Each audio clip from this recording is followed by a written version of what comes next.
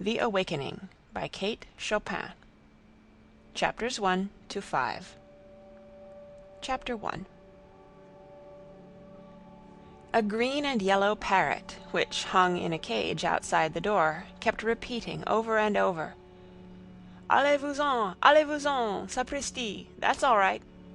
He could speak a little Spanish, and also a language which nobody understood, unless it was the mockingbird that hung on the other side of the door, whistling his fluty notes out upon the breeze with maddening persistence. Mr. Pontellier, unable to read his newspaper with any degree of comfort, arose with an expression and an exclamation of disgust. He walked down the gallery and across the narrow bridges which connected the Lebrun cottages one with the other. He had been seated before the door of the main house.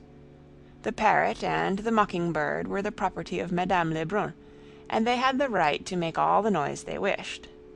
Mr. Pontellier had the privilege of quitting their society when they ceased to be entertaining. He stopped before the door of his own cottage, which was the fourth one from the main building, and next to the last. Seating himself in a wicker rocker which was there, he once more applied himself to the task of reading the newspaper. The day was Sunday. The paper was a day old. The Sunday papers had not yet reached Grand Isle. He was already acquainted with the market reports, and he glanced restlessly over the editorials and bits of news which he had not had time to read before quitting New Orleans the day before. Mr. Pontellier wore eyeglasses. He was a man of 40, of medium height and rather slender build. He stooped a little. His hair was brown and straight, parted on one side. His beard was neatly and closely trimmed.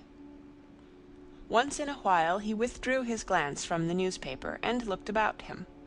There was more noise than ever over at the house. The main building was called the house, to distinguish it from the cottages. The chattering and whistling birds were still at it. Two young girls, the Farival twins, were playing a duet from Zampa upon the piano. Madame Lebrun was bustling in and out, giving orders in a high key to a yard boy whenever she got inside the house, and directions in an equally high voice to a dining-room servant whenever she got outside. She was a fresh, pretty woman, clad always in white with elbow sleeves. Her starched skirts crinkled as she came and went. Farther down, before one of the cottages, a lady in black was walking demurely up and down, telling her beads.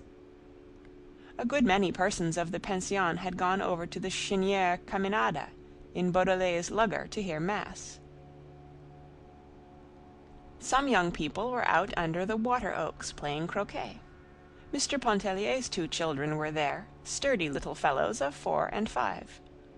A quadroon nurse followed them about with a far-away, meditative air. Mr. Pontellier finally lit a cigar and began to smoke, letting the paper drag idly from his hand. He fixed his gaze upon a white sunshade that was advancing at snail's pace from the beach. He could see it plainly between the gaunt trunks of the water oaks and across the stretch of yellow chamomile.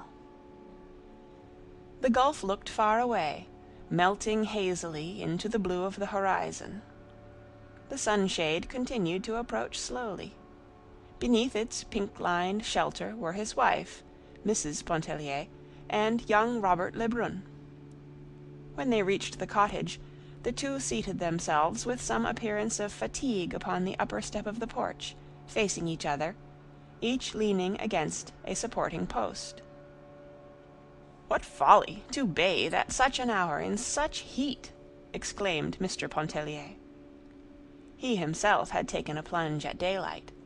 That was why the morning seemed long to him. "You are burnt beyond recognition," he added, looking at his wife as one looks at a valuable piece of personal property which has suffered some damage. She held up her hands, strong, shapely hands, and surveyed them critically, drawing up her fawn sleeves above the wrists. Looking at them reminded her of her rings, which she had given to her husband before leaving for the beach. She silently reached out to him, and he, understanding, took the rings from his vest pocket and dropped them into her open palm. She slipped them upon her fingers, then, clasping her knees, she looked across at Robert and began to laugh. The rings sparkled upon her fingers. He sent back an answering smile. "What is it?" asked Pontellier, looking lazily and amused from one to the other. It was some utter nonsense, some adventure out there in the water, and they both tried to relate it at once. It did not seem half so amusing when told. They realized this, and so did Mr. Pontellier. He yawned and stretched himself. Then he got up, saying he had half a mind to go over to Klein's hotel and play a game of billiards. "Come, go along, Lebrun," he proposed to Robert. But Robert admitted quite frankly that he preferred to stay where he was and talk to Mrs. Pontellier. "Well, send him about his business when he bores you, Edna," instructed her husband as he prepared to leave. "Here, take the umbrella," she exclaimed, holding it out to him. He accepted the sunshade, and lifting it over his head descended the steps and walked away. "Coming back to dinner?" his wife called after him. He halted a moment and shrugged his shoulders. He felt in his vest pocket. There was a $10 bill there. He did not know. Perhaps he would return for the early dinner, and perhaps he would not. It all depended upon the company which he found over at Klein's, and the size of the game. He did not say this, but she understood it, and laughed, nodding good-bye to him. Both children wanted to follow their father when they saw him starting out. He kissed them and promised to bring them back bonbons and peanuts. End of Chapter 1. Chapter 2. Mrs. Pontellier's eyes were quick and bright. They were a yellowish-brown, about the color of her hair.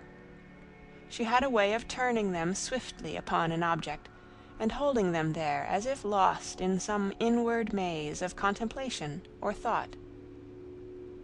Her eyebrows were a shade darker than her hair. They were thick and almost horizontal, emphasizing the depth of her eyes. She was rather handsome than beautiful. Her face was captivating by reason of a certain frankness of expression and a contradictory subtle play of features. Her manner was engaging. Robert rolled a cigarette. He smoked cigarettes because he could not afford cigars, he said. He had a cigar in his pocket, which Mr. Pontellier had presented him with, and he was saving it for his after-dinner smoke. This seemed quite proper and natural on his part. In coloring he was not unlike his companion. A clean-shaved face made the resemblance more pronounced than it would otherwise have been.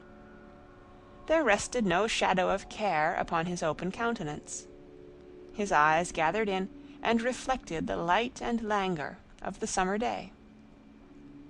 Mrs. Pontellier reached over for a palm-leaf fan that lay on the porch and began to fan herself, while Robert sent between his lips light puffs from his cigarette. They chatted incessantly about the things around them, their amusing adventure out in the water, it had again assumed its entertaining aspect, about the wind, the trees, the people who had gone to the Chenier, about the children playing croquet under the oaks, and the Farival twins, who were now performing the overture to The Poet and the Peasant. Robert talked a good deal about himself. He was very young, and did not know any better. Mrs. Pontellier talked a little about herself for the same reason. Each was interested in what the other said. Robert spoke of his intention to go to Mexico in the autumn, where fortune awaited him. He was always intending to go to Mexico, but some way never got there. Meanwhile he held on to his modest position in a mercantile house in New Orleans, where an equal familiarity with English, French, and Spanish gave him no small value as a clerk and correspondent. He was spending his summer vacation, as he always did, with his mother at Grand Isle. In former times, before Robert could remember, The house had been a summer luxury of the Lebruns. Now, flanked by its dozen or more cottages, which were always filled with exclusive visitors from the Quartier Français, it enabled Madame Lebrun to maintain the easy and comfortable existence which appeared to be her birthright. Mrs. Pontellier talked about her father's Mississippi plantation and her girlhood home in the old Kentucky bluegrass country. She was an American woman, with a small infusion of French which seemed to have been lost in dilution. She read a letter from her sister, who was away in the East, and who had engaged herself to be married. Robert was interested, and wanted to know what manner of girls the sisters were, what the father was like, and how long the mother had been dead. When Mrs. Pontellier folded the letter, it was time for her to dress for the early dinner. "I see Léonce isn't coming back," she said, with a glance in the direction whence her husband had disappeared. Robert supposed he was not, as there were a good many New Orleans club men over at Klein's. When Mrs. Pontellier left him to enter her room, the young man descended the steps and strolled over toward the croquet players, where, during the half-hour before dinner, he amused himself with the little Pontellier children, who were very fond of him. End of Chapter 2. Chapter 3. It was 11 o'clock that night when Mr. Pontellier returned from Klein's hotel. He was in an excellent humor, in high spirits, and very talkative. His entrance awoke his wife, who was in bed and fast asleep when he came in. He talked to her while he undressed, telling her anecdotes and bits of news and gossip that he had gathered during the day. From his trousers pockets he took a fistful of crumpled banknotes and a good deal of silver coin, which he piled on the bureau indiscriminately with keys, knife, handkerchief, and whatever else happened to be in his pockets. She was overcome with sleep, and answered him with little half-utterances. He thought it very discouraging that his wife, who was the sole object of his existence, evinced so little interest in things which concerned him, and valued so little his conversation. Mr. Pontellier had forgotten the bonbons and peanuts for the boys. Notwithstanding, he loved them very much, and went into the adjoining room where they slept to take a look at them and make sure that they were resting comfortably. The result of his investigation was far from satisfactory. He turned and shifted the youngsters about in bed. One of them began to kick and talk about a basketful of crabs. Mr. Pontellier returned to his wife with the information that Raoul had a high fever and needed looking after. Then he lit a cigar and went and sat near the open door to smoke it. Mrs. Pontellier was quite sure Raoul had no fever. He had gone to bed perfectly well, she said, and nothing had ailed him all day. Mr. Pontellier was too well acquainted with fever symptoms to be mistaken. He assured her the child was consuming at that moment in the next room. He reproached his wife with her inattention, her habitual neglect of the children. If it was not a mother's place to look after children, whose on earth was it? He himself had his hands full with his brokerage business. He could not be in two places at once, making a living for his family on the street, and staying at home to see that no harm befell them. He talked in a monotonous, insistent way. Mrs. Pontellier sprang out of bed and went into the next room. She soon came back and sat on the edge of the bed, leaning her head down on the pillow. She said nothing, and refused to answer her husband when he questioned her. When his cigar was smoked out, he went to bed, and in half a minute he was fast asleep. Mrs. Pontellier was by that time thoroughly awake. She began to cry a little, and wiped her eyes on the sleeve of her peignoir. Blowing out the candle, which her husband had left burning, she slipped her bare feet into a pair of satin mules at the foot of the bed, and went out on the porch, where she sat down in the wicker chair, and began to rock gently to and fro. It was then past midnight. The cottages were all dark. A single faint light gleamed out from the hallway of the house. There was no sound abroad except the hooting of an old owl in the top of a water oak, and the everlasting voice of the sea that was not uplifted at that soft hour. It broke like a mournful lullaby upon the night. The tears came so fast to Mrs. Pontellier's eyes that the damp sleeve of her peignoir no longer served to dry them. She was holding the back of her chair with one hand. Her loose sleeve had slipped almost to the shoulder of her uplifted arm. Turning, she thrust her face, streaming and wet, into the bend of her arm, and she went on crying there, not caring any longer to dry her face, her eyes, her arms. She could not have told why she was crying. Such experiences as the foregoing were not uncommon in her married life. They seemed never before to have weighed much against the abundance of her husband's kindness and a uniform devotion which had come to be tacit and self-understood. An indescribable oppression, which seemed to generate in some unfamiliar part of her consciousness, filled her whole being with a vague anguish. It was like a shadow, like a mist passing across her soul's summer day. It was strange and unfamiliar.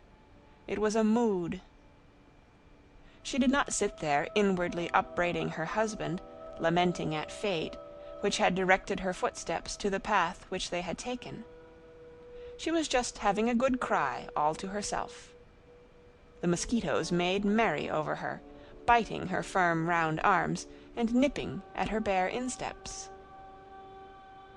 The little stinging, buzzing imps succeeded in dispelling a mood which might have held her there in the darkness half a night longer.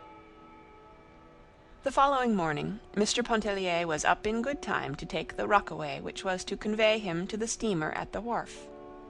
He was returning to the city to his business, and they would not see him again at the island till the coming Saturday. He had regained his composure, which seemed to have been somewhat impaired the night before. He was eager to be gone, as he looked forward to a lively week in Carondelet Street. Mr. Pontellier gave his wife half of the money which he had brought away from Klein's hotel the evening before. She liked money as well as most women, and accepted it with no little satisfaction. "It will buy a handsome wedding present for Sister Janet," she exclaimed, smoothing out the bills as she counted them one by one. "Oh, we'll treat Sister Janet better than that, my dear," he laughed, as he prepared to kiss her good-bye. The boys were tumbling about, clinging to his legs, imploring that numerous things be brought back to them. Mr. Pontellier was a great favorite, and ladies, men, children, even nurses, were always on hand to say good-bye to him. His wife stood smiling and waving, the boys shouting, as he disappeared in the old rockaway down the sandy road. A few days later a box arrived for Mrs. Pontellier from New Orleans. It was from her husband. It was filled with friandises, with luscious and toothsome bits.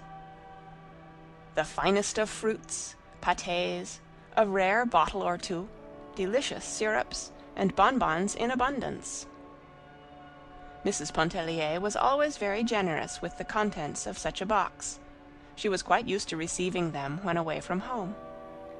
The pâtés and fruit were brought to the dining-room. The bonbons were passed around. And the ladies, selecting with dainty and discriminating fingers, and a little greedily, all declared that Mr. Pontellier was the best husband in the world. Mrs. Pontellier was forced to admit that she knew of none better. End of Chapter 3. Chapter 4. It would have been a difficult matter for Mr. Pontellier to define to his own satisfaction, or anyone else's, wherein his wife failed in her duty toward their children. It was something which he felt rather than perceived, and he never voiced the feeling without subsequent regret and ample atonement. If one of the little Pontellier boys took a tumble whilst at play, he was not apt to rush crying to his mother's arms for comfort. he would more likely pick himself up, wipe the water out of his eyes and the sand out of his mouth, and go on playing. Tots as they were, they pulled together and stood their ground in childish battles with doubled fists and uplifted voices, which usually prevailed against the other mother tots. The quadroon nurse was looked upon as a huge encumbrance, only good to button up waists and panties, and to brush and part hair, since it seemed to be a law of society that hair must be parted and brushed. In short, Mrs. Pontellier was not a mother-woman. The mother-women seemed to prevail that summer at Grand Isle.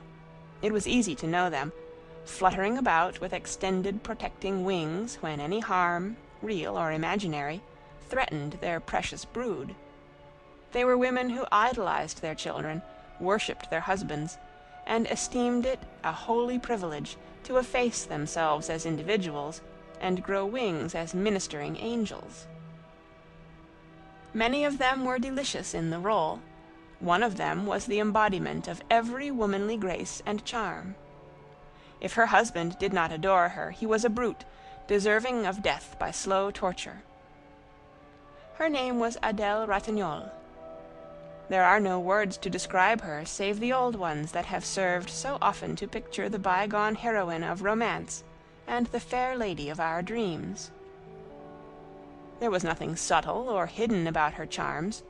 Her beauty was all there, flaming and apparent. The spun gold hair that comb nor confining pin could restrain, the blue eyes that were like nothing but sapphires, two lips that pouted, that were so red one could only think of cherries or some other delicious crimson fruit in looking at them. She was growing a little stout, but it did not seem to detract an iota from the grace of every step, pose, gesture. One would not have wanted her white neck a mite less full, or her beautiful arms more slender. Never were hands more exquisite than hers, and it was a joy to look at them when she threaded her needle, or adjusted her gold thimble to her taper middle finger as she sewed away on the little night drawers, or fashioned a bodice or a bib. Madame Ratignolle was very fond of Mrs. Pontellier, and often she took her sewing and went over to sit with her in the afternoons. She was sitting there the afternoon of the day the box arrived from New Orleans. She had possession of the rocker, and she was busily engaged in sewing upon a diminutive pair of night drawers. She had brought the pattern of the drawers for Mrs. Pontellier to cut out, a marvel of construction, fastened to enclose a baby's body so effectually that only two small eyes might look out from the garment, like an Eskimo's. They were designed for winter wear, when treacherous draughts came down chimneys, and insidious currents of deadly cold found their way through keyholes. Mrs. Pontellier's mind was quite at rest concerning the present material needs of her children, and she could not see the use of anticipating and making winter night garments the subject of her summer meditations. But she did not want to appear unamiable and uninterested, so she had brought forth newspapers, which she spread upon the floor of the gallery, and under Madame Ratignolle's directions she had cut a pattern of the impervious garment. Robert was there, seated as he had been the Sunday before, and Mrs. Pontellier also occupied her former position on the upper step, leaning listlessly against the post. Beside her was a box of bonbons, which she held out at intervals to Madame Ratignolle. That lady seemed at a loss to make a selection, but finally settled upon a stick of nougat, wondering if it were not too rich, whether it could possibly hurt her. Madame Ratignolle had been married 7 years. About every 2 years she had a baby. At that time she had 3 babies, and was beginning to think of a 4th one. She was always talking about her condition. Her condition was in no way apparent, and no one would have known a thing about it but for her persistence in making it the subject of conversation. Robert started to reassure her, asserting that he had known a lady who had subsisted upon nougat during the entire... but seeing the color mount into Mrs. Pontellier's face, he checked himself, and changed the subject. Mrs. Pontellier, though she had married a Creole, was not thoroughly at home in the society of Creoles.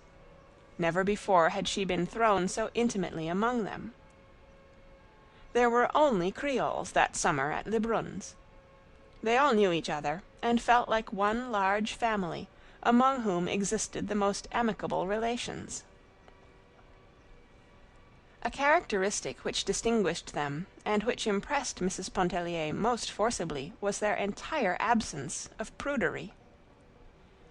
Their freedom of expression was at first incomprehensible to her, though she had no difficulty in reconciling it with a lofty chastity, which in the Creole woman seems to be inborn and unmistakable.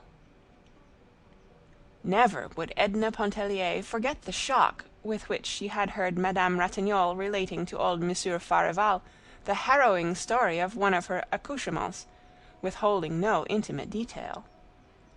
She was growing accustomed to like shocks, but she could not keep the mounting color back from her cheeks. Oftener than once her coming had interrupted the droll story with which Robert was entertaining some amused group of married women. A book had gone the rounds of the pension. When it came her turn to read it, she did so with profound astonishment. She felt moved to read the book in secret and solitude, though none of the others had done so, to hide it from view at the sound of approaching footsteps. It was openly criticized and freely discussed at table. Mrs. Pontellier gave over being astonished, and concluded that wonders would never cease. End of Chapter 4. Chapter 5. They formed a congenial group sitting there that summer afternoon, Madame Ratignolle sewing away, often stopping to relate a story or incident with much expressive gesture of her perfect hands. Robert and Mrs. Pontellier sitting idle, exchanging occasional words, glances, or smiles, which indicated a certain advanced stage of intimacy and camaraderie. He had lived in her shadow during the past month. No one thought anything of it. Many had predicted that Robert would devote himself to Mrs. Pontellier when he arrived. Since the age of 15, which was 11 years before, Robert each summer at Grand Isle had constituted himself the devoted attendant of some fair dame or damsel. Sometimes it was a young girl, again a widow, but as often as not it was some interesting married woman. For 2 consecutive seasons he lived in the sunlight of Mademoiselle Duvigne's presence, but she died between summers. Then Robert posed as an inconsolable, prostrating himself at the feet of Madame Ratignolle for whatever crumbs of sympathy and comfort she might be pleased to vouchsafe. Mrs. Pontellier liked to sit and gaze at her fair companion as she might look upon a faultless Madonna. "Could any one fathom the cruelty beneath that fair exterior?" murmured Robert. "She knew that I adored her once, and she let me adore her. It was, 'Robert, come, go, stand up, sit down, do this, do that, see if the baby sleeps, my thimble, please, that I left God knows where. Come and read Daudet to me while I sew.'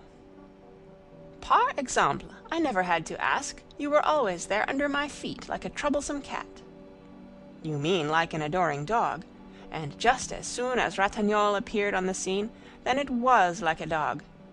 Passez, adieu, allez-vous-en." "Perhaps I feared to make Alphonse jealous," she interjoined, with excessive naivete. That made them all laugh. The right hand jealous of the left, the heart jealous of the soul. But for that matter, the Creole husband is never jealous. With him the gangrene passion is one which has become dwarfed by disuse. Meanwhile Robert, addressing Mrs. Pontellier, continued to tell of his one-time hopeless passion for Madame Ratignolle, of sleepless nights, of consuming flames till the very sea sizzled when he took his daily plunge, while the lady at the needle kept up a little running, contemptuous comment. "Blagueur! Farceur, grosse bête, va." He never assumed this serio-comic tone when alone with Mrs. Pontellier. She never knew precisely what to make of it. At that moment it was impossible for her to guess how much of it was jest and what proportion was earnest. It was understood that he had often spoken words of love to Madame Ratignolle, without any thought of being taken seriously. Mrs. Pontellier was glad he had not assumed a similar role toward herself. It would have been unacceptable and annoying. Mrs. Pontellier had brought her sketching materials, which she sometimes dabbled with in an unprofessional way. She liked the dabbling.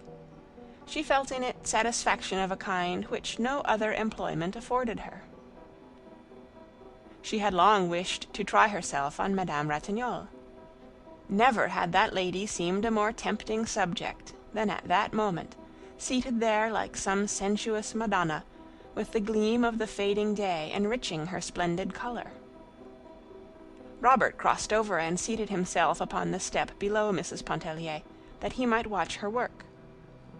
She handled her brushes with a certain ease and freedom which came, not from long and close acquaintance with them, but from a natural aptitude. Robert followed her work with close attention, giving forth little ejaculatory expressions of appreciation in French, which he addressed to Madame Ratignolle. "Mais c'est, n'est-ce pas mal? Elle s'y connaît. Elle a de la force, oui." During his oblivious attention, he once quietly rested his head against Mrs. Pontellier's arm. As gently she repulsed him. Once again he repeated the offense. She could not but believe it to be thoughtlessness on his part, yet that was no reason she should submit to it. She did not remonstrate, except again to repulse him quietly but firmly. He offered no apology. The picture completed bore no resemblance to Madame Ratignolle. She was greatly disappointed to find that it did not look like her. But it was a fair enough piece of work, and in many respects satisfying. Mrs. Pontellier evidently did not think so. After surveying the sketch critically, she drew a broad smudge of paint across its surface, and crumpled the paper between her hands. The youngsters came tumbling up the steps, the quadroon following at the respectful distance which they required her to observe. Mrs. Pontellier made them carry her paints and things into the house. She sought to detain them for a little talk and some pleasantry. But they were greatly in earnest. They had only come to investigate the contents of the bonbon box. They accepted without murmuring what she chose to give them, each holding out 2 chubby hands, scoop-like, in the vain hope that they might be filled, and then away they went. The sun was low in the west, and the breeze soft and languorous that came up from the south, charged with the seductive odor of the sea. Children freshly befurbelowed were gathering for their games under the oaks. Their voices were high and penetrating. Madame Ratignolle folded her sewing, placing thimble, scissors, and thread all neatly together in the roll, which she pinned securely. She complained of faintness. Mrs. Pontellier flew for the cologne water and a fan. She bathed Madame Ratignolle's face with cologne, while Robert plied the fan with unnecessary vigor. The spell was soon over, and Mrs. Pontellier could not help wondering if there were not a little imagination responsible for its origin, for the rose tint had never faded from her friend's face. She stood watching the fair woman walk down the long line of galleries with the grace and majesty which queens are sometimes supposed to possess. Her little ones ran to meet her. 2 of them clung about her white skirts. The third she took from its nurse, and with 1,000 endearments bore it along in her own fond, encircling arms, though, as everybody well knew, the doctor had forbidden her to lift so much as a pin. "Are you going bathing?" asked Robert of Mrs. Pontellier. It was not so much a question as a reminder. "Oh, no," she answered, with a tone of indecision. "I'm tired. I think not." Her glance wandered from his face away toward the gulf, whose sonorous murmur reached her like a loving but imperative entreaty. "Oh, come," he insisted. "You mustn't miss your bath. Come on, the water must be delicious. It will not hurt you. Come." He reached up for her big, rough straw hat that hung on a peg outside the door, and put it on her head. They descended the steps and walked away together toward the beach. The sun was low in the west, and the breeze was soft and warm. End of chapter 5. The Awakening by Kate Chopin. Chapters 6 through 10. Chapter 6. Edna Pontellier could not have told why, wishing to go to the beach with Robert, she should in the first place have declined, and in the second place to have followed in obedience to one of the two contradictory impulses which impelled her. A certain light was beginning to dawn dimly within her, the light which, showing the way, forbids it. At that early period it served but to bewilder her. It moved her to dreams, to thoughtfulness, to the shadowy anguish which had overcome her the midnight when she had abandoned herself to tears.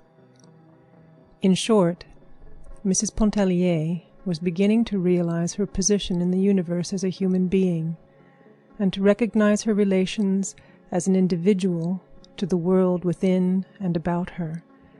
This may seem like a ponderous weight of wisdom to descend upon the soul of a young woman of 28, perhaps more wisdom than the Holy Ghost is usually pleased to vouchsafe to any woman.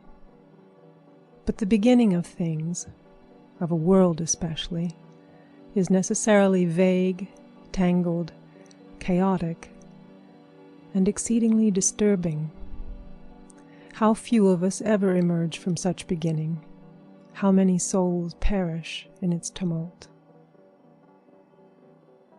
The voice of the sea is seductive, never ceasing, whispering, clamoring, murmuring, inviting the soul to wander for a spell in abysses of solitude, to lose itself in mazes of inward contemplation.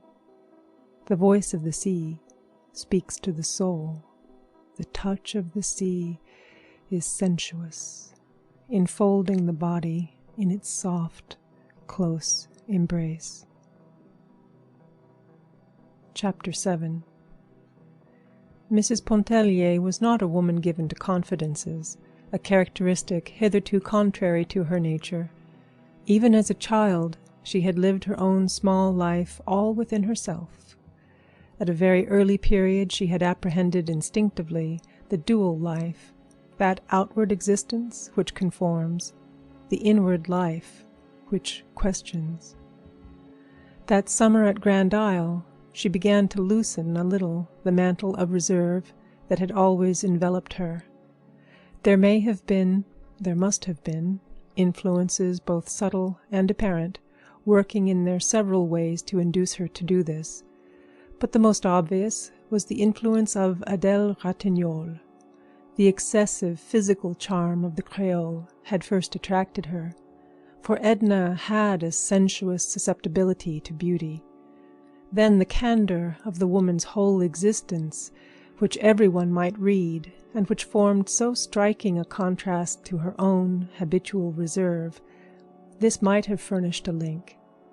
Who can tell what metals the gods use in forging the subtle bond, which we call sympathy, which we might as well call love? The two women went away one morning to the beach together, arm in arm, under the huge white sunshade. Edna had prevailed upon Madame Ratignolle to leave the children behind, though she could not induce her to relinquish a diminutive roll of needlework, which Adèle begged to be allowed to slip into the depths of her pocket. In some unaccountable way, they had escaped from Robert. The walk to the beach was no inconsiderable one, consisting as it did of a long, sandy path, upon which a sporadic and tangled growth that bordered it on either side made frequent and unexpected inroads. There were acres of yellow chamomile, reaching out on either hand. Further away still, vegetable gardens abounded, with frequent small plantations of orange or lemon trees intervening. The dark green clusters glistened from afar in the sun. The women were both of goodly height, Madame Ratignolle possessing the more feminine and matronly figure. The charm of Edna Pontellier's physique stole insensibly upon you. The lines of her body were long, clean, and symmetrical. It was a body which occasionally fell into splendid poses.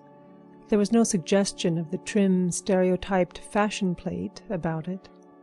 A casual and indiscriminating observer, in passing, might not cast a second glance upon the figure, but with more feeling and discernment he would have recognized the noble beauty of its modeling and the graceful severity of poise and movement which made Edna Pontellier different from the crowd. She wore a cool muslin that morning, white, with a waving vertical line of brown running through it, also a white linen collar and the big straw hat which she had taken from the peg outside the door. The hat rested any way on her yellow-brown hair that waved a little, was heavy, and clung close to her head. Madame Ratignolle, more careful of her complexion, had twined a gauze veil about her head. She wore dogskin gloves with gauntlets that protected her wrists. She was dressed in pure white, with a fluffiness of ruffles that became her. The draperies and fluttering things which she wore suited her rich, luxuriant beauty, as a greater severity of line could not have done. There were a number of bath-houses along the beach, of rough but solid construction, built with small protecting galleries facing the water. Each house consisted of 2 compartments, and each family at Le Bruns possessed a compartment for itself, fitted out with all the essential paraphernalia of the bath, and whatever other conveniences the owners might desire. The 2 women had no intention of bathing. They had just strolled down to the beach for a walk and to be alone and near the water. The Pontellier and Ratignolle compartments adjoined one another under the same roof. Mrs. Pontellier had brought down her key through force of habit. Unlocking the door of her bath-house, she went inside and soon emerged, bringing a rug, which she spread upon the floor of the gallery, and 2 huge hair pillows covered with crash, which she placed against the front of the building. The 2 seated themselves there in the shade of the porch, side by side, with their backs against the pillows and their feet extended. Madame Ratignolle removed her veil, wiped her face with a rather delicate handkerchief, and fanned herself with the fan which she always carried suspended somewhere about her person by a long, narrow ribbon. Edna removed her collar and opened her dress at the throat. She took the fan from Madame Ratignolle and began to fan both herself and her companion. It was very warm, and for a while they did nothing but exchange remarks about the heat, the sun, the glare.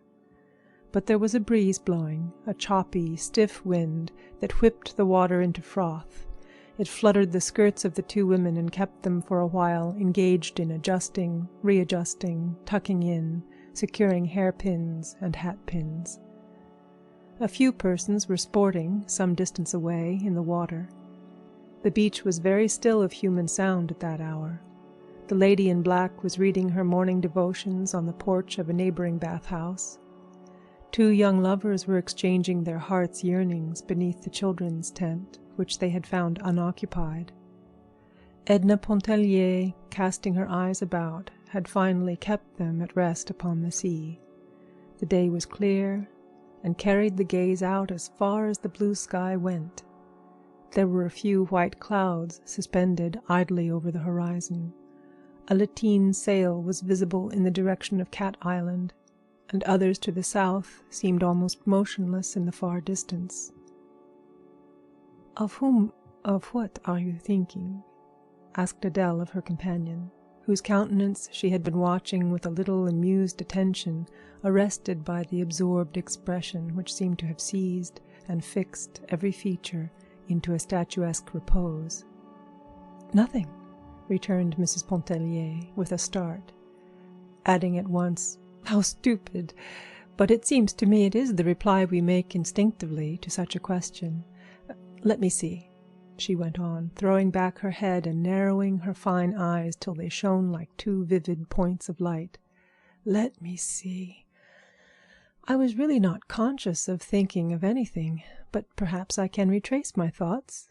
"Oh, never mind," laughed Madame Ratignolle. "I am not quite so exacting. I will let you off this time. It is really too hot to think, especially to think about thinking." "But for the fun of it," persisted Edna. "First of all, the sight of the water stretching so far, those motionless sails against the blue sky, made a delicious picture that I just wanted to sit and look at. The hot wind beating in my face made me think, without any connection that I can trace, of a summer day in Kentucky, of a meadow that seemed as big as the ocean to the very little girl walking through the grass, which was higher than her waist. She threw out her arms as if swimming when she walked, beating the tall grass as one strikes out in the water. Oh, I see the connection now. Where were you going that day in Kentucky, walking through the grass?" "I don't remember now. I was just walking diagonally across a big field. My sunbonnet obscured the view. I could only see the stretch of green before me, and I felt as if I must walk on forever without coming to the end of it. I don't remember whether I was frightened or pleased. I must have been entertained. Likely as not it was Sunday," she laughed, "and I was running away from prayers, from the Presbyterian service, read in a spirit of gloom by my father that chills me yet to think of." "And have you been running away from prayers ever since, ma chère?" asked Madame Ratignolle, amused. "No, oh no," Edna hastened to say. "I was a little unthinking child in those days, just following a misleading impulse without question. On the contrary, during one period of my life religion took a firm hold upon me, after I was 12 and until, why, I suppose until now, though I never thought much about it, just driven along by habit. But do you know," she broke off, turning her quick eyes upon Madame Ratignolle, and leaning forward a little so as to bring her face quite close to that of her companion, "sometimes I feel this summer as if I were walking through the green meadow again, idly, aimlessly, unthinking and unguided." Madame Ratignolle laid her hand over that of Mrs. Pontellier, which was near her. Seeing that the hand was not withdrawn, she clasped it firmly and warmly. She even stroked it a little, fondly, with the other hand, murmuring in an undertone, "Pauvre chérie." The action was at first a little confusing to Edna, but she soon lent herself readily to the Creole's gentle caress. She was not accustomed to an outward and spoken expression of affection, either in herself or in others. She and her younger sister Janet had quarreled a good deal through force of unfortunate habit. Her older sister Margaret was matronly and dignified, probably from having assumed matronly and housewifely responsibilities too early in life. Their mother having died when they were quite young, Margaret was not effusive. She was practical. Edna had had an occasional girlfriend, but whether accidentally or not, they seemed to have been all of one type, the self-contained. She never realized that the reserve of her own character had much, perhaps everything, to do with this. Her most intimate friend at school had been one of rather exceptional intellectual gifts, who wrote fine-sounding essays, which Edna admired and strove to imitate, and with her she talked and glowed over the English classics, and sometimes held religious and political controversies. Edna often wondered at one propensity which sometimes had inwardly disturbed her without causing any outward show or manifestation on her part. At a very early age, perhaps it was when she traversed the ocean of waving grass, she remembered that she had been passionately enamored of a dignified and sad-eyed cavalry officer who visited her father in Kentucky.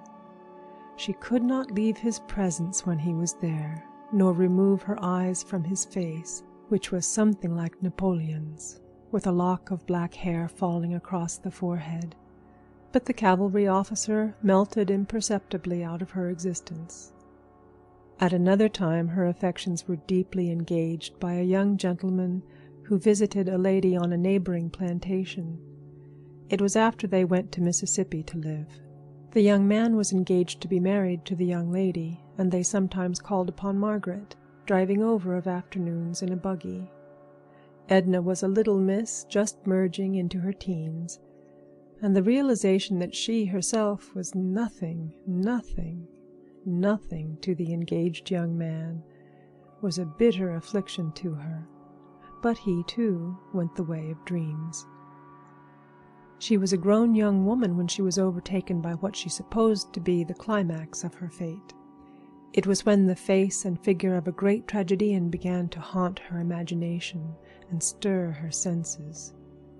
The persistence of the infatuation lent it an aspect of genuineness. The hopelessness of it colored it with the lofty tones of a great passion. The picture of the tragedian stood enframed upon her desk. Anyone may possess the portrait of a tragedian without exciting suspicion or comment. This was a sinister reflection which she cherished. In the presence of others, she expressed admiration for his exalted gifts as she handed the photograph around and dwelt upon the fidelity of the likeness. When alone, she sometimes picked it up and kissed the cold glass passionately. Her marriage to Léonce Pontellier was purely an accident, in this respect resembling many other marriages which masquerade as the decrees of fate. It was in the midst of her secret great passion that she met him. He fell in love, as men are in the habit of doing, and pressed his suit with an earnestness and an ardor which left nothing to be desired. He pleased her. His absolute devotion flattered her.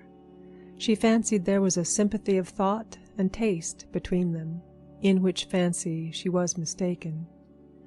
Add to this the violent opposition of her father and her sister Margaret to her marriage with a Catholic, and we need seek no further for the motives which led her to accept Monsieur Pontellier for her husband.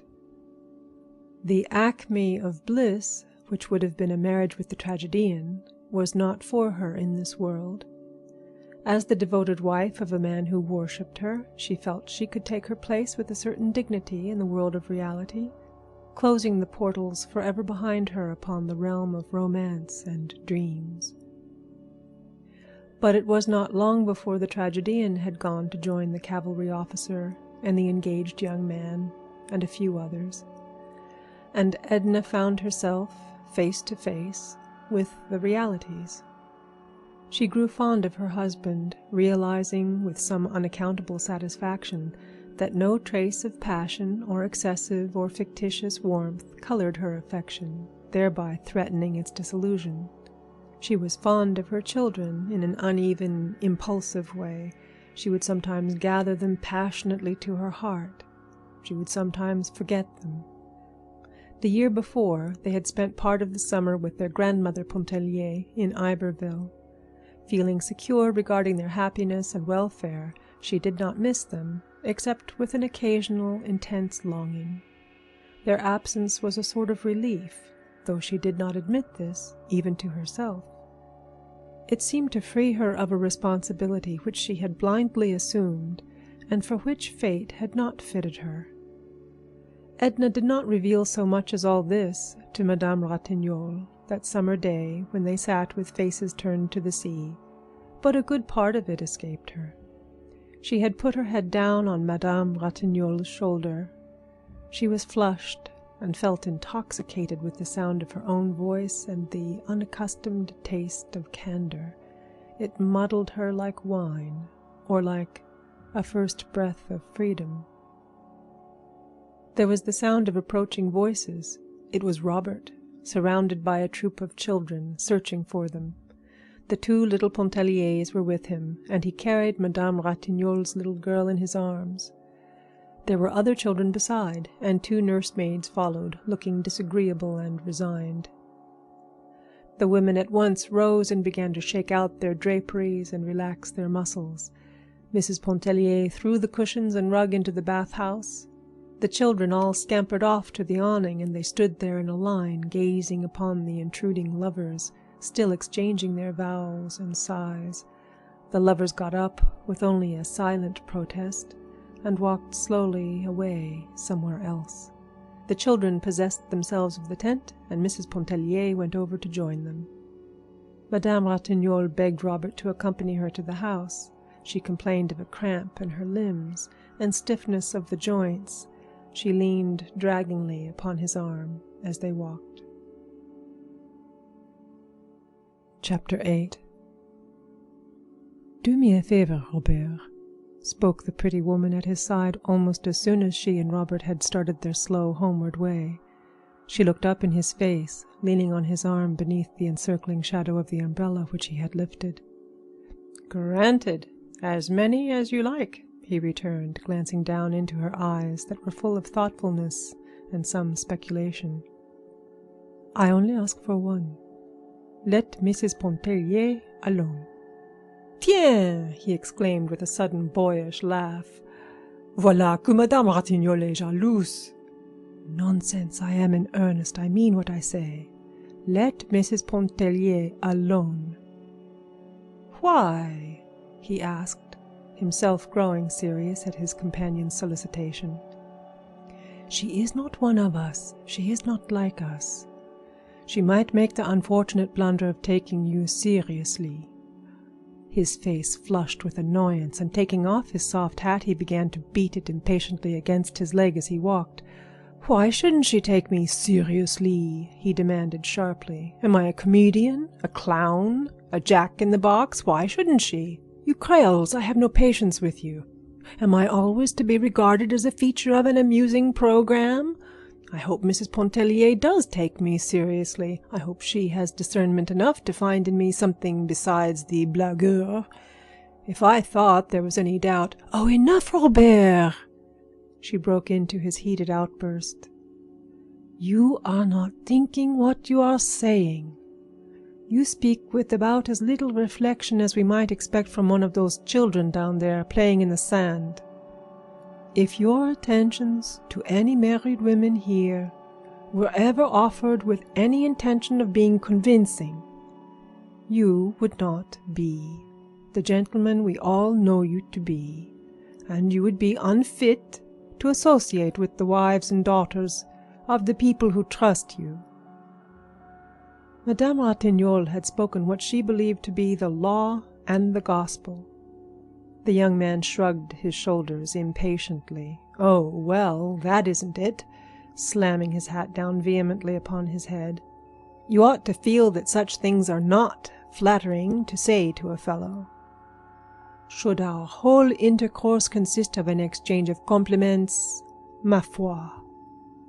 It isn't pleasant to have a woman tell you," he went on, unheedingly, but breaking off suddenly. "Now, if I were like Arobin, you remember Alcée Arobin, and that story of the consul's wife at Biloxi?" And he related the story of Alcée Arobin and the consul's wife, and another about the tenor of the French opera who received letters which should never have been written, and still other stories, grave and gay, until Mrs. Pontellier and her possible propensity for taking young men seriously was apparently forgotten. Madame Ratignolle, when they had regained her cottage, went in to take the hour's rest which she considered helpful. Before leaving her, Robert begged her pardon for the impatience, he called it rudeness, with which he had received her well-meant caution. "You make one mistake, Adèle," he said with a light smile. "There is no earthly possibility of Mrs. Pontellier ever taking me seriously. You should have warned me against taking myself seriously. Your advice might then have carried some weight and given me subject for some reflection. Au revoir. But you look tired," he added solicitously. "Would you like a cup of bouillon? May I stir you a toddy? Let me fix you a toddy, with a drop of Angostura." She acceded to the suggestion of bouillon, which was grateful and acceptable. He went himself to the kitchen, which was a building apart from the cottages and lying to the rear of the house, and he himself brought her the golden brown bouillon in a dainty Sèvres cup, with a flaky cracker or two on the saucer. She thrust a bare white arm from the curtain which shielded her open door, and received the cup from his hands. She told him he was a bon garçon, and she meant it. Robert thanked her and turned away toward the house. The lovers were just entering the grounds of the pension. They were leaning toward each other as the water oaks bent from the sea. There was not a particle of earth beneath their feet. Their heads might have been turned upside down, so absolutely did they tread upon blue ether. The lady in black, creeping behind them, looked a trifle paler and more jaded than usual. There was no sign of Mrs. Pontellier and the children. Robert scanned the distance for any such apparition. They would doubtless remain away till the dinner hour. The young man ascended to his mother's room. It was situated at the top of the house, made up of odd angles and a queer sloping ceiling. 2 broad dormer windows looked out toward the gulf, and as far across it as a man's eyes might reach. The furnishings of the room were light, cool, and practical. Madame Lebrun was busily engaged at the sewing machine. A little black girl sat on the floor and with her hands worked the treadle of the machine. The Creole woman does not take any chances which may be avoided of imperiling her health. Robert went over and seated himself on the broad sill of one of the dormer windows. He took a book from his pocket and began energetically to read it, judging by the precision and frequency with which he turned the leaves. The sewing machine made a resounding clatter in the room. It was of a ponderous, bygone make.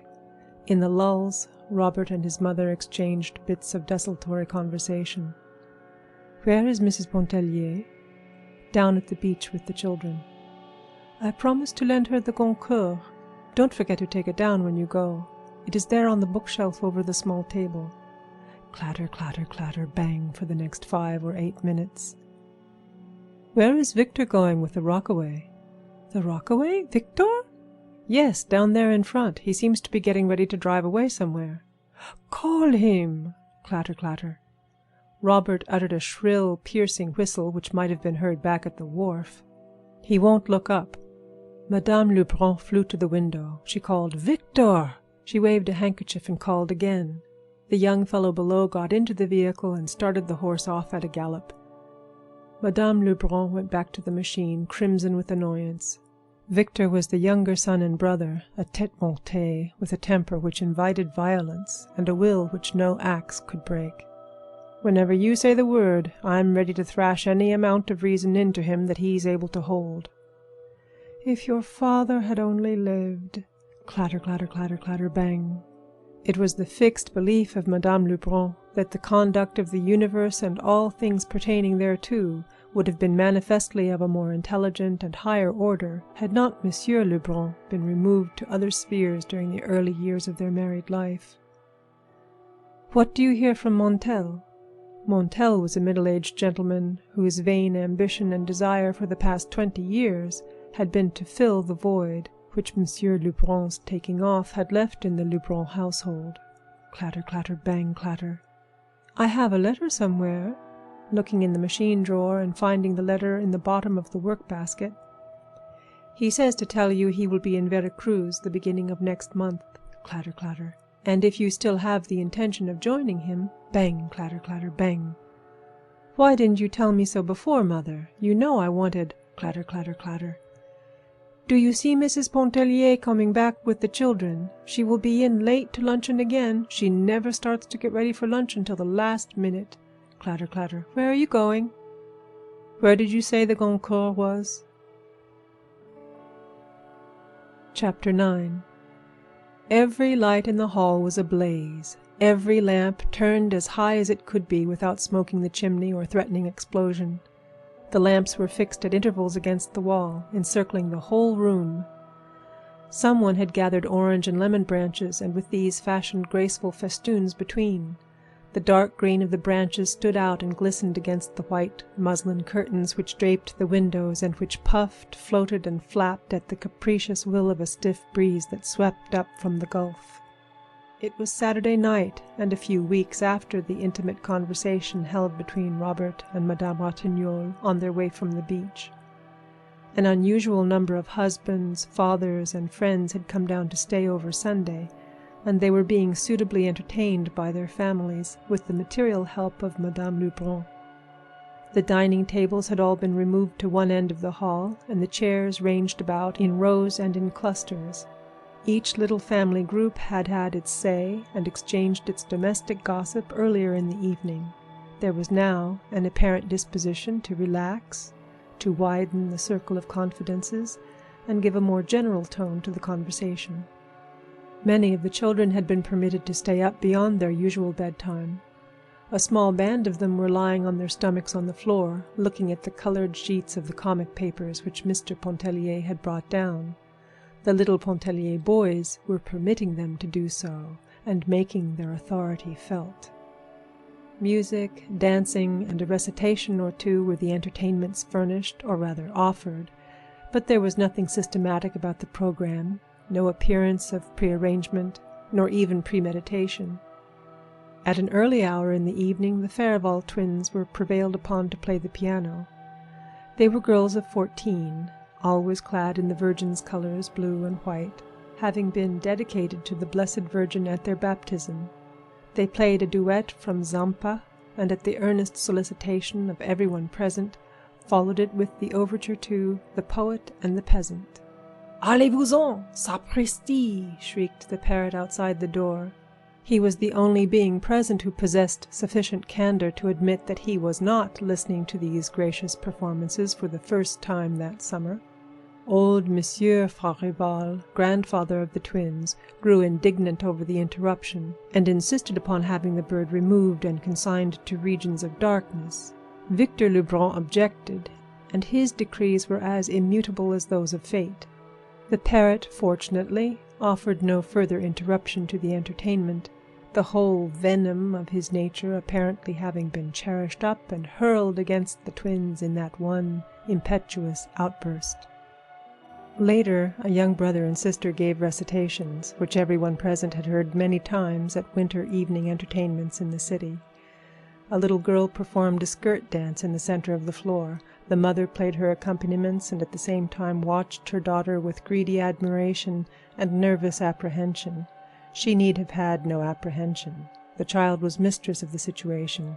She had been properly dressed for the occasion in black tulle and black silk tights. Her little neck and arms were bare, and her hair, artificially crimped, stood out like fluffy black plumes over her head. Her poses were full of grace, and her little black-shod toes twinkled as they shot out and upward with a rapidity and suddenness which were bewildering. But there was no reason why everyone should not dance. Madame Ratignolle could not, so it was she who gaily consented to play for the others. She played very well, keeping excellent waltz time and infusing an expression into the strains which was indeed inspiring.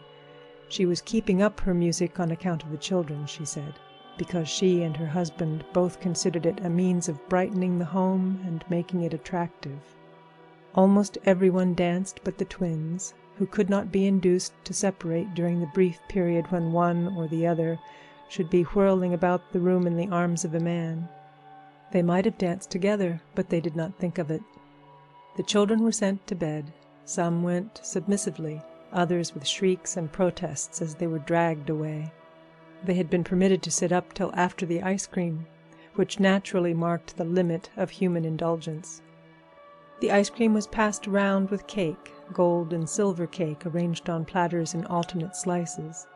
It had been made and frozen during the afternoon back in the kitchen by two black women under the supervision of Victor. It was pronounced a great success, excellent, if it had only contained a little less vanilla, or a little more sugar, if it had been frozen a degree harder, and if the salt might have been kept out of portions of it.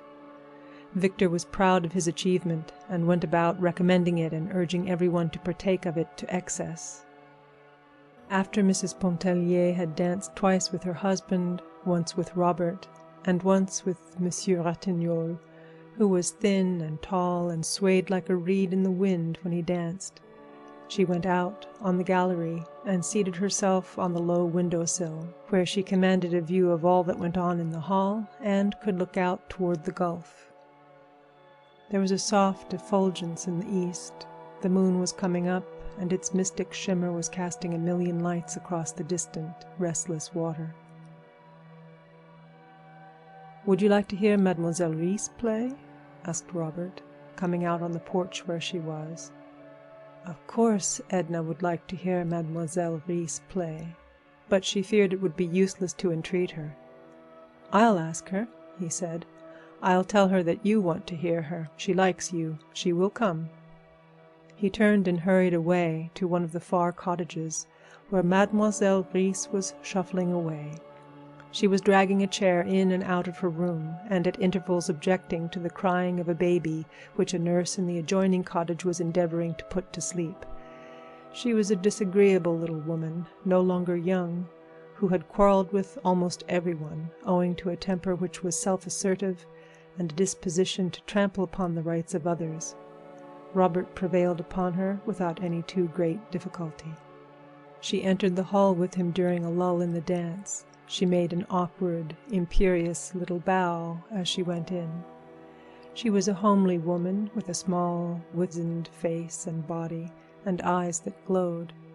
She had absolutely no taste in dress, and wore a batch of rusty black lace with a bunch of artificial violets pinned to the side of her hair. "Ask Mrs. Pontellier what she would like to hear me play," she requested of Robert. She sat perfectly still before the piano, not touching the keys, while Robert carried her message to Edna at the window. A general air of surprise and genuine satisfaction fell upon everyone as they saw the pianist enter. There was a settling down and a prevailing air of expectancy everywhere. Edna was a trifle embarrassed at being thus singled out for the imperious little woman's favor. She would not dare to choose, and begged that Mademoiselle Reisz would please herself in her selections. Edna was what she herself called very fond of music. Musical strains, well rendered, had a way of evoking pictures in her mind.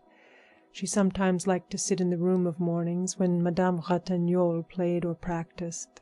One piece which that lady played, Edna had entitled Solitude.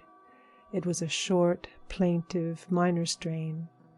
The name of the piece was something else, but she called it Solitude. When she heard it, there came before her imagination the figure of a man standing beside a desolate rock on the seashore. He was naked. His attitude was one of hopeless resignation as he looked toward a distant bird winging its flight away from him. Another piece called to her mind a dainty young woman, clad in an empire gown, taking mincing dancing steps as she came down a long avenue between tall hedges.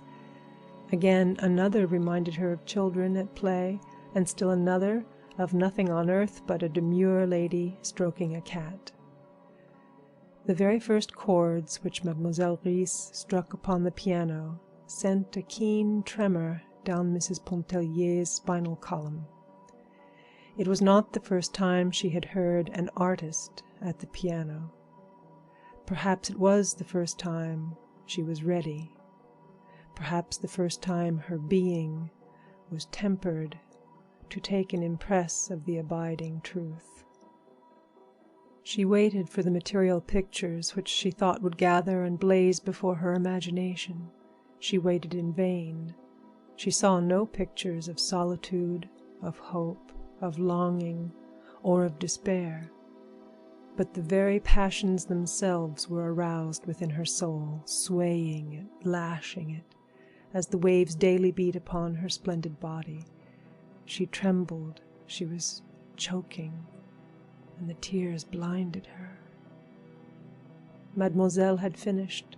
She arose, and bowing her stiff, lofty bow, she went away, stopping for neither thanks nor applause. As she passed along the gallery, she patted Edna upon the shoulder. "Well, how did you like my music?"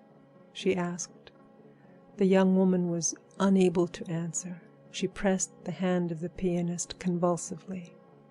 Mademoiselle Reisz perceived her agitation and even her tears. She patted her again upon the shoulder as she said, "You are the only one worth playing for. Those others?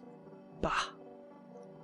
And she went shuffling and sidling on down the gallery toward her room. But she was mistaken about those others. Her playing had aroused a fever of enthusiasm. What passion! What an artist! I've always said no one could play Chopin like Mademoiselle Reiss. That last prelude, bon Dieu, it shakes a man. It was growing late, and there was a general disposition to disband, but someone, perhaps it was Robert, thought of a bath at that mystic hour and under that mystic moon. Chapter 10. At all events, Robert proposed it, and there was not a dissenting voice. There was not one but was ready to follow when he led the way. He did not lead the way, however. He directed the way, and he himself loitered behind with the lovers who had betrayed a disposition to linger and hold themselves apart. He walked between them, whether with malicious or mischievous intent was not wholly clear, even to himself. The Pontelliers and Ratignolles walked ahead, the women leaning upon the arms of their husbands. Edna could hear Robert's voice behind them, and could sometimes hear what he said. She wondered why he did not join them. It was unlike him not to. Of late he had sometimes held away from her for an entire day, redoubling his devotion upon the next and the next, as though to make up for hours that had been lost. She missed him the days when some pretext served to take him away from her, just as one misses the sun on a cloudy day without having thought much about the sun when it was shining. The people walked in little groups toward the beach. They talked and laughed. Some of them sang. There was a band playing down at Klein's hotel, and the strains reached them faintly, tempered by the distance. There were strange, rare odors abroad, a tangle of the sea smell and of weeds and damp, new-plowed earth, mingled with the heavy perfume of a field of white blossoms somewhere near. But the night sat lightly upon the sea and the land. There was no weight of darkness. There were no shadows. The white light of the moon had fallen upon the world like the mystery and the softness of sleep. Most of them walked into the water as though into a native element. The sea was quiet now, and swelled lazily in broad billows that melted into one another and did not break, except upon the beach, in little foamy crests that coiled back like slow white serpents. Edna had attempted all summer to learn to swim. She had received instructions from both the men and women, in some instances from the children.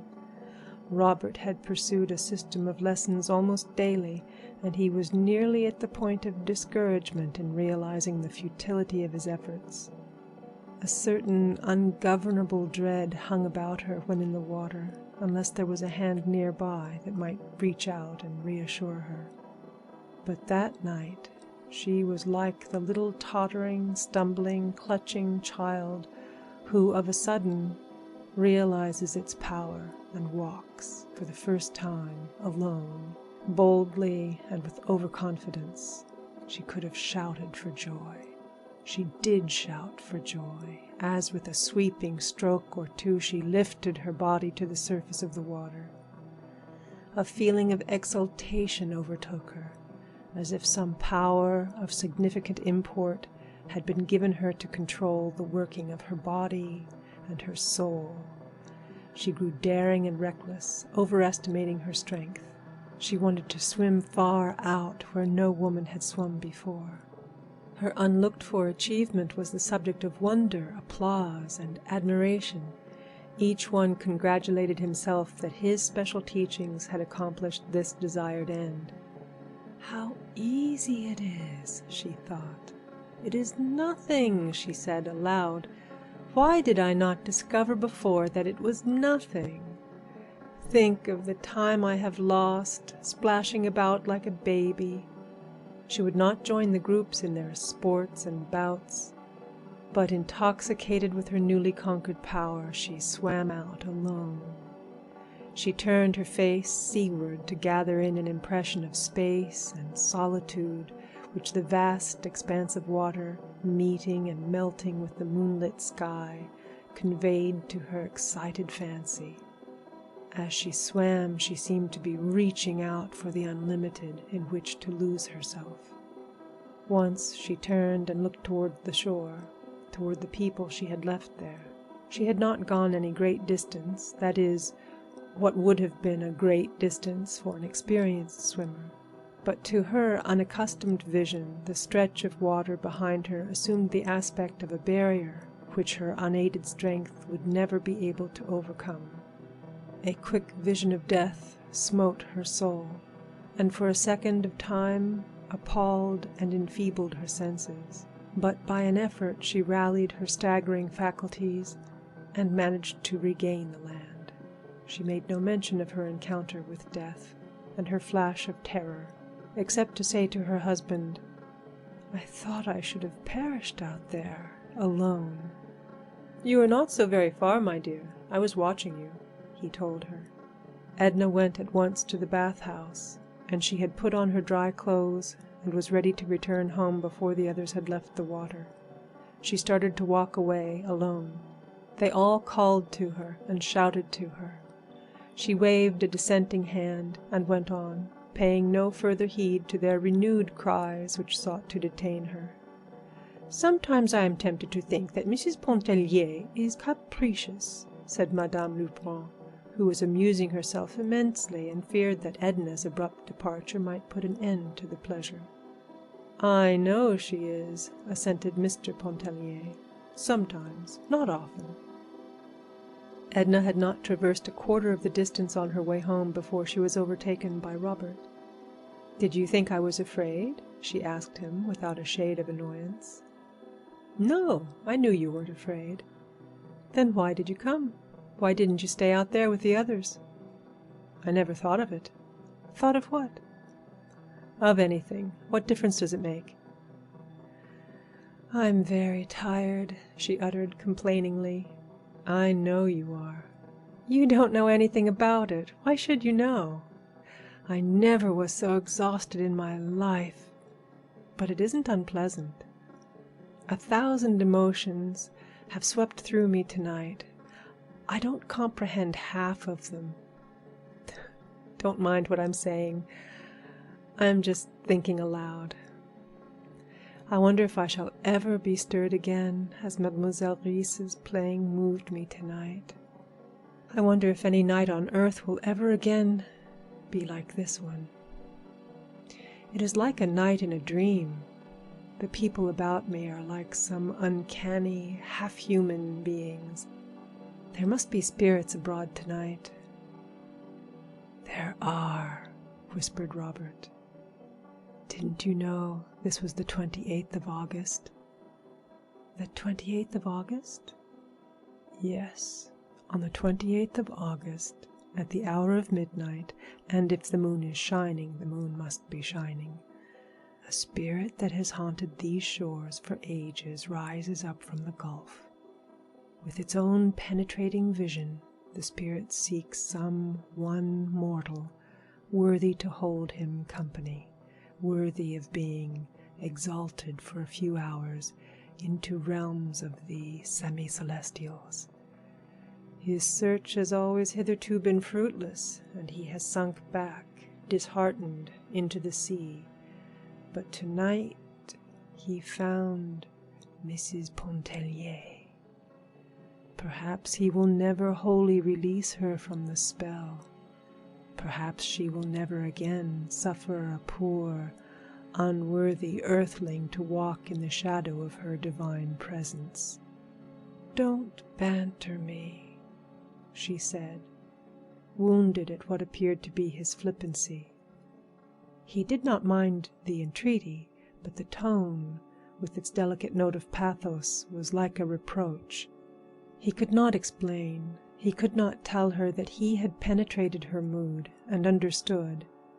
He said nothing except to offer her his arm, for by her own admission she was exhausted.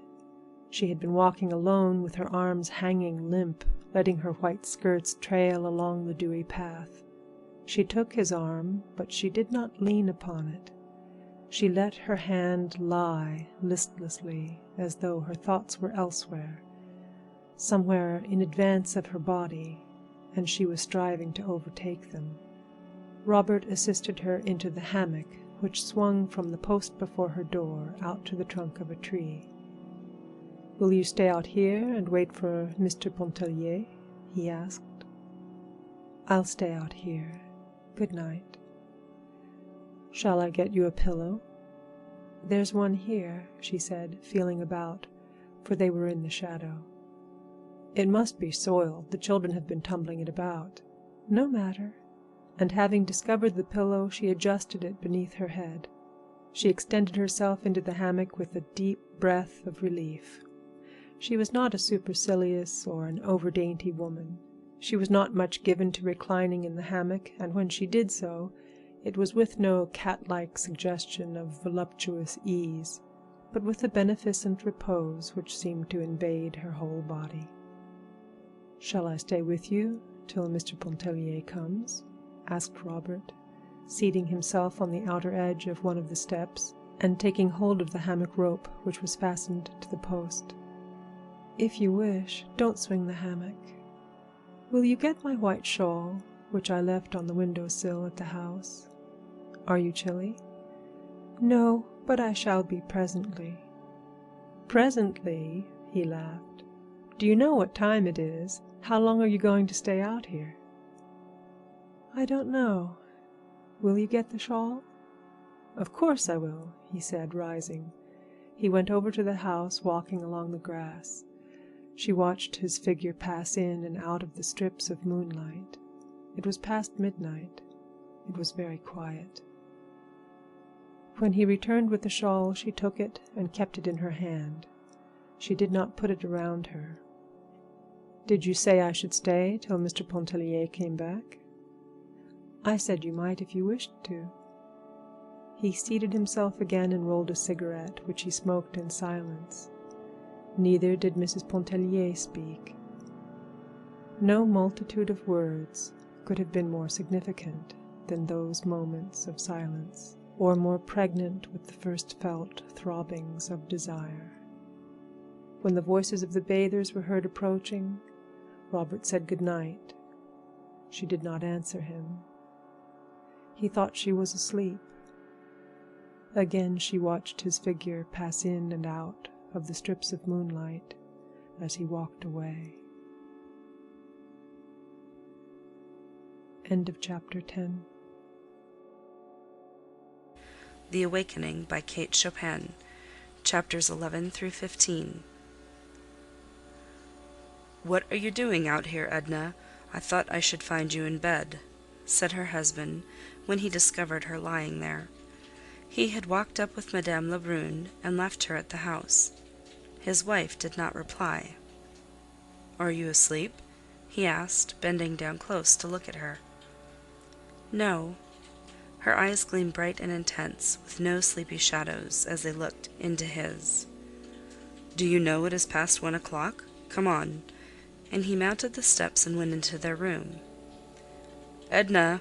called Mr. Pontellier from within, after a few moments had gone by. "Don't wait for me," she answered. He thrust his head through the door. "You will take cold out there," he said irritably. "What folly is this? Why don't you come in?" "It isn't cold. I have my shawl." "The mosquitoes will devour you." "There are no mosquitoes." She heard him moving about the room, every sound indicating impatience and irritation. Another time she would have gone in at his request. She would, through habit, have yielded to his desire, not with any sense of submission or obedience to his compelling wishes, but unthinkingly, as we walk, move, sit, stand, go through the daily treadmill of the life which has been portioned out to us. "Edna, dear, are you not coming in soon?" he asked again, this time fondly, with a note of entreaty. "No, I am going to stay out here." "This is more than folly," he blurted out. "I can't permit you to stay out there all night. You must come in the house instantly." With a writhing motion, she settled herself more securely in the hammock. She perceived that her will had blazed up, stubborn and resistant. She could not at that moment have done other than denied and resisted. She wondered if her husband had ever spoken to her like that before, and if she had submitted to his command. Of course she had. She remembered that she had. But she could not realize why or how she should have yielded, feeling as she then did. "Léonce, go to bed," she said. "I mean to stay out here. I don't wish to go in, and I don't intend to. Don't speak to me like that again. I shall not answer you." Mr. Pontellier had prepared for bed, but he slipped on an extra garment. He opened a bottle of wine, of which he kept a small and select supply in a buffet of his own. He drank a glass of the wine and went out on the gallery and offered a glass to his wife. She did not wish any. He drew up the rocker, hoisted his slippered feet on the rail, and proceeded to smoke a cigar. He smoked 2 cigars. Then he went inside and drank another glass of wine. Mrs. Pontellier again declined to accept a glass when it was offered to her. Mr. Pontellier once more seated himself with elevated feet, and after a reasonable interval of time smoked some more cigars. Edna began to feel like one who awakens gradually out of a dream, a delicious, grotesque, impossible dream, to feel again the realities pressing into her soul. The physical need for sleep began to overtake her. The exuberance which had sustained and exalted her spirit left her helpless and yielding to the conditions which crowded her in. The stillest hour of the night had come, the hour before dawn, when the world seems to hold its breath. The moon hung low, and had turned from silver to copper in the sleeping sky. The old owl no longer hooted, and the water oaks had ceased to moan as they bent their heads. Edna arose, cramped from lying so long and still in the hammock. She tottered up the steps, clutching feebly at the post before passing into the house. "Are you coming in, Léonce?" she asked, turning her face toward her husband. "Yes, dear," he answered, with a glance following a misty puff of smoke, "just as soon as I have finished my cigar." She slept but a few hours. They were troubled and feverish hours, disturbed with dreams that were intangible, that eluded her, leaving only an impression upon her half-awakened senses of something unattainable. She was up and dressed in the cool of the early morning. The air was invigorating and steadied somewhat her faculties. However, she was not seeking refreshment or help from any source, either external or from within.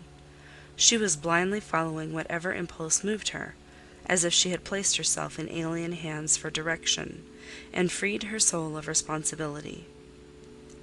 Most of the people at that early hour were still in bed and asleep. A few, who intended to go over to the Chênière for Mass, were moving about. The lovers, who had laid their plans the night before, were already strolling toward the wharf. The lady in black, with her Sunday prayer book, velvet and gold clasped, and her Sunday silver beads, was following them at no great distance. Old Monsieur Farival was up, and was more than half inclined to do anything that suggested itself. He put on his big straw hat, and taking his umbrella from the stand in the hall, followed the lady in black, never overtaking her. The little negro girl who worked Madame Lebrun's sewing machine was sweeping the galleries with long, absent-minded strokes of the broom. Edna sent her up into the house to awaken Robert. "Tell him I am going to the Chênière. The boat is ready. Tell him to hurry." He had soon joined her. She had never sent for him before. She had never asked for him. She had never seemed to want him before. She did not appear conscious that she had done anything unusual in commanding his presence. He was apparently equally unconscious of anything extraordinary in the situation, but his face was suffused with a quiet glow when he met her. They went together back to the kitchen to drink coffee. There was no time to wait for any nicety of service. They stood outside the window, and the cook passed them their coffee and a roll, which they drank and ate from the window-sill. Edna said it tasted good. She had not thought of coffee, nor of anything. He told her he had often noticed that she lacked forethought. "Wasn't it enough to think of going to the Cheniere and waking you up?" she laughed. "Do I have to think of everything, as Léonce says when he's in a bad humor? I don't blame him. He'd never be in a bad humor if it weren't for me." They took a short cut across the sands. At a distance they could see the curious procession moving toward the wharf. The lovers, shoulder to shoulder, creeping. The lady in black, gaining steadily upon them. Old Monsieur Farival, losing ground inch by inch, and a young barefooted Spanish girl with a red kerchief on her head and a basket on her arm, bringing up the rear. Robert knew the girl, and he talked to her a little in the boat. No one present understood what they said. Her name was Mariquita. She had a round, sly, piquant face and pretty black eyes. Her hands were small, and she kept them folded over the handle of her basket. Her feet were broad and coarse. She did not strive to hide them. Edna looked at her feet and noticed the sand and slime between her brown toes. Beaudelet grumbled because Mariquita was there, taking up so much room. In reality, he was annoyed at having old Monsieur Farival, who considered himself the better sailor of the two. But he would not quarrel with so old a man as Monsieur Farival, so he quarreled with Mariquita. The girl was deprecatory at one moment, appealing to Robert. She was saucy the next, moving her head up and down, making eyes at Robert and making mouths at Beaudelet. The lovers were all alone. They saw nothing, they heard nothing. The lady in black was counting her beads for the third time. Old Monsieur Farival talked incessantly of what he knew about handling a boat, and of what Beaudelet did not know on the same subject. Edna liked it all. She looked Mariquita up and down, from her ugly brown toes to her pretty black eyes, and back again. "Why does she look at me like that?" inquired the girl of Robert. "Maybe she thinks you are pretty. Shall I ask her?" "No. Is she your sweetheart?" "She's a married lady and has 2 children." "Oh, well, Francisco ran away with Silvano's wife, who had 4 children. They took all his money and one of the children, and stole his boat." "Shut up." "Does she understand?" "Oh, hush." "Are those 2 married over there, leaning on each other?" "Of course not," laughed Robert. "Of course not," echoed Mariquita, with a serious, confirmatory bob of the head. The sun was high up and beginning to bite. The swift breeze seemed to Edna to bury the sting of it into the pores of her face and hands. Robert held his umbrella over her. As they went cutting sideways through the water, the sails bellied taut, with the wind filling and overflowing them. Old Monsieur Farival laughed sardonically at something as he looked at the sails, and Beaudelet swore at the old man under his breath. Sailing across the bay to the Cheniere Caminada, Edna felt as if she were being borne away from some anchorage which had held her fast, whose chains had been loosening, had snapped the night before when the mystic spirit was abroad, leaving her free to drift whithersoever she chose to set her sails. Robert spoke to her incessantly. He no longer noticed Mariquita. The girl had shrimps in her bamboo basket. They were covered with Spanish moss. She beat the moss down impatiently, and muttered to herself sullenly. "Let us go to Grande Terre tomorrow?" said Robert in a low voice. "What shall we do there?" "Climb up the hill to the old fort, and look at the little wriggling gold snakes, and watch the lizards sun themselves." She gazed away toward Grande Terre, and thought she would like to be alone there with Robert, in the sun, listening to the ocean's roar, and watching the slimy lizards writhe in and out among the ruins of the old fort. "And the next day or the next we can sail to the Bayou Brulow," he went on. "What shall we do there?" "Anything. Cast bait for fish."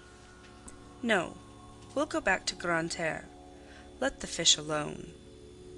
"We'll go wherever you like," he said. "I'll have Tony come over and help me patch and trim my boat. We shall not need Beaudelet nor anyone." Are you afraid of the pirogue?" "Oh, no." "Then I'll take you some night in the pirogue when the moon shines.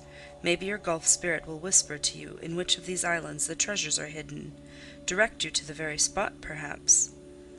"And in a day we should be rich," she laughed. "I'd give it all to you, the pirate gold, and every bit of treasure we could dig up. I think you would know how to spend it. Pirate gold isn't a thing to be hoarded or utilized.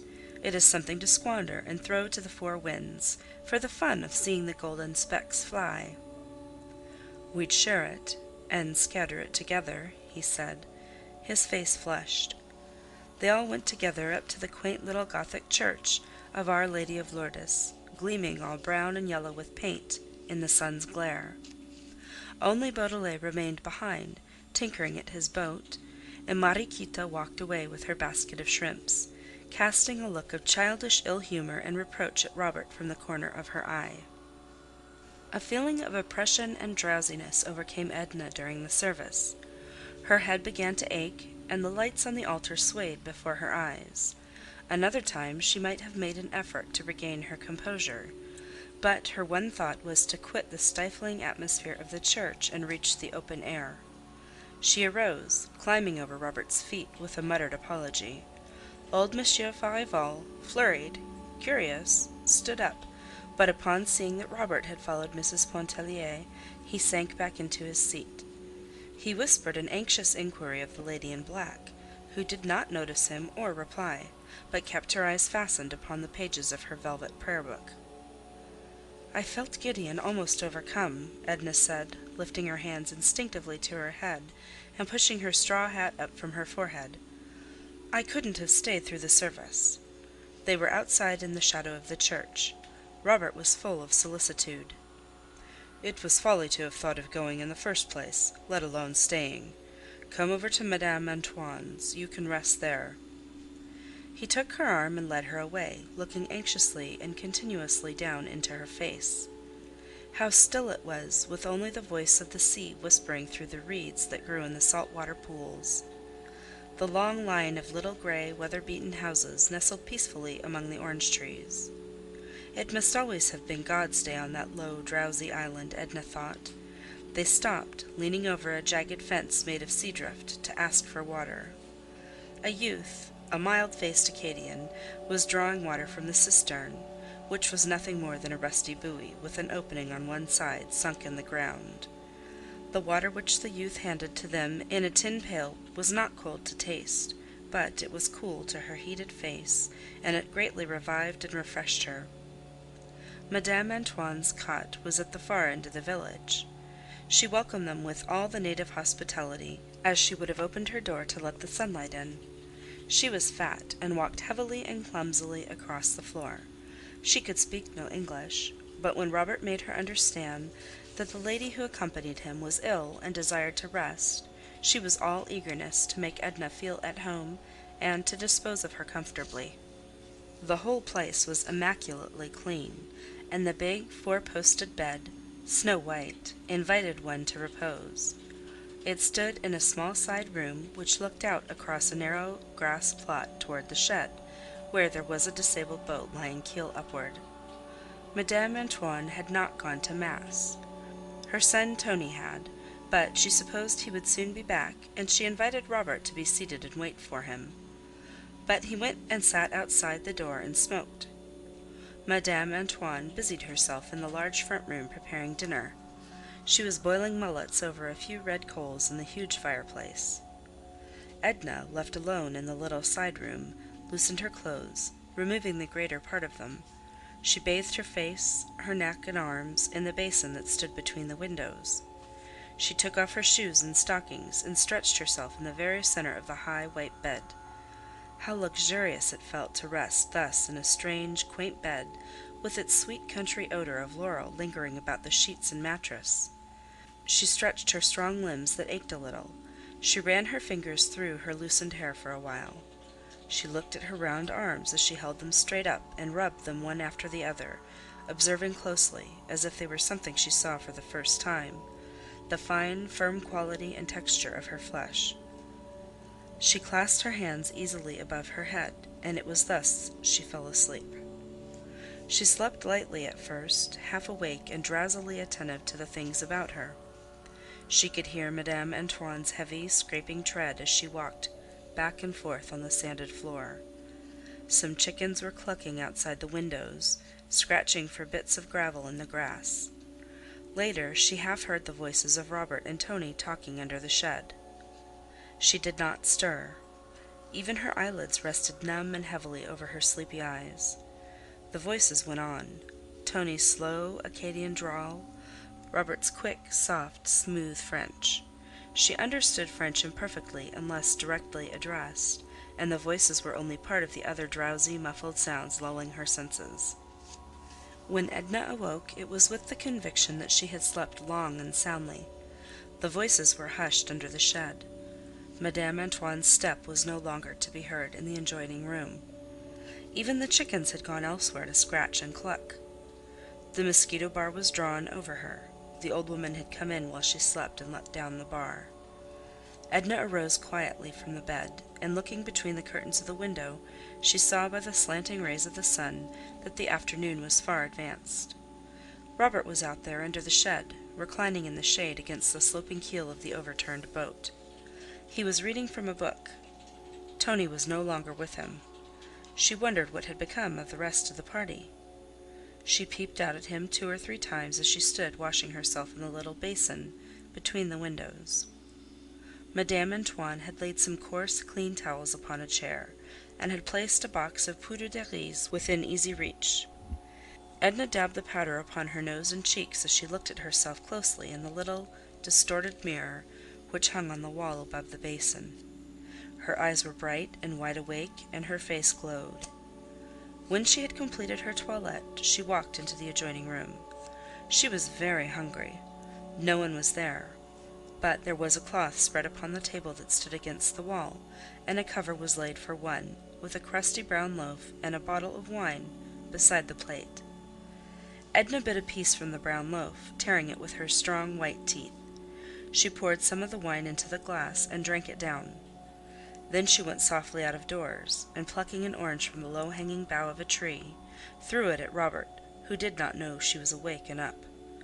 An illumination broke over his whole face when he saw her, and joined her under the orange tree. "How many years have I slept?" she inquired. "The whole island seems changed. A new race of beings must have sprung up, leaving only you and me as past relics. How many ages ago did Madame Antoine and Tony die? And when did our people from Grand Isle disappear from the earth?" He familiarly adjusted a ruffle upon her shoulder.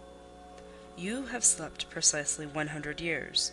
I was left here to guard your slumbers, and for 100 years I have been out under the shed reading a book. The only evil I couldn't prevent was to keep a broiled fowl from drying up." "If it has turned to stone, still will I eat it," said Edna, moving with him into the house.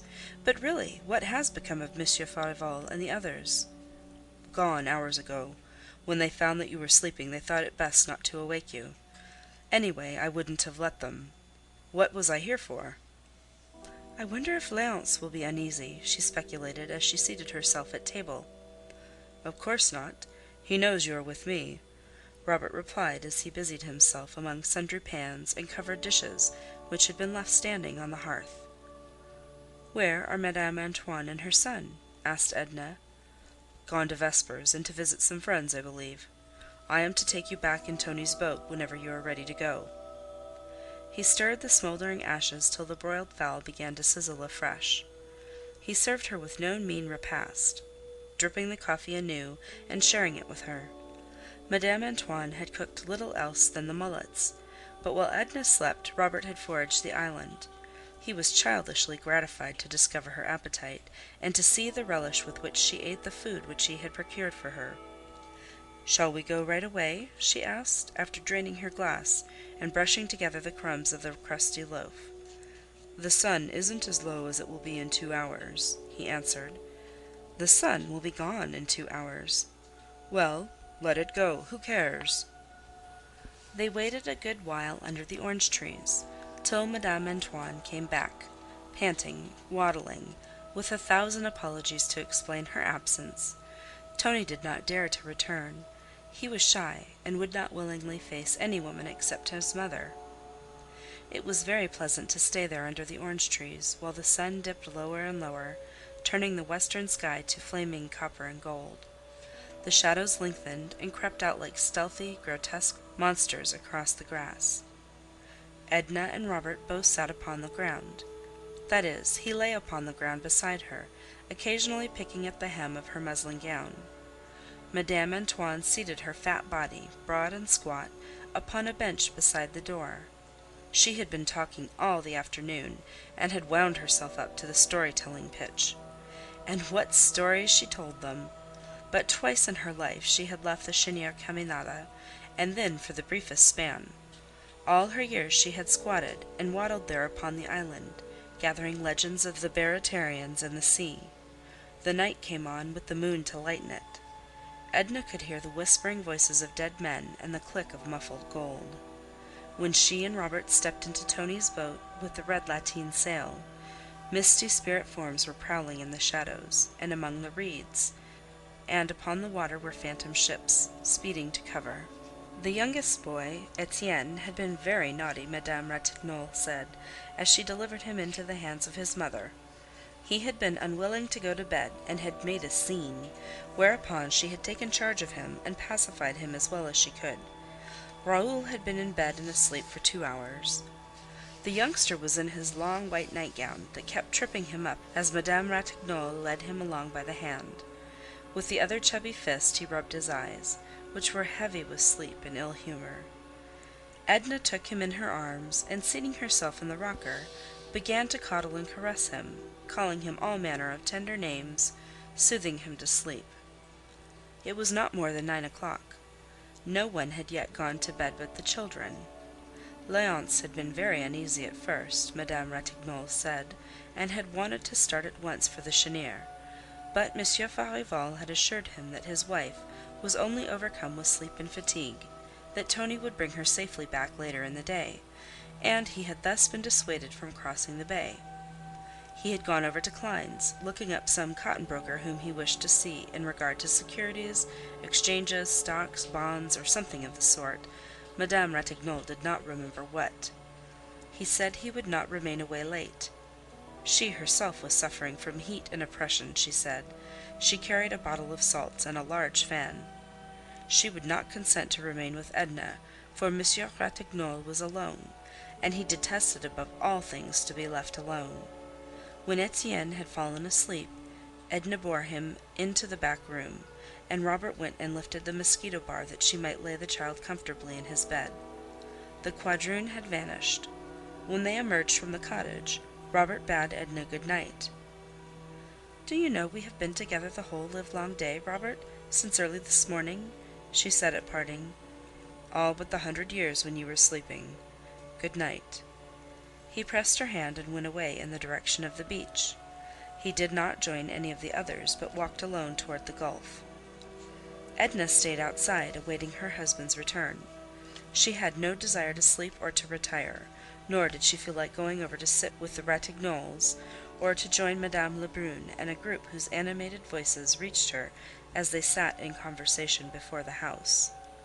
She let her mind wander back over her stay at Grand Isle, and she tried to discover wherein this summer had been different from any and every other summer of her life. She could only realize that she herself, her present self, was in some way different from the other self, that she was seeing with different eyes and making the acquaintance of new conditions in herself that colored and changed her environment she did not yet suspect. She wondered why Robert had gone away and left her. It did not occur to her to think he might have grown tired of being with her the livelong day. She was not tired, and she felt that he was not. She regretted that he had gone. It was so much more natural to have him stay when he was not absolutely required to leave her. As Edna waited for her husband, she sang low a little song that Robert had sung as they crossed the bay. It began with, "Ah, si tu savais," and every verse ended with "si tu savais." Robert's voice was not pretentious. It was musical and true. The voice, the notes, the whole refrain haunted her memory. When Edna entered the dining room one evening a little late, as was her habit, An unusually animated conversation seemed to be going on. Several persons were talking at once, and Victor's voice was predominating, even over that of his mother. Edna had returned late from her bath, had dressed in some haste, and her face was flushed. Her head, set off by her dainty white gown, suggested a rich, rare blossom. She took her seat at table between old Monsieur Farival and Madame Ratignolle. As she seated herself and was about to begin to eat her soup, which had been served when she entered the room, several persons informed her simultaneously that Robert was going to Mexico. She laid her spoon down and looked about her bewildered. He had been with her, reading to her all the morning, and had never even mentioned such a place as Mexico. She had not seen him during the afternoon. She had heard someone say he was at the house, upstairs with his mother. This she had thought nothing of, though she was surprised when he did not join her later in the afternoon, when she went down to the beach. She looked across at him, where he sat beside Madame Lebrun, who presided. Edna's face was a blank picture of bewilderment, which she never thought of disguising. He lifted his eyebrows with the pretext of a smile as he returned her glance. He looked embarrassed and uneasy. "When is he going?" she asked of everybody in general, as if Robert were not there to answer for himself.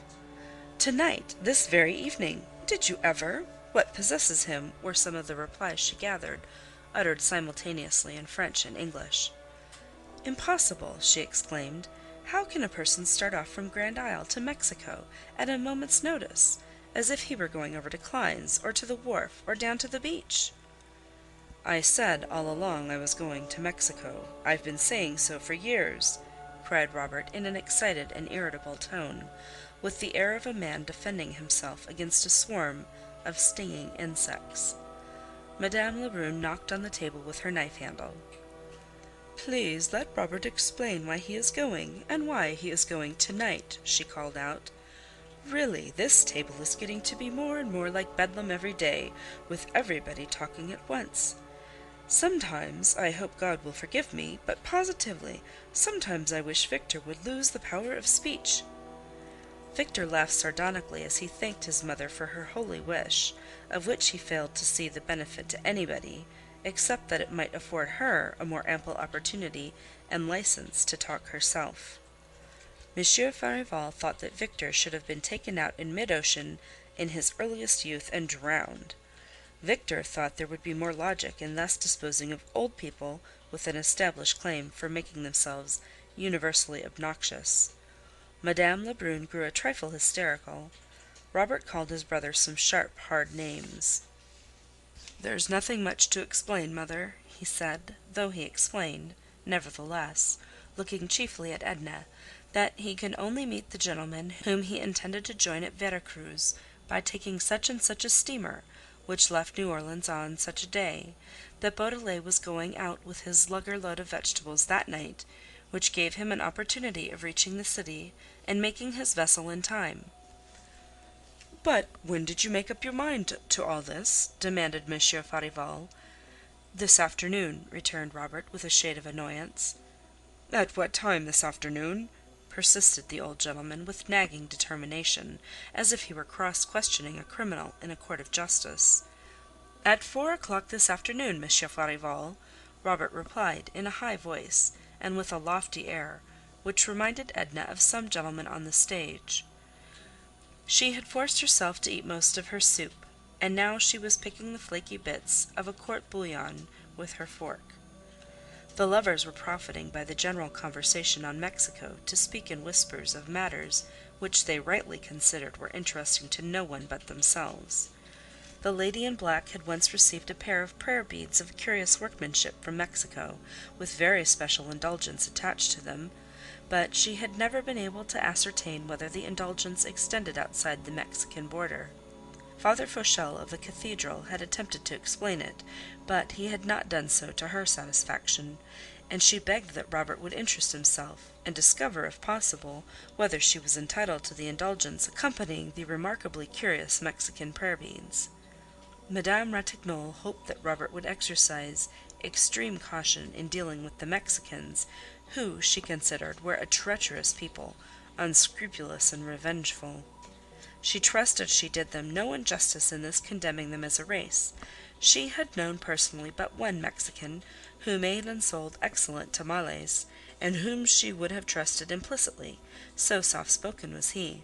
One day he was arrested for stabbing his wife. She never knew whether he had been hanged or not. Victor had grown hilarious, and was attempting to tell an anecdote about a Mexican girl who served chocolate one winter in a restaurant in Dauphine Street. No one would listen to him but old Monsieur Farival, who went into convulsions over the droll story. Edna wondered if they had all gone mad, to be talking and clamoring at that rate. She herself could think of nothing to say about Mexico or the Mexicans. "At what time do you leave?" she asked Robert. "At 10, he told her. Beaudelet wants to wait for the moon." "Are you all ready to go?" "Quite ready. I shall only take a handbag, and shall pack my trunk in the city." He turned to answer some question put to him by his mother, and Edna, having finished her black coffee, left the table. She went directly to her room.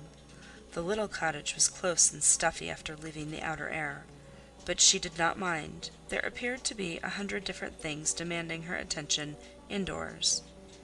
She began to set the toilette stand to rights, grumbling at the negligence of the quadroon, who was in the adjoining room putting the children to bed.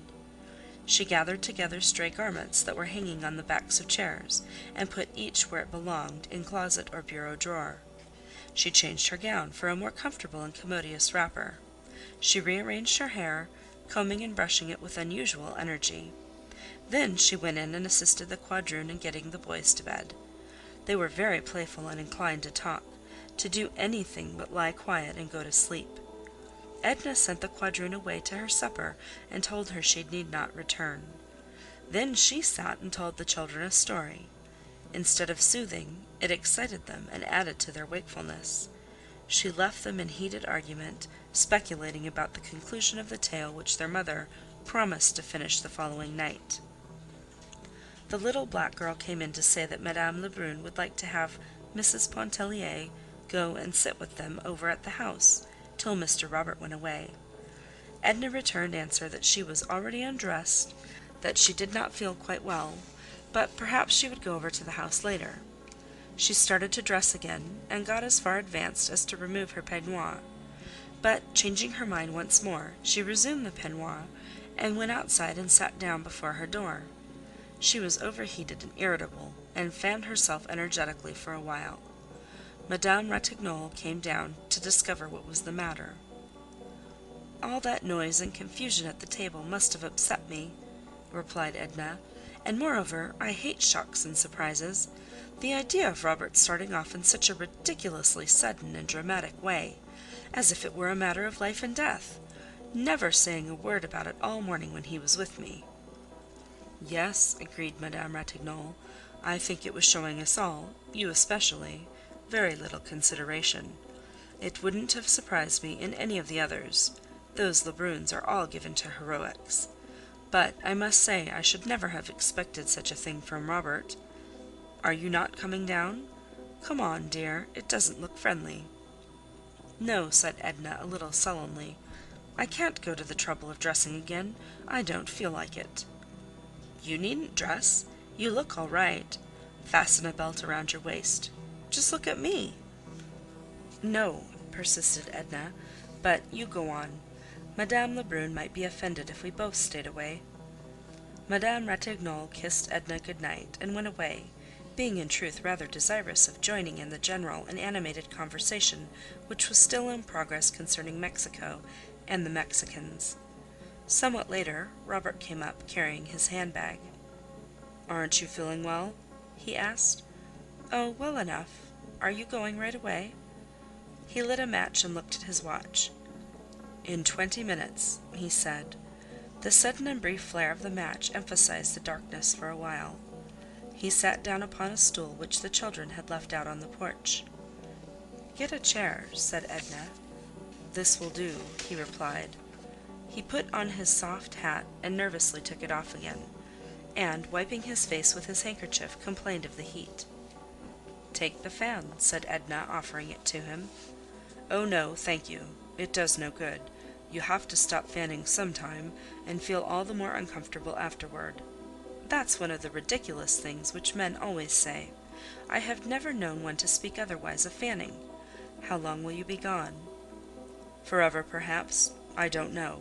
It depends upon a good many things. Well, in case it shouldn't be forever, how long will it be? I don't know. This seems to me perfectly preposterous and uncalled for. I don't like it. I don't understand your motive for silence and mystery, never saying a word to me about it this morning. He remained silent, not offering to defend himself. He only said after a moment, "Don't part from me in any ill humor. I never knew you to be out of patience with me before." "I don't want to part in any ill humor," she said. "But can't you understand? I've grown used to seeing you, to having you with me all the time, and your action seems unfriendly, even unkind. You don't even offer an excuse for it. Why, I was planning to be together, thinking of how pleasant it would be to see you in the city next winter." "So was I," he blurted. "Perhaps that's the—" He stood up suddenly and held out his hand. "Good-bye, my dear Mrs. Pontellier. Good-bye. I hope you won't completely forget me." She clung to his hand, striving to detain him. "Write to me when you get there, won't you, Robert?" she entreated. "I will, thank you. Good-bye." How unlike Robert! The merest acquaintance would have said something more emphatic than "I will, thank you, good-bye" to such a request. He had evidently already taken leave of the people over at the house, for he descended the steps and went to join Beaudelet, who was out there with an oar across his shoulder waiting for Robert. They walked away in the darkness. She could only hear Beaudelet's voice. Robert had apparently not even spoken a word of greeting to his companion. Edna bit her handkerchief convulsively, striving to hold back and to hide, even from herself as she would have hidden from another, the emotion which was troubling, tearing her. Her eyes were brimming with tears. For the first time she recognized the symptoms of infatuation which she had felt incipiently as a child, as a girl in her earliest teens, and later as a young woman. The recognition did not lessen the reality, the poignancy of the revelation, by any suggestion or promise of instability. The past was nothing to her, offered no lesson which she was willing to heed. The future was a mystery which she never attempted to penetrate.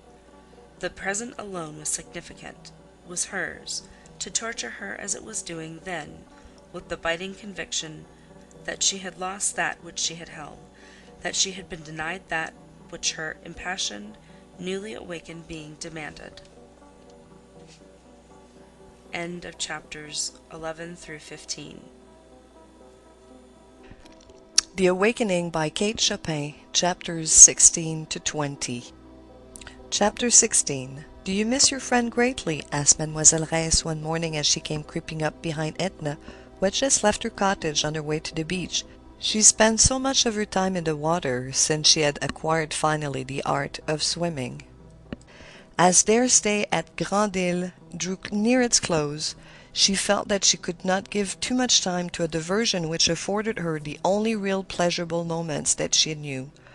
When Mademoiselle Reisz came and touched her upon the shoulder and spoke to her, the woman seemed to echo the thought which was ever in Edna's mind, or, better, the feeling which constantly possesses her. Robert's going had some way taken the brightness, the color, the meaning out of everything. The conditions of her life were in no way changed, but her whole existence was dulled, like a faded garment which seems to be no longer worth wearing. She saw him everywhere, and others whom she introduced to talk about him. She went up in the mornings to Madame Lebrun's room, braving the clatter of old sewing machines. She sat there and chatted at intervals, as Robert had done. She gazed around the room at the pictures and photographs hanging upon the wall, and discovered in some corner an old family album, which she examined with the keenest interest, appealing to Madame Lebrun for enlightenment concerning the many figures and faces which she discovered between its pages. There was a picture of Madame Lebrun with Robert as a baby, seated in her lap, a rounded-faced infant. with a fist in his mouth. The eyes alone in the baby suggested the man. And that was he also in kilts, at the age of 5, wearing long curls and holding a whip in his hand. It made Edna laugh, and she laughed too at the portrait in his first long trousers, while another interested her, taken when he left for college, looking thin, long-faced, with eyes full of fire, ambition, and great intentions. But there was no recent picture, none which suggested the Robert who had gone away 5 days ago, leaving a void and wilderness behind him. Oh, Robert stopped having his picture taken when he had to pay for him himself. He found wiser use for his money, he says, explained Madame Lebrun. She had a letter from him, written before he left New Orleans. Edna wished to see the letter, and Madame Lebrun told her to look for it either on the table or the dresser, or perhaps it was on the mantelpiece. The letter was on the bookshelf. It possessed the great interest and attraction for Edna, the envelope, its size and shape, the postmark, the handwriting. She examined every detail of the outside before opening it. There was only a few lines, setting forth that he would leave the city that afternoon, that he had packed his trunk in good shape, that he was well, and sent her his love and begged to be affectionately remembered to all. There was no special message to Edna except a postscript saying that if Mrs. Pontellier desired to finish the book which he had been reading to her, his mother would find it in his room among other books there on the table. Edna experienced a pang of jealousy because he had written to his mother rather than to her. Everyone seemed to take for granted that she missed him. Even her husband, when he came down the Saturday following Robert's departure, expressed regret that he had gone. "How do you get on without him, Edna?" he asked.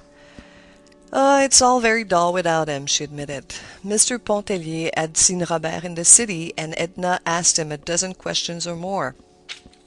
Where had they met? On Carondelet Street in the morning. They had gone in and had a drink and a cigar together.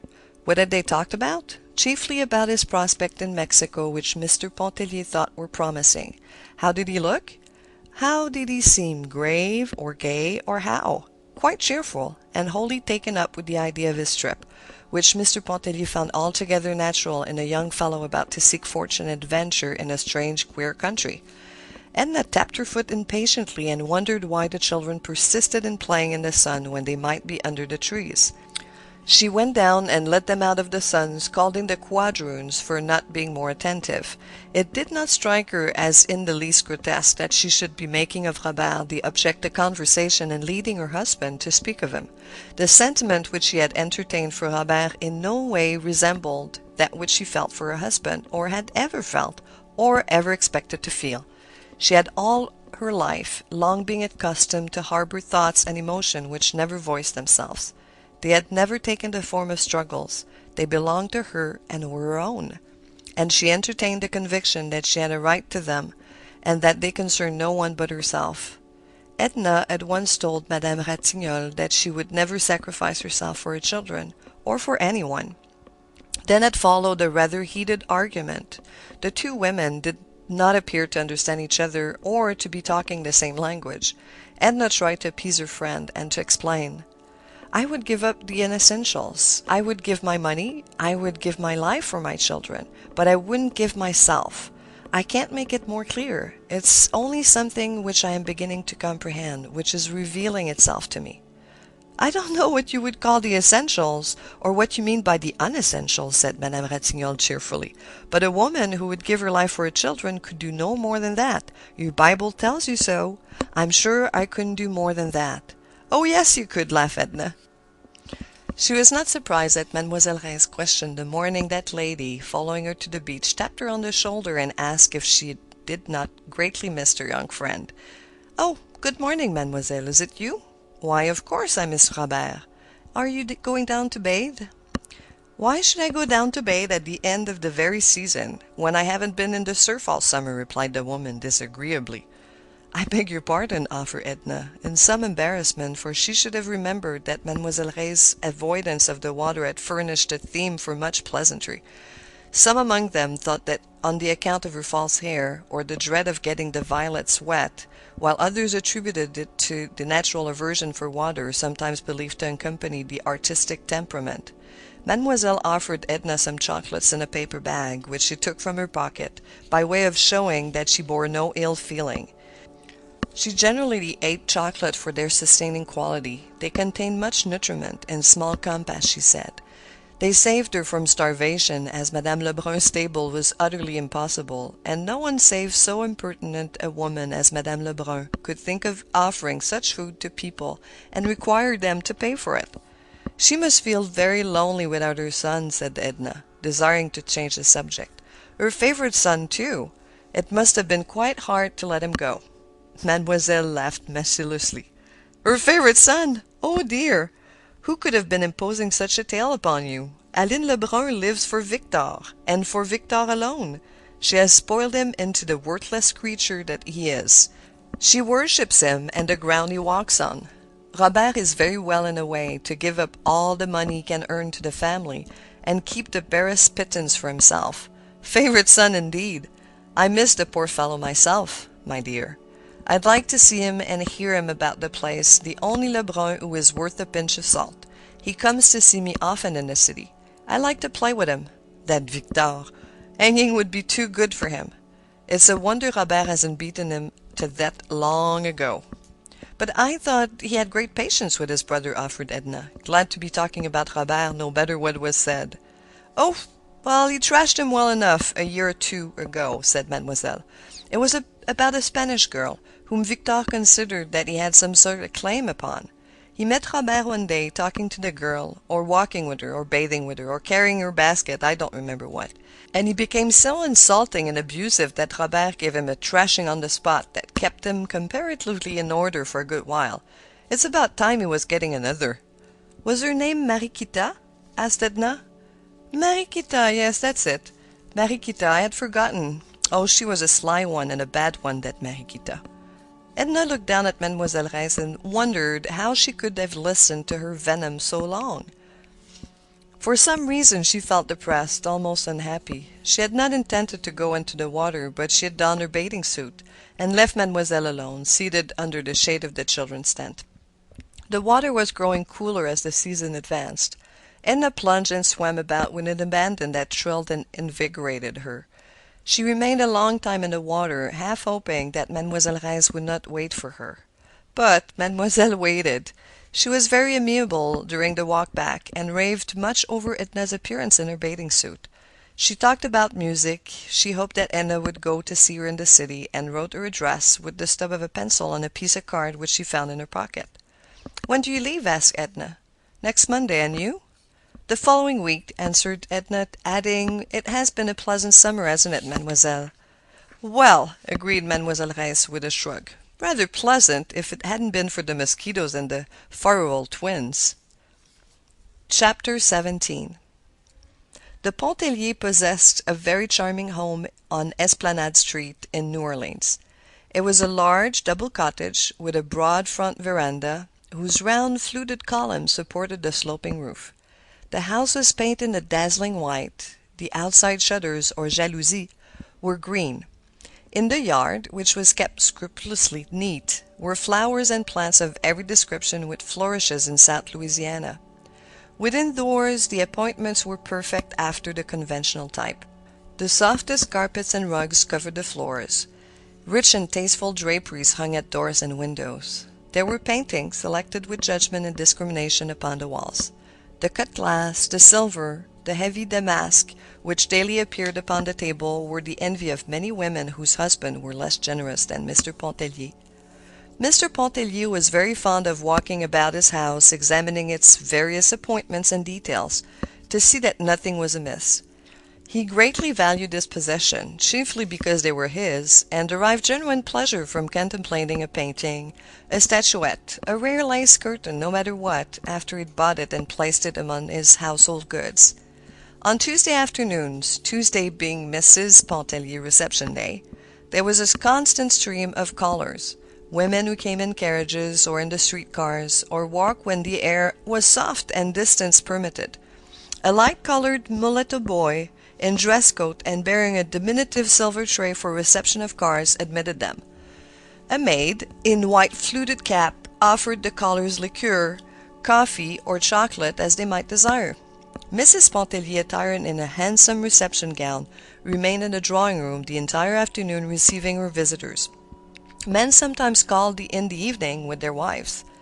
This has been the program which Mrs. Pontellier had religiously followed since her marriage 6 years before. Certain evenings during the week she and her husband attended the opera or sometimes the theater. Mr. Pontellier left his home in the mornings between 9 and 10 o'clock, and rarely returned before 6:30 or 7 in the evening, dinner being served at 7:30. He and his wife seated themselves at table one Tuesday evening, a few weeks after their return from Grande-Île. They were alone together. The boys were being put to bed. The patter of their bare, escaping feet could be heard occasionally, as well as the pursuing voice of the quadroon, lifted in mild protest and entreaty. Mrs. Pontellier did not wear her usual Tuesday reception gown. She was in ordinary house dress. Mr. Pontellier was observant about those things, noticed it, as he served the soup and handed it to the boy in waiting. "Tired out, Edna? Whom did you have? Many callers?" he asked. He tasted his soup and began to season it with pepper, salt, vinegar. "There were a good many," replied Edna, who was eating her soup with evident satisfaction. "I found their cards when I got home. I was out." "Out?" exclaimed her husband, with something like genuine consternation in his voice, as he laid down the vinegar cruet and looked at her to his glasses. "Why? What could have taken you out on Tuesday? What did you have to do?" "Nothing. I simply felt like going out, and I went out." "Well, I hope you left some suitable excuse," said her husband, somewhat appeased as he added a dash of cayenne pepper to the soup. "No, I left no excuse. I told Joe to say I was out, that was all." "Why, my dear, I should think you'd understand by this time that people don't do such things. We've got to observe les convenances if we ever expect to get on and keep up with the procession. If you felt that you had to leave home this afternoon, you should have left some suitable explanation for your absence. This soup is really impossible. It's strange that woman hasn't learned yet to make a decent soup. Any free lunch stand in town serves a better one. Was Mrs. Belthrop here?" "Bring the tray with the cards, Joe. I don't remember who was here." The boy retired and returned after a moment, bringing the tiny silver tray, which was covered with ladies' visiting card. He handed it to Mrs. Pontellier. "Give it to Mr. Pontellier," she said. So Joe offered the tray to Mr. Pontellier and removed the soup. Mr. Pontellier scanned the name of his wife callers, reading some of them aloud with comments as he read. The Mrs. de Lacidas. I worked a big deal in futures for their father this morning. Nice girls. It's time they were getting married. Mrs. Belthrop. I tell you what it is, Edna, you can't afford to snub Mrs. Belthrop. Well, Belthrop could buy and sell us 10 times over. His business is worth a good round sum to me. You'd better write her a note. Mrs. James Highcamp. Ugh! The less you have to do with Mrs. Highcamp, the better. Madame Laforce. Came all the way from Carrollton. Poor soul. Mrs. Wiggs. Mrs. Eleanor Bolton's. He pushed the card aside. Merci, exclaimed Edna, who'd been fuming. Why are you taking the thing so seriously and making such a fuss over it? I'm not making any fuss over it, but it's just such seeming trifles that we've got to take seriously. Such things count. The fish was scorched. Mr. Pontellier would not even touch it. Edna said she didn't mind a little scorched taste. The roast was in some way not to his fancy, and he did not like the manner in which the vegetables were served. It seems to me, he said, we spend money enough in this house to procure at least 1 meal a day which a man could eat and retain his self-respect. You used to think that the cook was a treasure, returned Edna, indifferently. Perhaps when she first came in, but cooks are only human. They need looking after like any other class or persons that you employ. Suppose I didn't look after the clerks in my office, and just let them run things their own way. They'd soon make a nice mess of me and my business. Where are you going? Asked Edna, seeing that her husband arose from table without having eaten a morsel except the taste of the highly seasoned soup. I'm going to get my dinner at the club. Good night. He went into the hall, took his hat and stick from the stand, and left the house. She was somewhat familiar with such scenes. They had often made her very unhappy. On a few previous occasions, she had been completely deprived of any desire to finish her dinner. Sometimes she had gone into the kitchen to administer a tardy rebuke to the cook. Once she went into a room and studied the cookbook during an entire evening, finally writing out a menu for the week, which left her harassed with a feeling that after all she had accomplished no good that was worth the name. But that evening Edna finished her dinner alone, with forced deliberation. Her face was flushed and her eyes flamed with some inward fire that lighted them. After finishing her dinner, she went to her room, having instructed the boy to tell any other callers that she was indisposed. It was a large, beautiful room, rich and picturesque in the soft, dim light, which the maid had turned low. She went and stood at an open window and looked out on the deep tangles of the garden below. All the mystery and witchery of the night seemed to have gathered there amid the perfumes, and the dusky and tortuous outline of flowers and foliage. She was seeking herself and finding herself in just such sweet half-darkness which met her moods. But the voices were not soothing that came to her from the darkness in the sky above and the stars. They jeered and sounded mournful notes without promise, devoid even of hope. She turned back into the room and began to walk to and fro down its whole length, without stopping, without resting. She carried in her hands a thin handkerchief, which she tore into ribbons, rolled into a ball, and flung from her. Once she stopped, and taking off her wedding ring, flung it upon the carpet. When she saw it lying there, she stamped her heel upon it, striving to crush it, but her small boot heel did not make an indenture, not a mark upon the little glittering circlet. In a sweeping passion she seized the glass vase from the table and flung it upon the tiles on the earth. She wanted to destroy something. The crash and clatter were what she wanted to hear. A maid, alarmed at the din of breaking glass, entered the room to discover what was the matter. "Oh, a vase fell upon the earth," said Edna. "Never mind, leave it till morning." "Well, you might get some of the glass on your feet, ma'am," insisted the young woman, picking up bits of broken glass that were scattered upon the carpet. "And here's your ring, ma'am, under the chair." Edna held out her hand, and taking the ring, slipped it upon her finger. Chapter 18. The following morning, Mr. Pontellier, upon leaving for his office, asked Edna if she would not meet him in town in order to look at some new fixtures for the library. "I hardly think we need new fixtures, Léonce." "Don't let us get anything new. You're too extravagant. I don't believe you ever think of saving or putting by." "The way to become rich is to make money, my dear Edna, not to save it," he said. He regretted that she didn't feel inclined to go with him and select new fixtures. He kissed her good-bye and told her that she was not looking well and must take care of herself. She was unusually pale and very quiet. She stood on the front veranda as he quitted the house and absently picked a few sprays of jasmine that grew upon a trellis nearby. She inhaled the odor of the blossoms and thrust them in the bosom of her white morning gown. The boys were dragging along the banquette a small express wagon, which they had filled with blocks and sticks. The quadroon was following them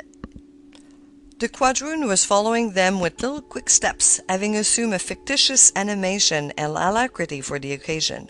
A fruit vendor was crying his wares in the street. Edna looked straight before her in a self-absorbed expression on her face. She felt no interest in anything about her.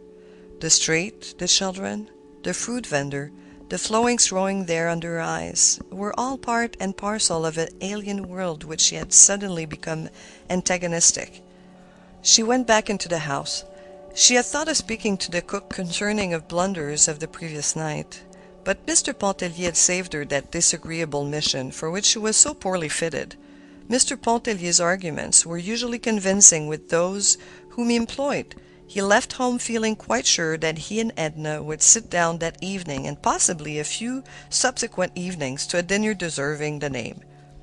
Edna spent an hour or two in looking over some of her old sketches. She could see their shortcomings and defects, which were glaring in her eyes. She tried to work a little, but found that she was not in the humor. Finally, she gathered together a few of the sketches, those which she considered at least discreditable, and she carried them with her when a little later she dressed and left the house. She looked handsome and distinguished in her street gown. The tan of the seashore had left her face, and her forehead was smooth, white, and polished beneath her heavy yellow-brown hair.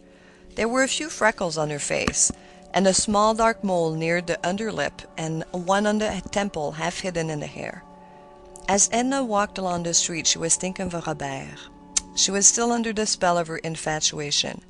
She had tried to forget him, realizing the inutility of remembering, but the thought of him was like an obsession, ever pressing itself upon her. It was not that she dwelt upon details of their acquaintance, or recalled any special or particular way in his personality. It was his being, his existence, which dominated her thought, fading sometimes as if it would melt into the mist of the forgotten, but reviving again with an intensity which filled her with an incomprehensible longing. Edna was on her way to Madame Ratignolle's. Their intimacy, begun at Grande-Île, had not declined, and they had seen each other with some frequency since their return to the city. The Ratignolles lived at no great distance from Edna's home, on the corner of a side street where Monsieur Ratignolle owned and conducted a drugstore which enjoyed steady and prosperous trade. His father had been in the business before him, and Monsieur Ratignolle stood well in the community and bore enviable reputation for integrity and clear-headedness. His family lived in commodious apartments over the store, having an entrance on the side within the porte cochère. There was something which Edna thought very French, very foreign about the whole manner of living. In the large and pleasant salon, which extended across the width of the house, the Ratignolles entertained their friends once a fortnight with a soirée musicale, sometimes diversified by card-playing. There was a friend who played upon the cello. One brought his flute and another his violin, while there were some who sang and a number who performed upon the piano with various degrees of taste and agility. The Ratignolles' soirées musicales were widely known, and it was considered a privilege to be invited to them.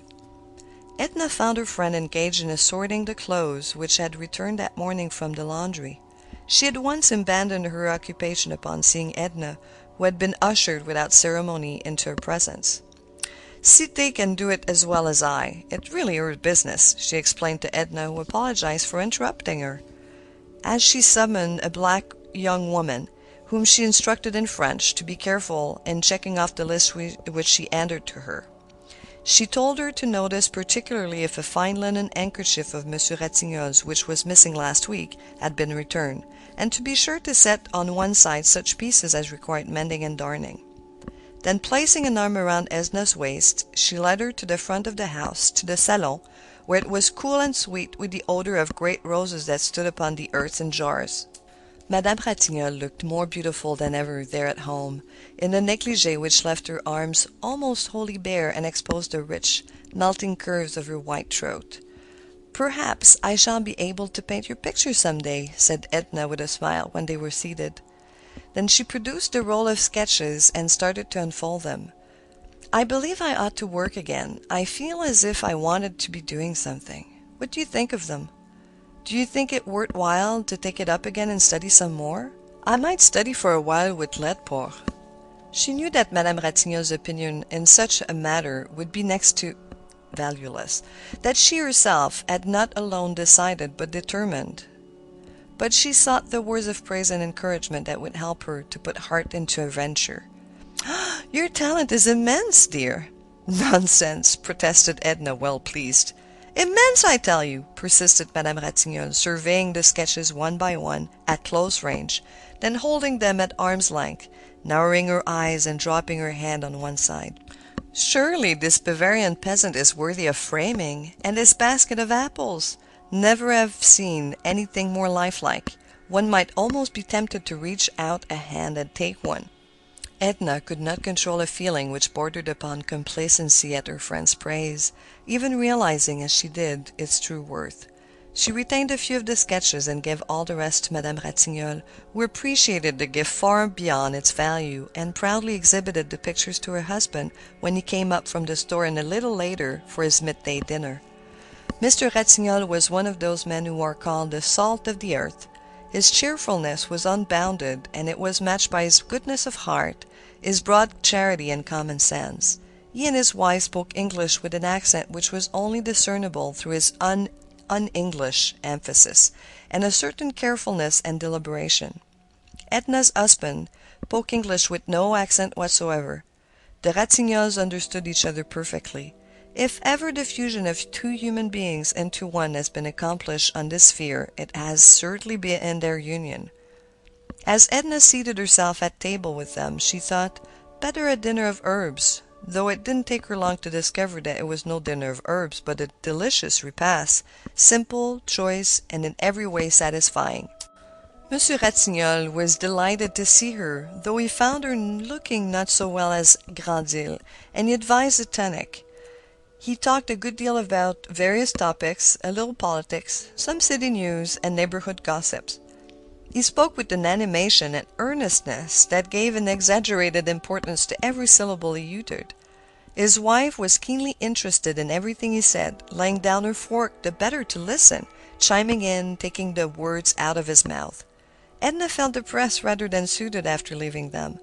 The little glimpse of domestic harmony that had been just offered to her gave her no regret, no longing. It was not a condition of life which fitted her, and she could see in it but an appalling and hopeless ennui.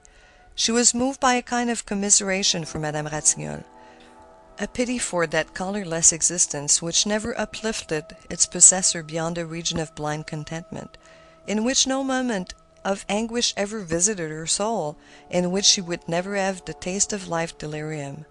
Edna vaguely wondered what she meant by life's delirium. It had crossed her thought like some unsought, extraneous impression. Chapter 19. Edna could not help but think that it was very foolish, very childish to have stamped upon her wedding ring and smashed the crystal vase upon the tiles. She was visited by no more outburst, moving her to such futile expedients. She began to do as she liked and to feel as she liked. She completely abandoned her Tuesday at home and did not return the visits of those who had called upon her.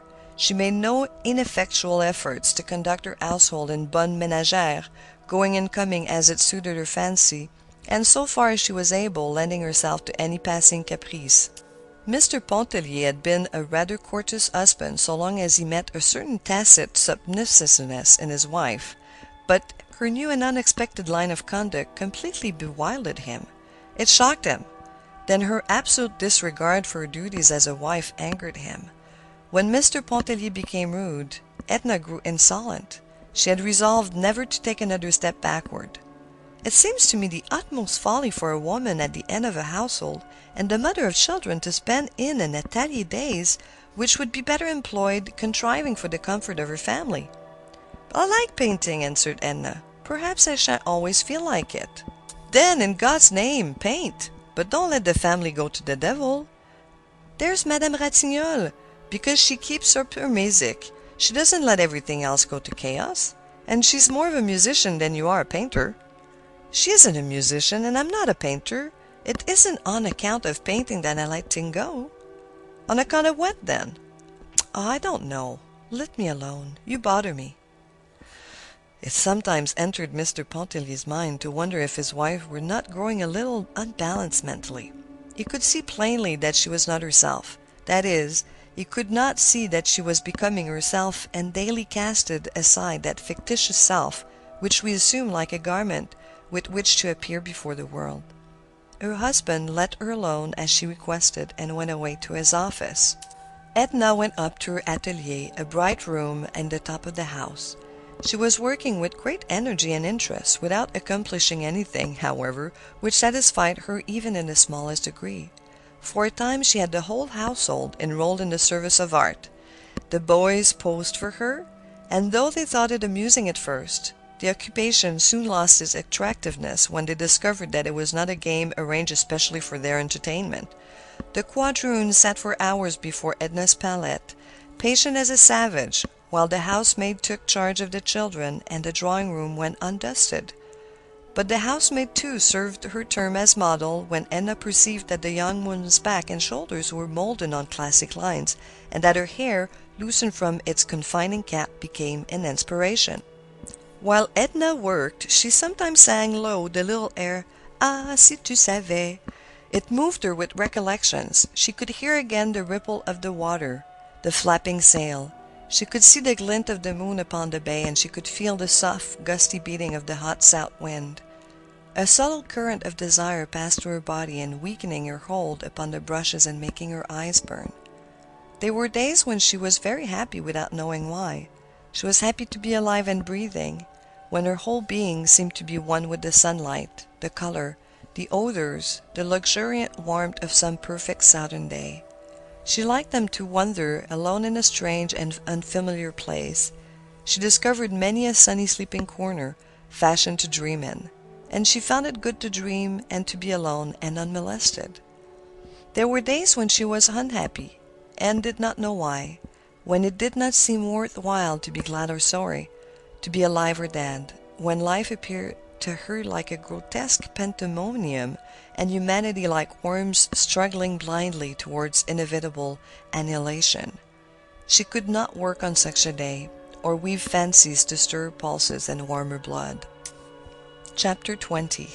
It was during such a mood that Edna entered Mademoiselle Reisz. She had not forgotten the rather disagreeable impression left upon her by their last interview, but she nevertheless felt a desire to see her, above all, to listen while she played upon the piano. Quite early in the afternoon she started upon her quest for the pianist. Unfortunately, she had mislaid or lost Mademoiselle Reisz's card, and looking up in her address in the city directory, she found that the woman lived on Bienville Street, some distance away.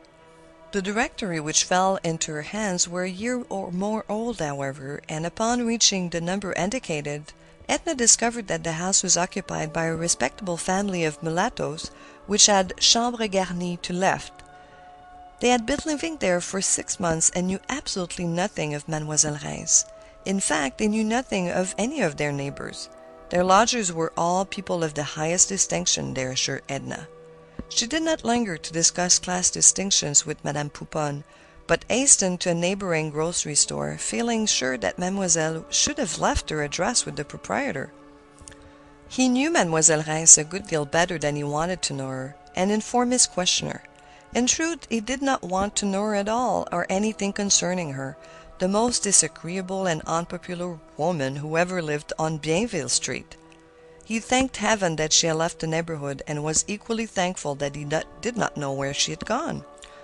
Edna's desire to see Mademoiselle Reisz had increased tenfold since these unlooked-for obstacles had arisen to thwart it. She was wondering who should give her the information she sought, when it suddenly occurred to her that Madame Lebrun would be the most likely to do so. She knew it was useless to ask Madame Ratignolle, who was on the most distant terms with the musician, and preferred to know nothing concerning her. She had once been almost as emphatic in expressing herself upon the subject as the grocery owner. Edna knew that Madame Lebrun had returned to the city, for it was the middle of November, and she also knew where the Lebrun lived, on Chartres Street. Their home from the outside looked like a prison, with iron bars before the door and lower windows.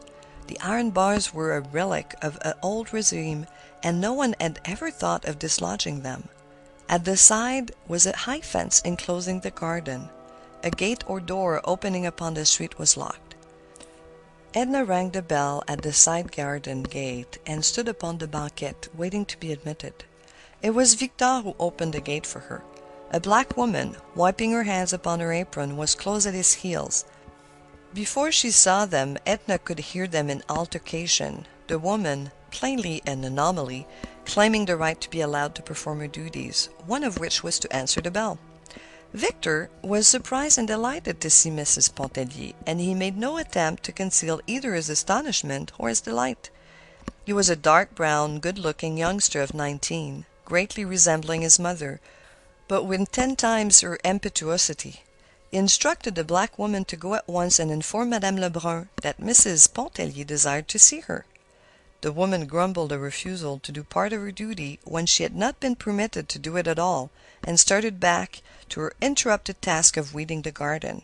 Whereupon Victor administered a rebuke in the form of a volley of abuse, which, owing to its rapidity and incoherence, was all but incomprehensible to Edna. Whatever it was, the rebuke was convincing, for the woman dropped her hoe and went mumbling into the house. Edna did not wish to enter. It was very pleasant there on the side porch, where there were chairs, a wicker lounge, and a small table. She seated herself, for she was tired from her long tramp, and she began to rock gently and smooth out the folds of her silk parasol. Victor drew up his chair beside her. He at once explained that the black woman's offensive conduct was all due to imperfect training, as he was not there to take her in hand. He had only come up from the island the morning before and expected to return the next day. He stayed all winter at the island. He lived there and kept the place in order and got things ready for the summer visitors. But the man needed occasional relaxation, he informed Mrs. Pontellier, and every now and again he drummed up a pretext to bring him to the city. My, but he had had a time of it in the evening before. He wouldn't want his mother to know, and he began to talk in a whisper. He was scintillant recollections. Of course, he couldn't think of telling Mrs. Pontellier all about it, she being a woman and not comprehending such things. But it all began with a girl peeping and smiling at him through the shutters as he passed by. Oh, but she was a beauty. Certainly he smiled back and went up and talked to her. Mrs. Pontellier did not know him if she supposed he was one to let an opportunity like that escape him. Despite herself, the youngster amused her. She must have betrayed in her look some degree of interest or entertainment. The boy grew more daring, and Mrs. Pontellier might have found herself in a little while listening to a highly colored story but for the timely appearance of Madame Lebrun. That lady was still clad in white, according to her custom of the summer. Her eyes beamed an effusive welcome. Would not Mrs. Pontellier go inside? How she partaked of some refreshment? Why had she not been there before? How was that dear Mr. Pontellier, and how were their sweet children? Had Mrs. Pontellier ever known such a warm November? Victor went and reclined on the wicker lounge behind his mother's chair, where he commanded a view of Edna's face. He had taken her parasol from her hands while he spoke to her, and now he lifted it and twirled it above him as he lay on his back.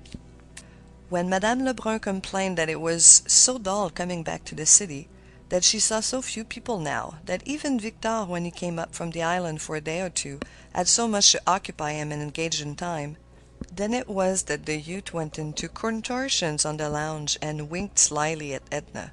She somehow felt like a confederate in crime and tried to look severe and disapproving. There had been but 2 letters from Robert, with little in them.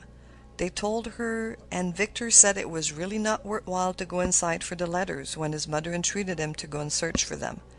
He remembered the contents, which in truth he rattled off very glibly when put to the test. One letter was written from Vera Cruz and the other from the city of Mexico. He had met Montel, which was doing everything towards his advancement. So far, the financial situation was no improvement over the one he had left in New Orleans, but of course the prospects were vastly better. He wrote of the city of Mexico and the buildings, the people and their habits, the condition of life which he found there. He sent his love to the family. He enclosed a check to his mother and hoped that she would affectionately remember him to all his friends. That was about the substance of the 2 letters. Edna felt that if there had been a message for her, she would have received it.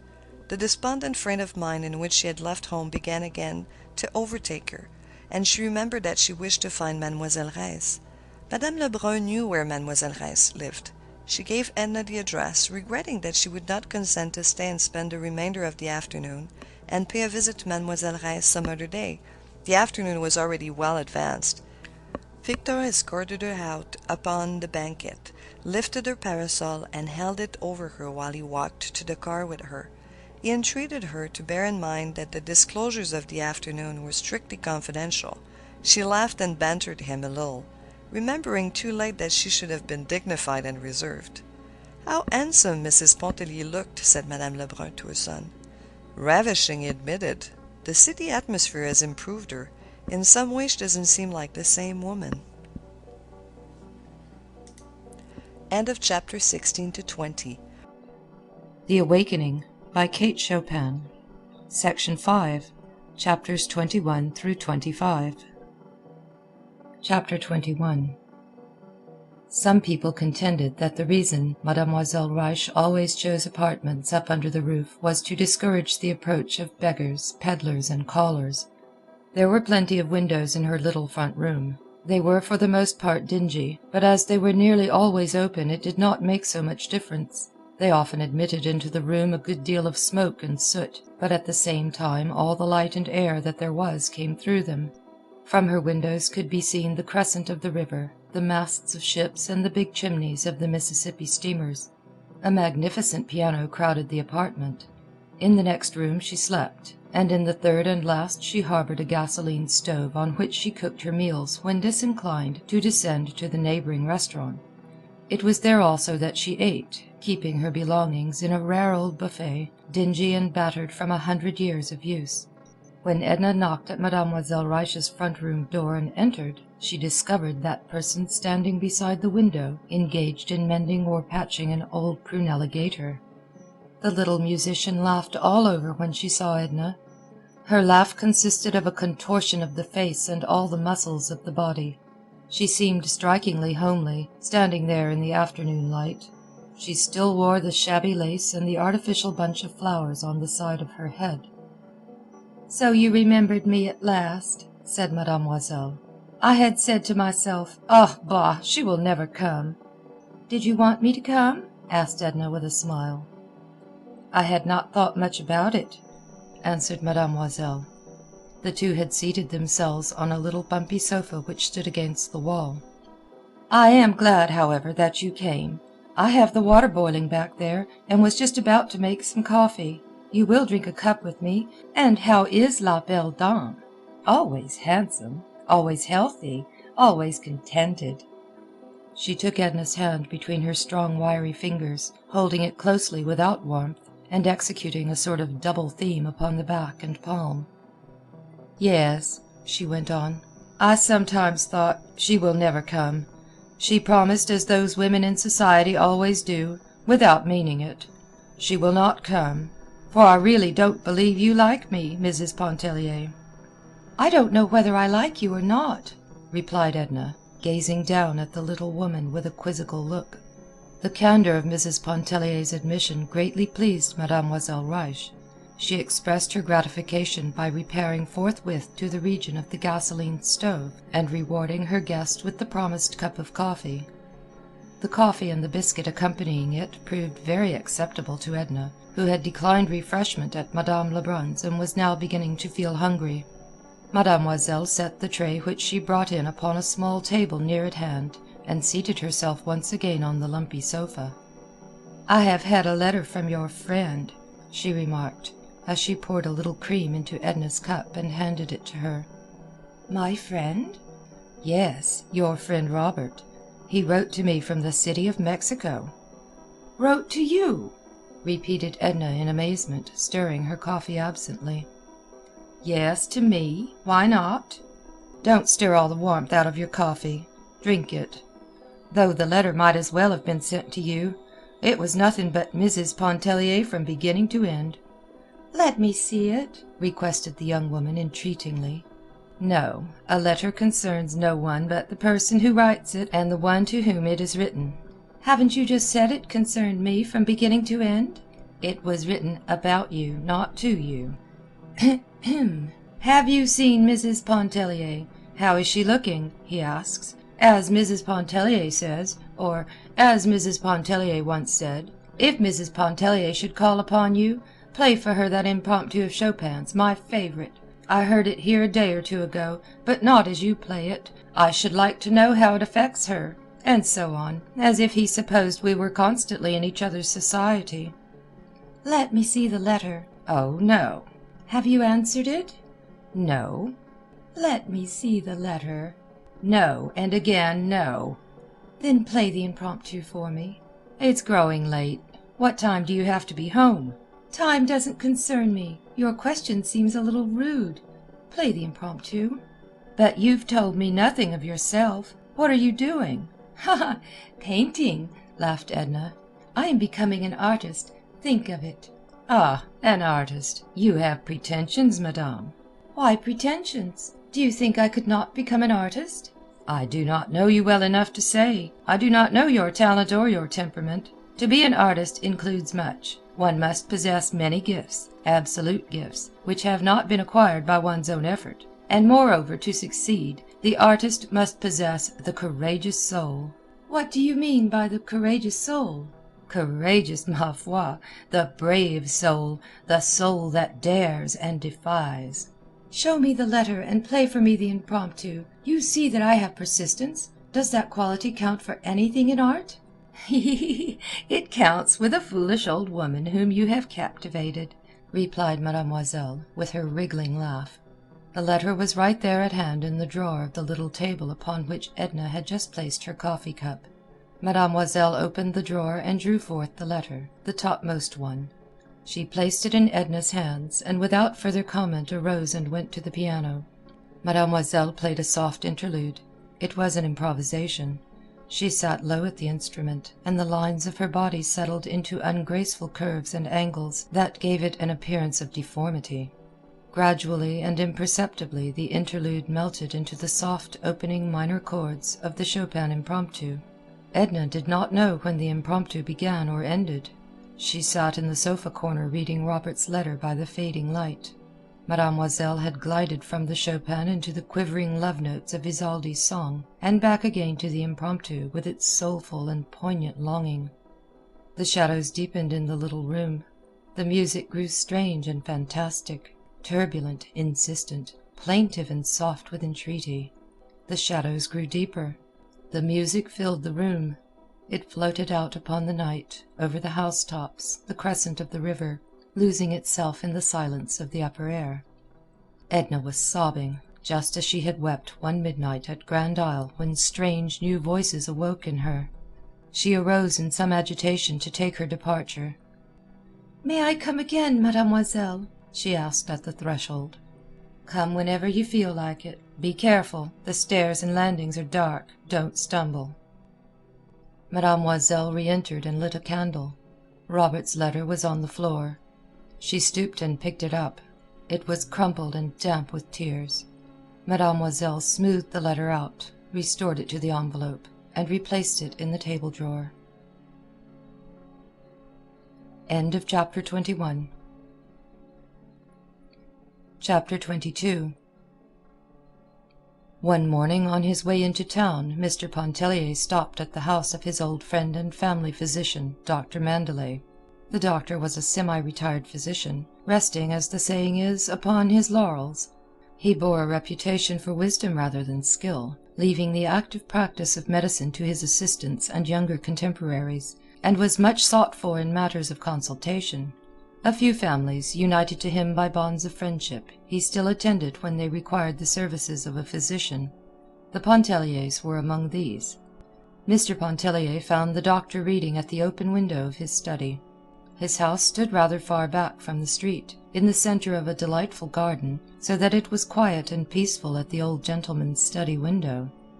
He was a great reader. He stared up disapprovingly over his eyeglasses as Mr. Pontellier entered, wondering who had the temerity to disturb him at that hour of the morning. "Ah, Pontellier. Not sick, I hope. Come and have a seat. What news do you bring this morning?" He was quite portly, with a profusion of gray hair, and small blue eyes which age had robbed of much of their brightness but none of their penetration. "Oh, I'm never sick, doctor. You know that I come of tough fiber, of that old Creole race of Pontelliers that dry up and finally blow away. I came to consult, no, not precisely to consult, to talk to you about Edna. I don't know what ails her." "Madame Pontellier not well," marveled the doctor. "Why, I saw her, I think it was a week ago, walking along Canal Street, the picture of health it seemed to me." "Yes, yes, she seems quite well," said Mr. Pontellier, leaning forward and whirling his stick between his two hands. "But she doesn't act well. She's odd, she's not like herself. I can't make her out, and I thought perhaps you'd help me." "How does she act?" inquired the doctor. "Well, it isn't easy to explain," said Mr. Pontellier, throwing himself back in his chair. "She lets the housekeeping go to the dickens. Well, well, women are not all alike, my dear Pontellier. We've got to consider—" "I know that. I told you I couldn't explain. Her whole attitude toward me and everybody and everything has changed. You know I have a quick temper, but I don't want to quarrel or be rude to a woman, especially my wife. Yet I'm driven to it, and I feel like 10,000 devils after I've made a fool of myself. She's making it devilishly uncomfortable for me," he went on nervously. "She's got some sort of notion in her head concerning the eternal rights of women, and, you understand, we meet in the morning at the breakfast table." The old gentleman lifted his shaggy eyebrows, protruded his thick nether lip, and tapped the arms of his chair with his cushioned fingertips. "What have you been doing to her, Pontellier?" "Doing? Parbleu!" "Has she," asked the doctor with a smile, "has she been associating of late with a circle of pseudo-intellectual women, super-spiritual superior beings? My wife has been telling me about them." "That's the trouble," broke in Mr. Pontellier. "She hasn't been associating with anyone. She has abandoned her Tuesdays at home, and has thrown over all her acquaintances, and goes tramping about by herself, moping in the street cars, getting in after dark. I tell you she's peculiar. I don't like it. I feel a little worried over it." This was a new aspect for the doctor. "Nothing hereditary?" he asked seriously. "Nothing peculiar about her family antecedents, is there?" "Oh, no, no, indeed. She comes of sound old Presbyterian Kentucky stock.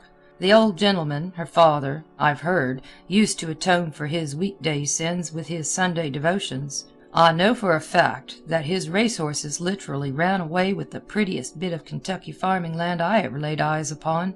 Margaret, you know Margaret, she has all the Presbyterianism undiluted, and the youngest is something of a vixen. By the way, she gets married in a couple of weeks from now." "Send your wife up to the wedding," exclaimed the doctor, foreseeing a happy solution. "Let her stay among her own people for a while. It will do her good." "That's what I want her to do. She won't go to the marriage. She says a wedding is one of the most lamentable spectacles on earth. Nice thing for a woman to say to her husband!" exclaimed Mr. Pontellier, fuming anew at the recollection. "Pontellier," said the doctor, after a moment's reflection, "let your wife alone for a while. Don't bother her, and don't let her bother you. Woman, my dear friend, is a very peculiar and delicate organism. A sensitive and highly organized woman, such as I know Mrs. Pontellier to be, is especially peculiar. It would require an inspired psychologist to deal successfully with them. And when ordinary fellows like you and me attempt to cope with their idiosyncrasies, the result is bungling. Most women are moody and whimsical. This is some passing whim of your wife, but due to some cause or causes which you and I needn't try to fathom. But it will pass happily over, especially if you let her alone. Send her around to see me." "Oh, I couldn't do that. There'd be no reason for it," objected Mr. Pontellier. "Then I'll go around and see her," said the doctor. "I'll drop in to dinner some evening, en bon ami." "Do, by all means," urged Mr. Pontellier. "What evening will you come? Say Thursday. Will you come Thursday?" he asked, rising to take his leave. "Very well, Thursday. My wife may possibly have some engagement for me Thursday. In case she has, I shall let you know. Otherwise, you may expect me." Mr. Pontellier turned before leaving to say, "I am going to New York on business very soon. I have a big scheme on hand, and I want to be on the field proper to pull the ropes and handle the ribbons. We'll let you in on the inside if you say so, Doctor," he laughed. "No, I thank you, my dear sir," returned the doctor. "I leave such ventures to you younger men with the fever of life still in your blood. What I wanted to say," continued Mr. Pontellier, with his hand on the knob, "I may have to be absent for a good while. Would you advise me to take Edna along?" "By all means, if she wishes to go. If not, leave her here. Don't contradict her. The mood will pass, I assure you. It may take a month, 2, 3 months, possibly longer, but it will pass. Have patience." "Well, good-bye, à jeudi," said Mr. Pontellier, as he let himself out. The doctor would have liked during the course of the conversation to ask, "Is there any man in the case?" But he knew his Creole too well to make such a blunder as that. He did not resume his book immediately, but sat for a while meditatively looking out into the garden.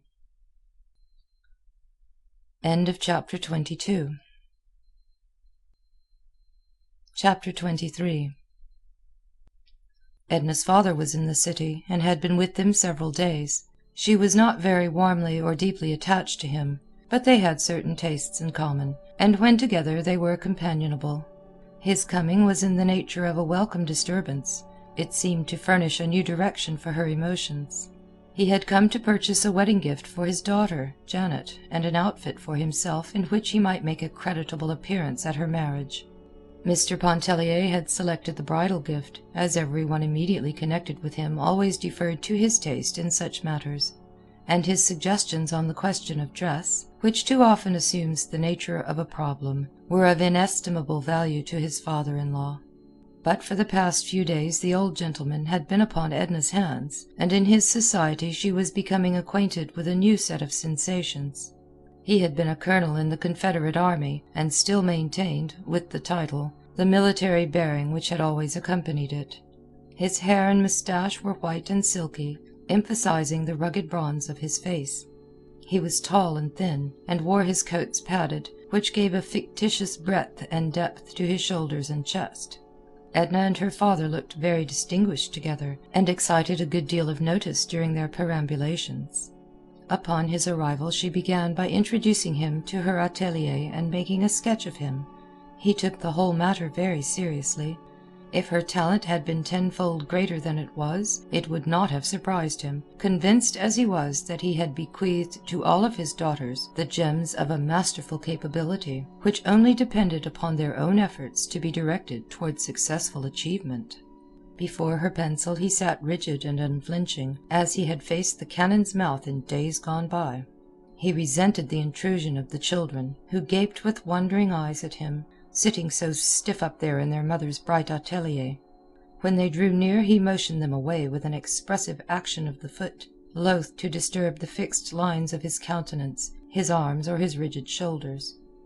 Edna, anxious to entertain him, invited Mademoiselle Reisz to meet him, having promised him a treat in her piano playing, but Mademoiselle declined the invitation. So together they attended a soirée musicale at the Ratignolles. Monsieur and Madame Ratignolle made much of the colonel, installing him as the guest of honor and engaging him at once to dine with them the following Sunday, or at any day which he might select. Madame coquetted with him in the most captivating and naïve manner, with eyes, gestures, and a profusion of compliments, till the colonel's old head felt 30 years younger on his padded shoulders. Edna marveled, not comprehending. She herself was almost devoid of coquetry. There were 1 or 2 men whom she observed at the soirée musicale, but she would never have felt moved to any kittenish display to attract their notice, to any feline or feminine wiles to express herself toward them. Their personality attracted her in an agreeable way. Her fancy selected them, and she was glad when a lull in the music gave them an opportunity to meet her and talk with her.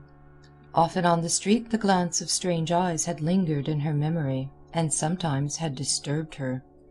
Mr. Pontellier did not attend these soirées musicales. He considered them bourgeois, and found more diversion at the club. To Madame Ratignolle he said the music dispensed at her soirées was too heavy, too far beyond his untrained comprehension. His excuse flattered her, but she disapproved of Mr. Pontellier's club, and she was frank enough to tell Edna so. "It's a pity Mr. Pontellier doesn't stay home more in the evenings. I think you would be more, well, if you don't mind my saying it, more united if he did." "Oh, no, dear," said Edna, with a blank look in her eyes. "What should I do if he stayed home? We wouldn't have anything to say to each other." She had not much of anything to say to her father, for that matter, but he did not antagonize her. She discovered that he interested her, though she realized that he might not interest her long, and for the first time in her life she felt as if she were thoroughly acquainted with him. He kept her busy serving him and ministering to his wants. It amused her to do so. She would not permit a servant or one of the children to do anything for him which she might do herself. Her husband noticed, and thought it was the expression of a deep filial attachment which he had never suspected. The colonel drank numerous toddies during the course of the day, which left him, however, imperturbed. He was an expert at concocting strong drinks. He had even invented some, to which he had given fantastic names, and for whose manufacture he required diverse ingredients that it devolved upon Edna to procure for him. When Dr. Mandelet dined with the Pontelliers on Thursday, he could discern in Mrs. Pontellier no trace of that morbid condition which her husband had reported to him. She was excited and in a manner radiant. She and her father had been to the race-course, and their thoughts when they seated themselves at table were still occupied with the events of the afternoon, and their talk was still of the track. The doctor had not kept pace with turf affairs. He had certain recollections of racing in what he called the good old times, when the Lecomte stables flourished, and he drew upon this fund of memories so that he might not be left out and seem wholly devoid of the modern spirit. But he failed to impose upon the colonel, and was even far from impressing him with his trumped-up knowledge of bygone days. Edna had staked her father on his last venture, with the most gratifying results to both of them. Besides, they had met some very charming people, according to the colonel's impressions. Mrs. Mortimer Merriman and Mrs. James Highcamp, who were there with Alcée Arobin, had joined them and had enlivened the hours in a fashion that warmed him to think of. Mr. Pontellier himself had no particular leaning toward horse racing, and was even rather inclined to discourage it as a pastime, especially when he considered the fate of that bluegrass farm in Kentucky. He endeavored, in a general way, to express a particular disapproval, and only succeeded in arousing the ire and opposition of his father-in-law. A pretty dispute followed, in which Edna warmly espoused her father's cause and the doctor remained neutral. He observed his hostess attentively from under his shaggy brows, and noted a subtle change which had transformed her from the listless woman he had known into a being who, for the moment, seemed palpitant with the forces of life. Her speech was warm and energetic. There was no repression in her glance or gesture. She reminded him of some beautiful, sleek animal waking up in the sun. The dinner was excellent. The claret was warm and the champagne was cold, and under their beneficent influence the threatened unpleasantness melted and vanished with the fumes of the wine. Mr. Pontellier warmed up and grew reminiscent. He told some amusing plantation experiences, recollections of old Iberville and his youth, when he hunted possum in company with some friendly darky, thrashed the pecan trees, shot the grosbec, and roamed the woods and fields in mischievous idleness. The colonel, with little sense of humor and of the fitness of things, related a somber episode of those dark and bitter days in which he had acted a conspicuous part and always formed a central figure. Nor was the doctor happier in his selection when he told the old, ever-new and curious story of the waning of a woman's love, seeking strange new channels, only to return to its legitimate source after days of fierce unrest. It was one of the many little human documents which had been unfolded to him during his long career as a physician. The story did not seem especially to impress Edna. She had one of her own to tell, of a woman who paddled away with her lover one night in a pirogue and never came back. They were lost amid the Baratarian Islands, and no one ever heard of them or found trace of them from that day to this. It was a pure invention. She said that Madame Antoine had related it to her. That also was an invention. Perhaps it was a dream she had had, but every glowing word seemed real to those who listened. They could feel the hot breath of the southern night. They could hear the long sweep of the pirogue through the glistening moonlit water, the beating of the birds' wings, rising startled from among the reeds in the salt-water pools. They could see the faces of the lovers, pale, close together, wrapped in oblivious forgetfulness, drifting into the unknown. The champagne was cold, and its subtle fumes played fantastic tricks with Edna's memory that night. Outside, away from the glow of the fire and the soft lamplight, the night was chill and murky. The doctor doubled his old-fashioned cloak across his breast as he strode home through the darkness. He knew his fellow creatures better than most men, knew that inner life which so seldom unfolds itself to unanointed eyes. He was sorry he had accepted Pontellier's invitation. He was growing old, and beginning to need rest and an imperturbed spirit. He did not want the secrets of other lives thrust upon him. "I hope it isn't Arobin," he muttered to himself as he walked. "I hope to heaven it isn't Alcée Arobin." End of chapter 23. Chapter 24. Edna and her father had a warm and almost violent dispute upon the subject of her refusal to attend her sister's wedding. Mr. Pontellier declined to interfere, to interpose either his influence or his authority. He was following Dr. Mandelet's advice, and letting her do as she liked. The colonel reproached his daughter for her lack of filial kindness and respect, her want of sisterly affection and womanly consideration. His arguments were labored and unconvincing. He doubted if Janet would accept any excuse, forgetting that Edna had offered none. He doubted if Janet would ever speak to her again, and he was sure Margaret would not. Edna was glad to be rid of her father when he finally took himself off with his wedding garments and his bridal gifts, with his padded shoulders, his Bible reading, his toddies and ponderous oaths. Mr. Pontellier followed him closely. He meant to stop at the wedding on his way to New York and endeavor by every means which money and love could devise to atone somewhat for Edna's incomprehensible action. "You are too lenient by far, Léonce," asserted the colonel. "Authority, coercion are what is needed. Put your foot down good and hard.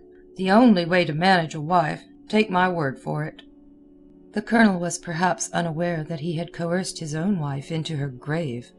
Mr. Pontellier had a vague suspicion of it which he thought it needless to mention at that late day. Edna was not so consciously gratified at her husband's leaving home as she had been over the departure of her father. As the day approached when he was to leave her for a comparatively long stay, she grew melting and affectionate, remembering his many acts of consideration and his repeated expressions of an ardent attachment. She was solicitous about his health and his welfare. She bustled around, looking after his clothing, thinking about heavy underwear, quite as Madame Ratignolle would have done under similar circumstances. She cried when he went away, calling him her dear good friend, and she was quite certain she would grow lonely before very long and go to join him in New York. But after all, a radiant peace settled upon her when she at last found herself alone. Even the children were gone. Old Madame Pontellier had come herself and carried them off to Iberville with their quadroon. The old madame did not venture to say she was afraid they would be neglected during Léonce's absence. She hardly ventured to think so. She was hungry for them, even a little fierce in her attachment. She did not want them to be wholly children of the pavement. She always said, when begging to have them for a space, she wished them to know the country, with its streams, its fields, its woods, its freedom, so delicious to the young. She wished them to taste something of the life their father had lived and known and loved when he too was a little child. When Edna was at last alone, she breathed a big, genuine sigh of relief. A feeling that was unfamiliar but very delicious came over her. She walked all through the house, from one room to another, as if inspecting it for the first time. She tried the various chairs and lounges as if she had never sat and reclined upon them before, and she perambulated around the outside of the house, investigating, looking to see if windows and shutters were secure and in order. The flowers were like new acquaintances. She approached them in a familiar spirit, and made herself at home among them. The garden walks were damp, and Edna called to the maid to bring out her rubber sandals. And there she stayed, and stooped, digging around the plants, trimming, picking dead dry leaves. The children's little dog came out, interfering, getting in her way. She scolded him, laughed at him, played with him. The garden smelled so good and looked so pretty in the afternoon sunlight. Edna plucked all the bright flowers she could find, and went into the house with them, she and the little dog.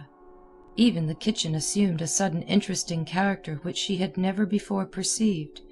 She went in to give directions to the cook, to say that the butcher would have to bring much less meat, that they would require only half their usual quantity of bread, of milk and groceries.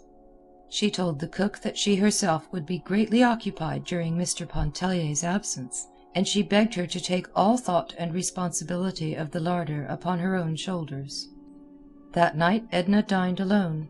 The candelabra, with a few candies in the center of the table, gave all the light she needed.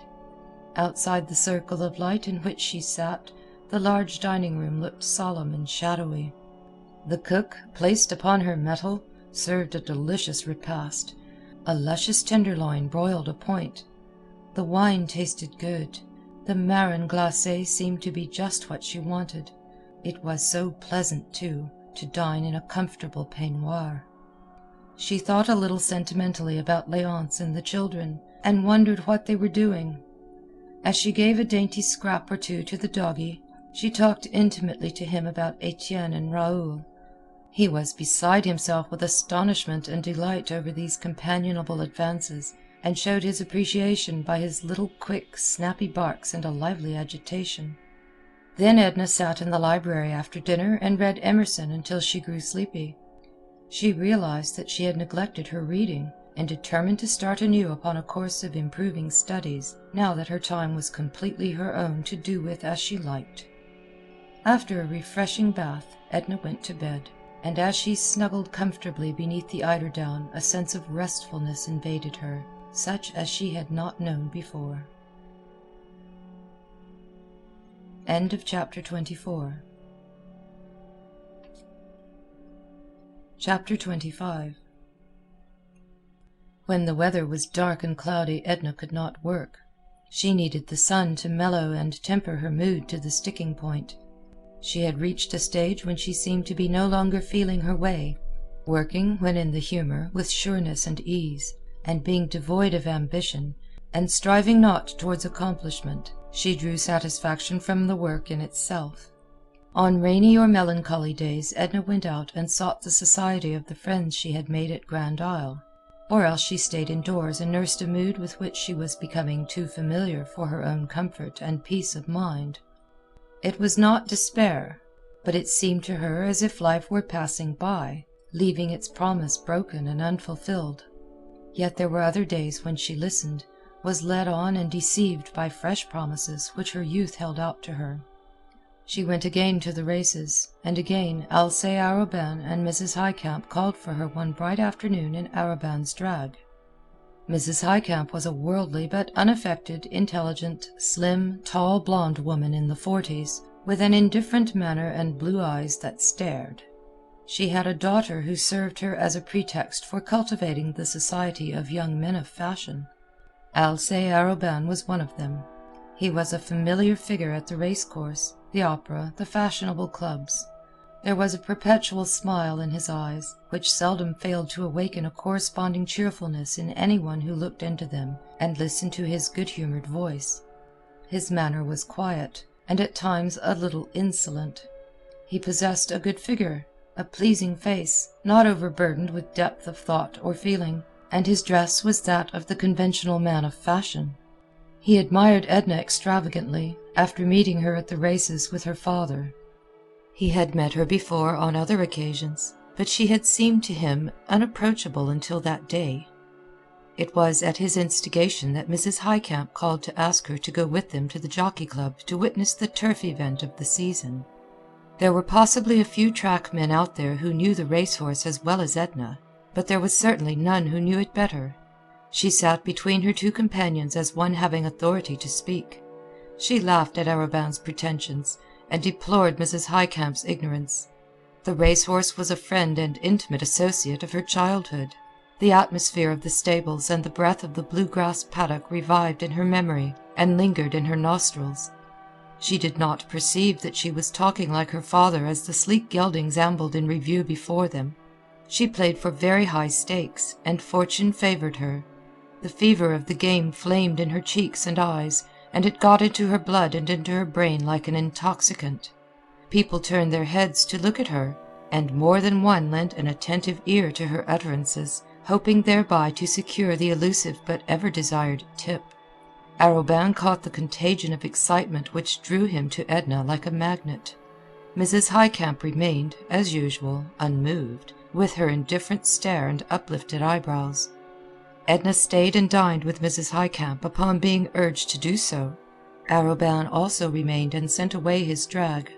The dinner was quiet and uninteresting, save for the cheerful efforts of Arobin to enliven things.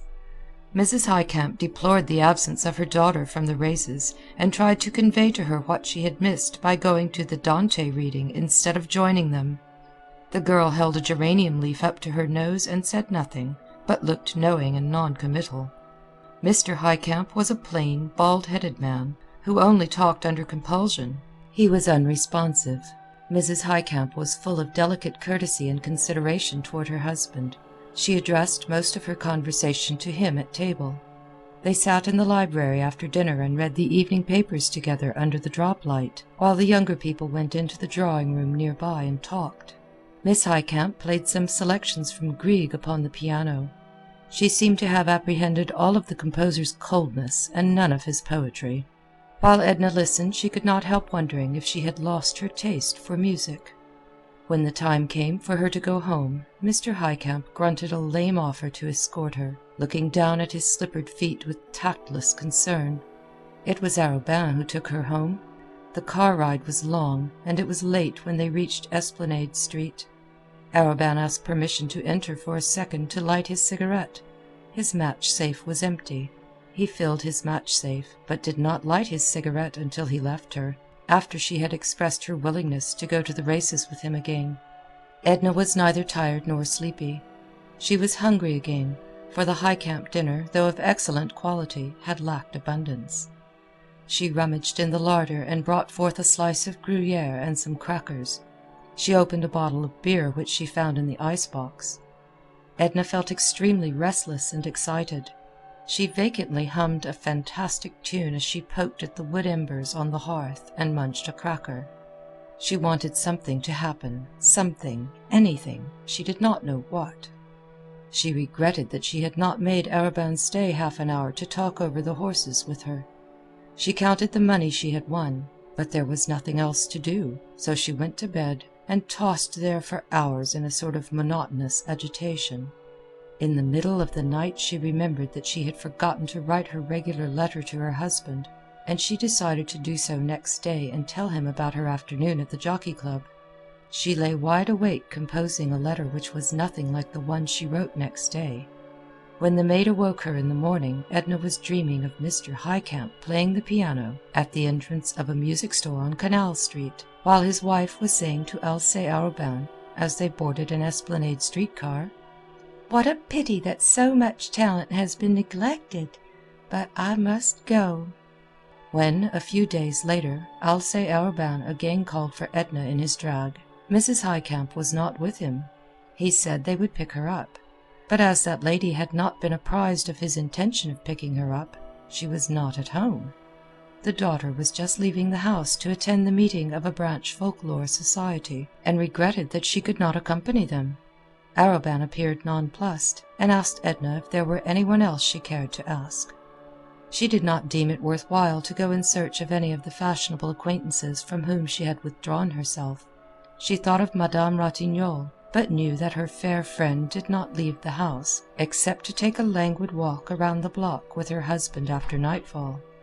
Mademoiselle Reisz would have laughed at such a request from Edna.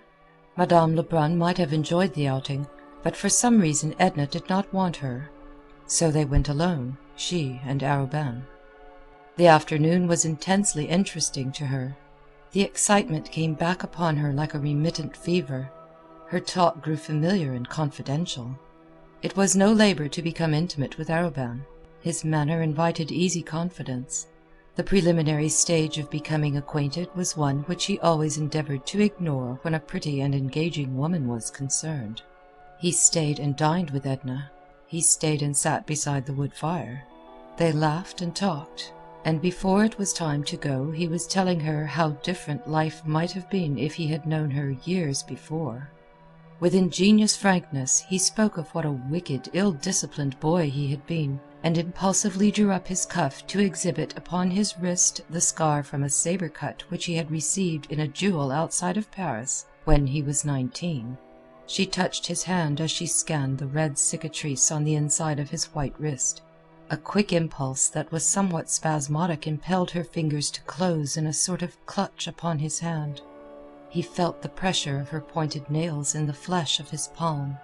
She arose hastily and walked towards the mantel. "The sight of a wound or scar always agitates and sickens me," she said. "I shouldn't have looked at it." "I beg your pardon," he entreated, following her. "It never occurred to me that it might be repulsive." He stood close to her, and the effrontery in his eyes repelled the old, vanishing self in her, yet drew all her awakening sensuousness. He saw enough in her face to impel him to take her hand and hold it, while he said his lingering good night. "Will you go to the races again?" he asked. "No," she said. "I've had enough of the races. I don't want to lose all the money I've won, and I've got to work when the weather is bright instead of—" "Yes, work, to be sure. You promised to show me your work. What morning may I come up to your atelier? Tomorrow?" "No." "Day after?" "No, no." Oh, please don't refuse me. I know something of such things. I might help you with a stray suggestion or two." "No. Good night. Why don't you go after you have said good night? I don't like you," she went on in a high, excited pitch, attempting to draw away her hand. She felt that her words lacked dignity and sincerity, and she knew that he felt it. "I'm sorry you don't like me. I'm sorry I offended you. "How have I offended you? What have I done? Can't you forgive me?" And he bent down and pressed his lips upon her hand as if he wished never more to withdraw them. "Mr. Arobin," she complained, "I'm greatly upset by the excitement of the afternoon. I'm not myself. My manner must have misled you in some way. I wish you to go, please." She spoke in a monotonous, dull tone. He took his hat from the table, and stood with eyes turned from her, looking into the dying fire. For a moment or two he kept an impressive silence. "Your manner has not misled me, Mrs. Pontellier," he said finally. "My own emotions have done that. I couldn't help it. When I'm near you, how could I help it? Don't think anything of it. Don't bother, please.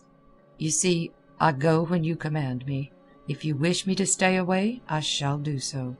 If you let me come back, "Oh, will you let me come back?" He cast one appealing glance at her, to which she made no response. Alcée Arobin's manner was so genuine that it often deceived even himself. Edna did not care or think whether it were genuine or not. When she was alone she looked mechanically at the back of her hand which he had kissed so warmly. Then she leaned her head down on the mantelpiece. She felt somewhat like a woman who in a moment of passion is betrayed into an act of infidelity, and realizes the significance of the act without being wholly awakened from its glamour. The thought was passing vaguely through her mind. What would he think? She did not mean her husband. She was thinking of Robert Lebrun. Her husband seemed to her now like a person whom she had married without love as an excuse. She lit a candle and went up to her room. Alcée Arobin was absolutely nothing to her. Yet his presence, his manners, the warmth of his glances, and above all the touch of his lips upon her hand had acted like a narcotic upon her. She slept a languorous sleep, interwoven with vanishing dreams. End of chapter 25. End of section 5. The Awakening by Kate Chopin. Chapters 26 through 30. Chapter 26. Alcée Arobin wrote Edna an elaborate note of apology, palpitant with sincerity. It embarrassed her, for in a cooler, quieter moment it appeared to her absurd that she should have taken his action so seriously, so dramatically. She felt sure that the significance of the whole occurrence had lain in her own self-consciousness. If she ignored his note, it would give undue importance to a trivial affair. If she replied to it in a serious spirit, it would still leave in his mind the impression that she had, in a susceptible moment, yielded to his influence. After all, it was no great matter to have one's hand kissed. She was provoked at his having written the apology. She answered in as light and bantering a spirit as she fancied it deserved, and said she would be glad to have him look in upon her at work whenever he felt the inclination and his business gave him the opportunity. He responded at once by presenting himself at her door with all his disarming naivete, and then there was scarcely a day which followed that she did not see him or was not reminded of him. He was prolific in pretexts. His attitude became one of good-humored subservience and tacit adoration. He was ready at all times to submit to her moods, which were as often kind as they were cold. She grew accustomed to him. They became intimate and friendly by imperceptible degrees, and then by leaps. He sometimes talked in a way that astonished her at first and brought the crimson into her face, in a way that pleased her at last, appealing to the animalism that stirred impatiently within her. There was nothing which so quieted the turmoil of Edna's senses as a visit to Mademoiselle Reisz. It was then, in the presence of that personality which was offensive to her, that the woman, by her divine art, seemed to reach Edna's spirit and set it free. It was misty, with heavy, lowering atmosphere, one afternoon when Edna climbed the stairs to the pianist's apartments under the roof. Her clothes were dripping with moisture. She felt chilled and pinched as she entered the room. Mademoiselle was poking at a rusty stove that smoked a little and warmed the room indifferently. She was endeavoring to heat a pot of chocolate on the stove. The room looked cheerless and dingy to Edna as she entered. A bust of Beethoven, covered with a hood of dust, scowled at her from the mantelpiece. "Ah, here comes the sunlight!" exclaimed Mademoiselle, rising from her knees before the stove. "Now it will be warm and bright enough. I can let the fire alone." She closed the stove door with a bang, and approached, assisting in removing Edna's dripping mackintosh. "You're cold. You look miserable. The chocolate will soon be hot. But would you rather have a taste of brandy? I have scarcely touched the bottle which you brought me for my cold." A piece of red flannel was wrapped around Mademoiselle's throat. A stiff neck compelled her to hold her head on one side. "I will take some brandy," said Edna, shivering as she removed her gloves and overshoes. She drank the liquor from the glass as a man would have done. Then, flinging herself upon the uncomfortable sofa, she said, "Mademoiselle, I am going to move away from my house on Esplanade Street." "Ah!" ejaculated the musician, neither surprised nor especially interested. Nothing ever seemed to astonish her very much. She was endeavoring to adjust the bunch of violets which had become loose from its fastening in her hair. Edna drew her down upon the sofa, and taking a pin from her own hair, secured the shabby artificial flowers in their accustomed place. "Aren't you astonished?" "Passably. Where are you going? To New York? To Iberville? To your father in Mississippi? Where?" "Just 2 steps away," laughed Edna, "in a little 4-room house around the corner. It looked so cozy, so inviting and restful whenever I pass by, and it's for rent. I'm tired of looking after that big house. It never seemed like mine anyway, like home. It's too much trouble. I have to keep too many servants. I'm tired of bothering with them." "That is not your true reason, ma belle. There is no use in telling me lies. I don't know your reason, but you have not told me the truth." Edna did not protest or endeavor to justify herself. "The house, the money that provides for it, are not mine. Isn't that enough reason?" "They are your husband's," returned Mademoiselle with a shrug and a malicious elevation of the eyebrows. "Oh, I see there's no deceiving you. Then let me tell you, it is a caprice. I have a little money of my own from my mother's estate, which my father sends me by driblets. I won a large sum this winter on the races, and I'm beginning to sell my sketches. Laidpore is more and more pleased with my work. He says it grows in force and individuality. I cannot judge of that myself, but I feel that I have gained in ease and confidence. However, as I said, I have sold a good many through Laidpore. I can live in the tiny house for little or nothing, with one servant. Old Celestine, who works occasionally for me, says she will come and stay with me and do my work. I know I shall like it, like the feeling of freedom and independence." "What does your husband say?" "I have not told him yet. I only thought of it this morning. He will think I am demented, no doubt. Perhaps you think so." Mademoiselle shook her head slowly. "Your reason is not yet clear to me," she said. Neither was it quite clear to Edna herself, but it unfolded itself as she sat for a while in silence. Instinct had prompted her to put away her husband's bounty in casting off her allegiance. She did not know how it would be when he returned. There would have to be an understanding, an explanation. Conditions would some way adjust themselves, she felt, but whatever came, she had resolved never again to belong to another than herself.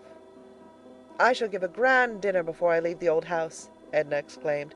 "You will have to come to it, mademoiselle. I will give you everything that you like to eat and drink. We shall sing and laugh and be merry, for once." And she uttered a sigh that came from the very depths of her being. If Mademoiselle happened to have received a letter from Robert during the interval of Edna's visits, she would give her the letter unsolicited. and she would seat herself at the piano and play, as her humor prompted her, while the young woman read the letter. The little stove was roaring, it was red hot, and the chocolate in the tin sizzled and sputtered. Edna went forward and opened the stove door, and Mademoiselle, rising, took a letter from under the bust of Beethoven and handed it to Edna. "Another, so soon!"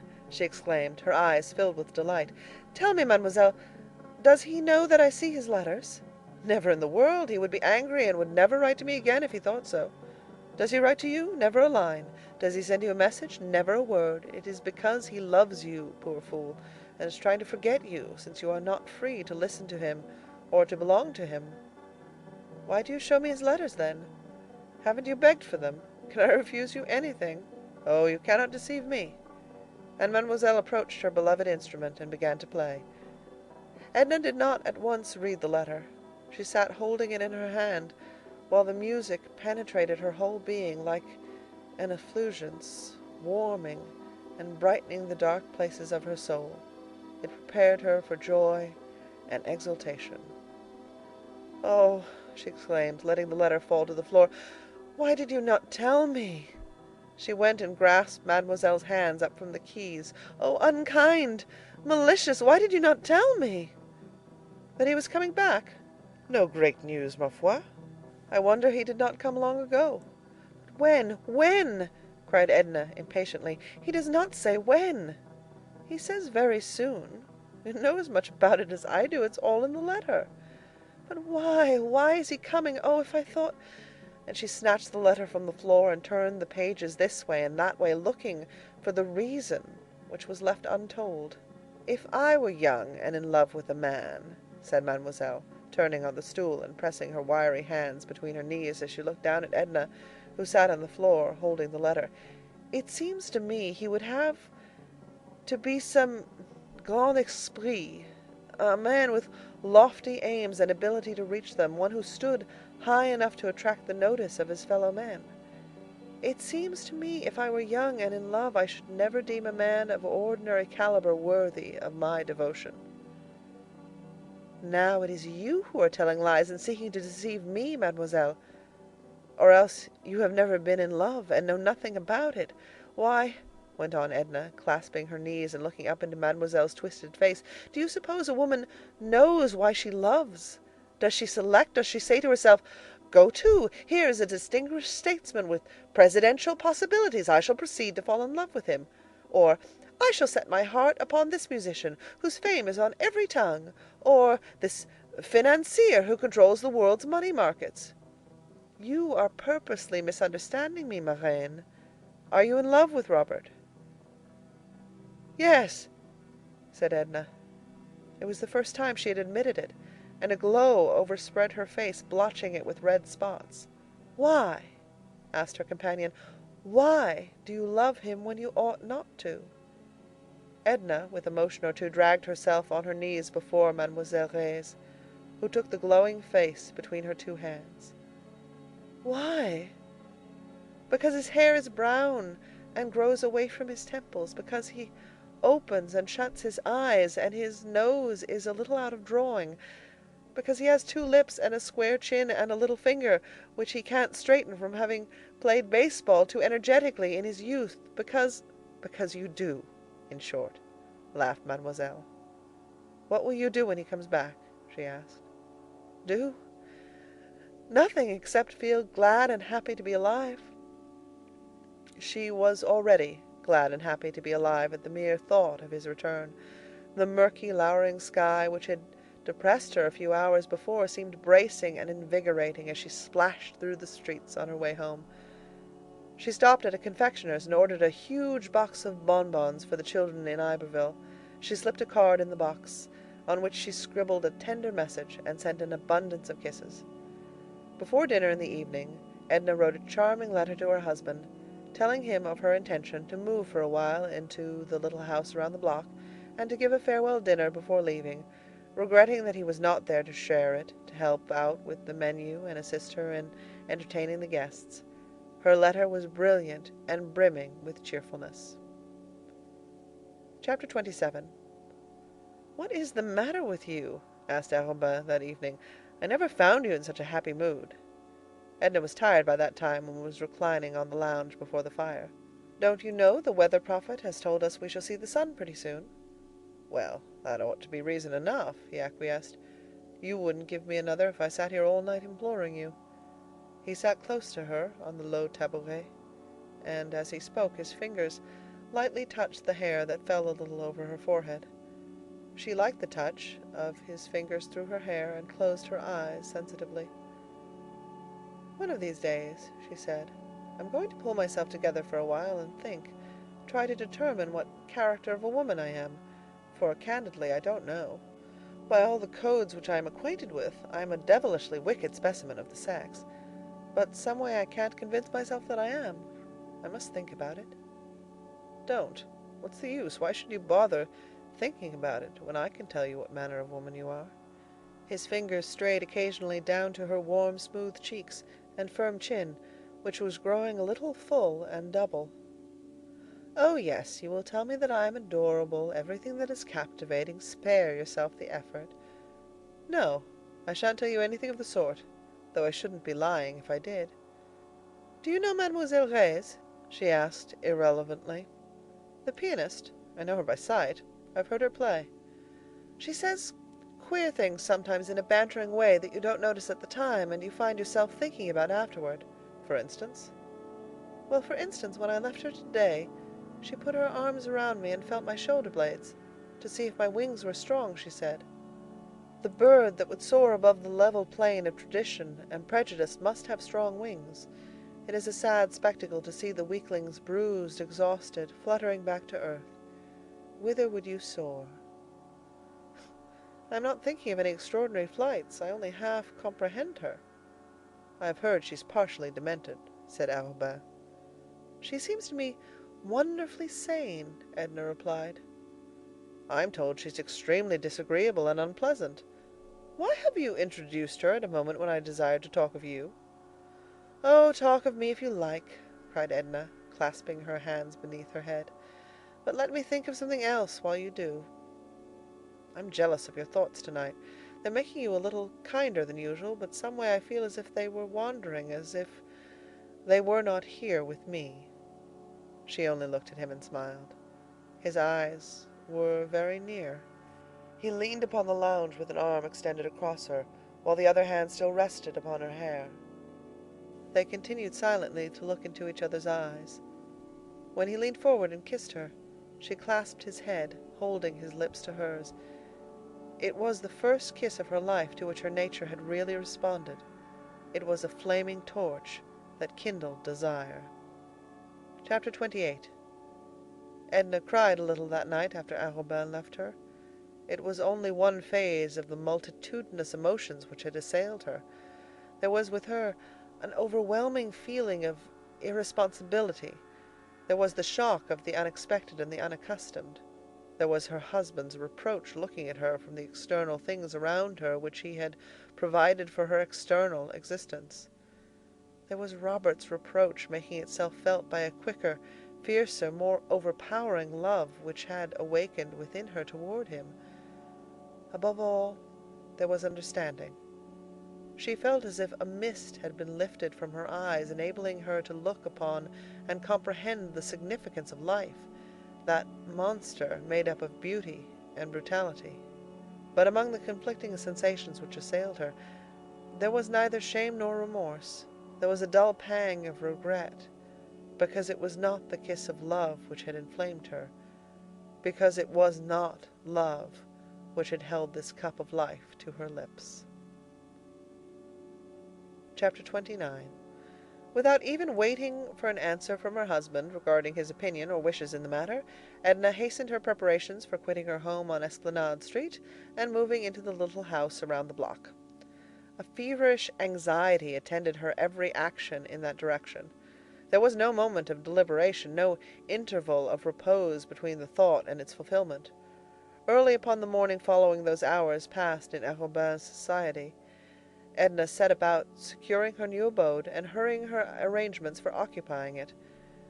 Within the precincts of her home she felt like one who has entered and lingered within the portals of some forbidden temple in which 1,000 muffled voices bade her begone. Whatever was her own in the house, everything which she had acquired aside from her husband's bounty, she caused to be transported to the other house, supplying simple and meager deficiencies from her own resources. Arobin found her with rolled sleeves, working in company with the housemaid when he looked in during the afternoon. She was splendid and robust, and had never appeared handsomer than in the old blue gown with a red silk handkerchief knotted at random around her head to protect her hair from the dust. She was mounted upon a high step-ladder, unhooking a picture from the wall when he entered. He had found the front door open, and had followed his ring by walking in unceremoniously. "Come down," he said. "Do you want to kill yourself?" She greeted him with affected carelessness, and appeared absorbed in her own occupation. He was, no doubt, prepared for any emergency, ready for any of the foregoing attitudes, just as he bent himself easily and naturally to the situation which confronted him. "Please come down," he insisted, holding the ladder and looking up at her. "No," she answered. "Ellen is afraid to mount the ladder. Joe is working over at the pigeon house. That's the name Ellen gives it because it's so small and looks like a pigeon house. And someone has to do this." Arobin pulled off his coat and expressed himself ready and willing to tempt fate in her place. Ellen brought him one of her dust caps, and went into contortions of mirth which she found it impossible to control when she saw him put it on before the mirror as grotesquely as he could. Edna herself could not refrain from smiling when she fastened it at his request. So it was he who in turn mounted the ladder, unhooking pictures and curtains, and dislodging ornaments as Edna directed. When he had finished, he took off his dust cap and went out to wash his hands. Edna was sitting on the tabouret, idly brushing the tips of a feather duster along the carpet when he came in again. "Is there anything more you will let me do?" he asked. "That is all," she answered. "Ellen can manage the rest." She kept the young woman occupied in the drawing-room, unwilling to be left alone with Arobin. "What about the dinner?" he asked. "The grand event, the coup d'etat?" "It will be day after tomorrow." "Why do you call it the coup d'etat?" "Oh, it will be very fine. All my best of everything. Crystal, silver and gold, Sèvres, flowers, music, and champagne to swim in. I'll let Léonce pay the bills. I wonder what he'll say when he sees the bills." "And you ask me why I call it a coup d'etat." Arobin had put on his coat, and he stood before her and asked if his cravat was plumb. She told him it was, looking no higher than the tip of his collar. "When do you go to the pigeon house?" with all due acknowledgment to Ellen. "Day after tomorrow, after the dinner. I shall sleep there." "Ellen, will you very kindly get me a glass of water?" asked Arobin. "The dust in the curtains, if you will pardon me for hinting such a thing, has parched my throat to a crisp." "While Ellen gets the water," said Edna, rising, "I will say good-bye and let you go. I must get rid of this grime, and I have a million things to do and think of." "When shall I see you?" asked Arobin, seeking to detain her, the maid having left the room. "At the dinner, of course. You are invited." "Not before? Not tonight, or tomorrow morning, or tomorrow noon, or night, or the day after morning or noon? Can't you see yourself, without my telling you, what an eternity it is?" He had followed her into the hall and to the foot of the stairway, looking up at her as she mounted with her face half turned to him. "Not an instant sooner," she said. But she laughed and looked at him with eyes that at once gave him courage to wait and made it torture to wait. Chapter 30. Though Edna had spoken of the dinner as a very grand affair, it was in truth a very small affair and very select, insomuch as the guests invited were few and were selected with discrimination. She had counted upon an even dozen seating themselves at her round mahogany board, forgetting for the moment that Madame Ratignolle was to the last degree souffrante and unpresentable, and not foreseeing that Madame Lebrun would send 1,000 regrets at the last moment. So there were only 10 after all, which made a cozy, comfortable number. There were Mr. and Mrs. Merriman, a pretty, vivacious little woman in the 30s, her husband, a jovial fellow, something of a shallow pate, who laughed a good deal at other people's witticisms, and had thereby made himself extremely popular. Mrs. Highcamp had accompanied them. Of course there was Alcée Arobin, and Mademoiselle Reisz had consented to come. Edna had sent her a fresh bunch of violets with black lace trimmings for her hair. Monsieur Ratignolle brought himself and his wife's excuses. Victor Lebrun, who happened to be in the city, bent upon relaxation, had accepted with alacrity. There was Miss Mayblunt, no longer in her teens, who looked at the world through lorgnettes and with the keenest interest. It was thought and said that she was intellectual. It was suspected of her that she wrote under a nom de guerre. She had come with a gentleman by the name of Gouvernail, connected with one of the daily papers, of whom nothing special could be said, except that he was observant and seemed quiet and inoffensive. Edna herself made the 10th, and at 8:30 they seated themselves at table, Arobin and Monsieur Ratignolle on either side of their hostess. Mrs. Highcamp sat between Arobin and Victor Lebrun. Then came Mrs. Merriman, Mr. Gouvernail, Miss Mayblunt, Mr. Merriman, and Mademoiselle Reisz sat next to Monsieur Ratignolle. There was something extremely gorgeous about the appearance of the table, an effect of splendor conveyed by a cover of pale yellow satin under strips of lacework.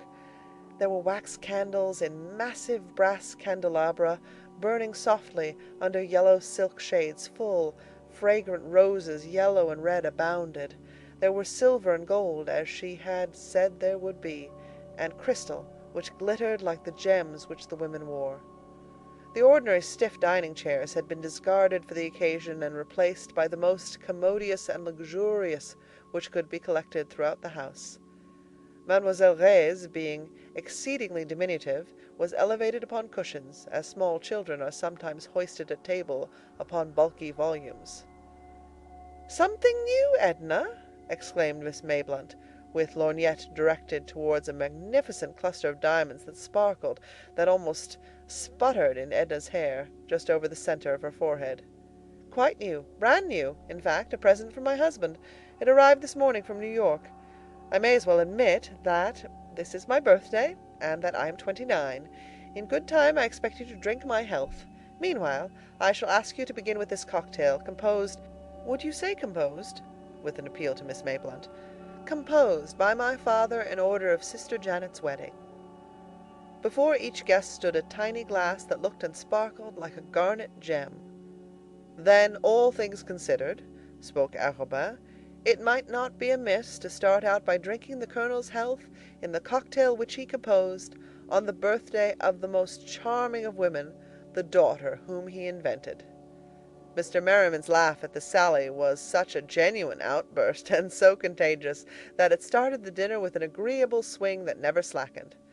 Miss Mayblunt begged to be allowed to keep her cocktail untouched before her just to look at. The color was marvelous. She could compare it to nothing she had ever seen, and the garnet lights which it emitted were unspeakably rare. She pronounced the Colonel an artist, and stuck to it. Monsieur Ratignolle was prepared to take things seriously. The mets, the entremets, the service, the decorations, even the people. He looked up from his pompano and inquired of Arobin if he were related to that gentleman of that name who formed one of the firm of Letne and Arobin, lawyers. The young man admitted that Letne was a warm personal friend who permitted Arobin to decorate the firm's letterheads and to appear upon a shingle that graced Perdido Street. "There are so many inquisitive people and institutions abounding," said Arobin, "that one is really forced as a matter of convenience these days to assume the virtue of an occupation if he has it not." Monsieur Ratignolle stared a little, then turned to ask Mademoiselle Reisz if she considered the symphony concerts up to the standard which had been set the previous winter.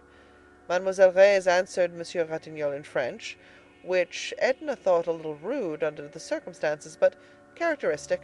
Mademoiselle had only disagreeable things to say of the symphony concerts, and insulting remarks to make of all the musicians of New Orleans, singly and collectively. All her interests seemed to be centered upon the delicacies placed before her. Mr. Merriman said that Mr. Arobin's remark about inquisitive people reminded him of a man from Waco the other day at the St. Charles Hotel. But as Mr. Merriman's stories were always lame and lacking point, his wife seldom permitted him to complete them. She interrupted him to ask if he remembered the name of the author whose book she had bought the week before to send to a friend in Geneva. She was talking books with Mr. Gouvernail and trying to draw from him his opinion upon current literary topics. Her husband told the story of the Waco man privately to Miss Mayblunt, who pretended to be greatly amused and to think it extremely clever. Mrs. Highcamp hung with languid but unaffected interest upon the warm and impetuous volubility of her left-hand neighbor, Victor Lebrun. Her attention was never for a moment withdrawn from him after seating herself at table, and when he turned to Mrs. Merriman, who was prettier and more vivacious than Mrs. Highcamp, she waited with easy indifference for an opportunity to reclaim his attention. There was the occasional sound of music, of mandolins, sufficiently removed to be an agreeable accompaniment rather than an interruption to the conversation. Outside, the soft, monotonous splash of a fountain could be heard. The sound penetrated into the room with the heavy odor of jessamine that came through the open windows. The golden shimmer of Edna's satin gown spread in rich folds on either side of her. There was a soft fall of lace encircling her shoulders. It was the color of her skin, without the glow, the myriad living tints that one may sometimes discover in vibrant flesh. There was something in her attitude, in her whole appearance, when she leaned her head against the high-backed chair and spread her arms, which suggested the regal woman, the one who rules, who looks on, who stands alone. But as she sat there amid her guests, she felt the old ennui overtaking her, the hopelessness which so often assailed her, which came upon her like an obsession, like something extraneous, independent of volition.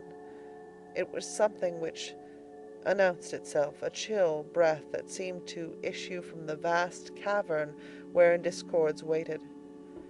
There came over her the acute longing which always summoned into her spiritual vision the presence of the beloved one, overpowering her at once with a sense of the unattainable. The moments glided on, while a feeling of good fellowship passed around the circle like a mystic cord, holding and binding these people together with jest and laughter. Monsieur Ratignolle was the first to break the pleasant charm. At 10 o'clock he excused himself. Madame Ratignolle was waiting for him at home. She was bien souffrante, and she was filled with vague dread, which only her husband's presence could allay. Mademoiselle Reisz arose with Monsieur Ratignolle, who offered to escort her to the car. She had eaten well, she had tasted the good, rich wines, and they must have turned her head, for she bowed pleasantly to all as she withdrew from table.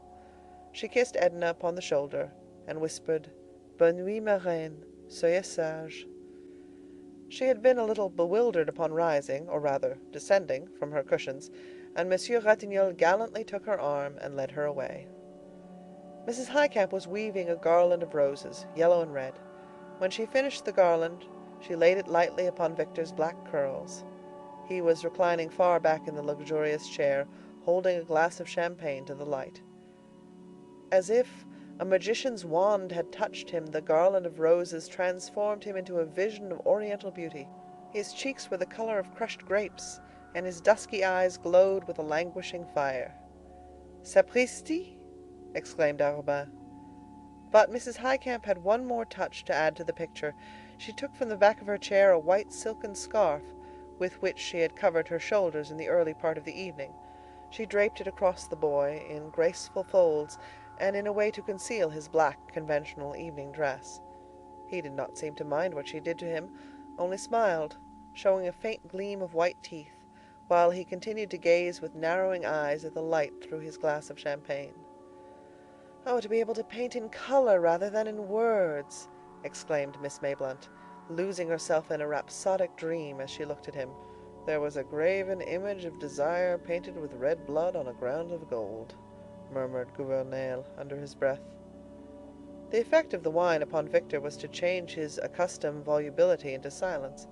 He seemed to have abandoned himself to a reverie, and to be seeing pleasing visions in the amber bead. "Sing," entreated Mrs. Highcamp. "Won't you sing to us?" "Let him alone," said Arobin. "He's posing," offered Mr. Merriman. "Let him have it out." "I believe he's paralyzed," laughed Mrs. Merriman, and leaning over the youth's chair, she took the glass from his hand and held it to his lips. He sipped the wine slowly, and when he had drained the glass, she laid it upon the table and wiped his lips with her little filmy handkerchief. "Yes, I'll sing for you," he said, turning in his chair towards Mrs. Highcamp. He clasped his hands behind his head, and looking up at the ceiling, began to hum a little, trying his voice like a musician tuning an instrument. Then, looking at Edna, he began to sing. "Ah, si tu savais—" "Stop!" she cried. "Don't sing that. I don't want you to sing it." and she laid her glass so impetuously and blindly upon the table as to shatter it against a carafe. The wine spilled over Arobin's legs, and some of it trickled down upon Mrs. Highcamp's black gauze gown. Victor had lost all idea of courtesy, or else he thought his hostess was not in earnest, for he laughed and went on, "Ah, si tu savais ce que tes yeux me disent." "Oh, you mustn't!" exclaimed Edna, and pushing back her chair, she got up and going behind him placed her hand over his mouth. He kissed the soft palm that pressed upon his lips.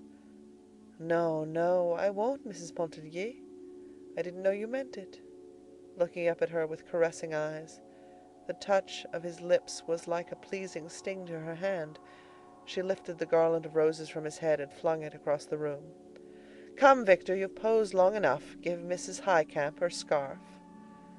Mrs. Highcamp undraped the scarf from about him with her own hands. Miss Mayblunt and Mr. Gouvernail suddenly conceived the notion that it was time to say good night, and Mr. and Mrs. Merriman wondered how it could be so late. Before parting from Victor, Mrs. Highcamp invited him to call upon her daughter, who she knew would be charmed to meet him, and talk French and sing French songs with him. Victor expressed his desire and intention to call upon Miss Highcamp at the first opportunity which presented itself. He asked if Arobin were going his way. Arobin was not. The mandolin players had long since stolen away. A profound stillness had fallen upon the broad, beautiful street. The voices of Edna's disbanding guests jarred like a discordant note upon the quiet harmony of the night. End of chapters 26 through 30. The Awakening by Kate Chopin, chapters 31 through 35. Chapter 31. "Well?" questioned Arobin, who'd remained with Edna after the others had departed.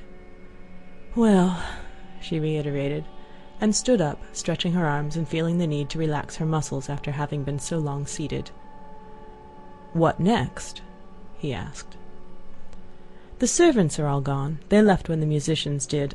I've dismissed them. The house has to be closed and locked, and I shall trot around to the pigeon house, and shall send Celestine over in the morning to straighten things up." He looked around and began to turn out some of the lights. "What about upstairs?" he inquired.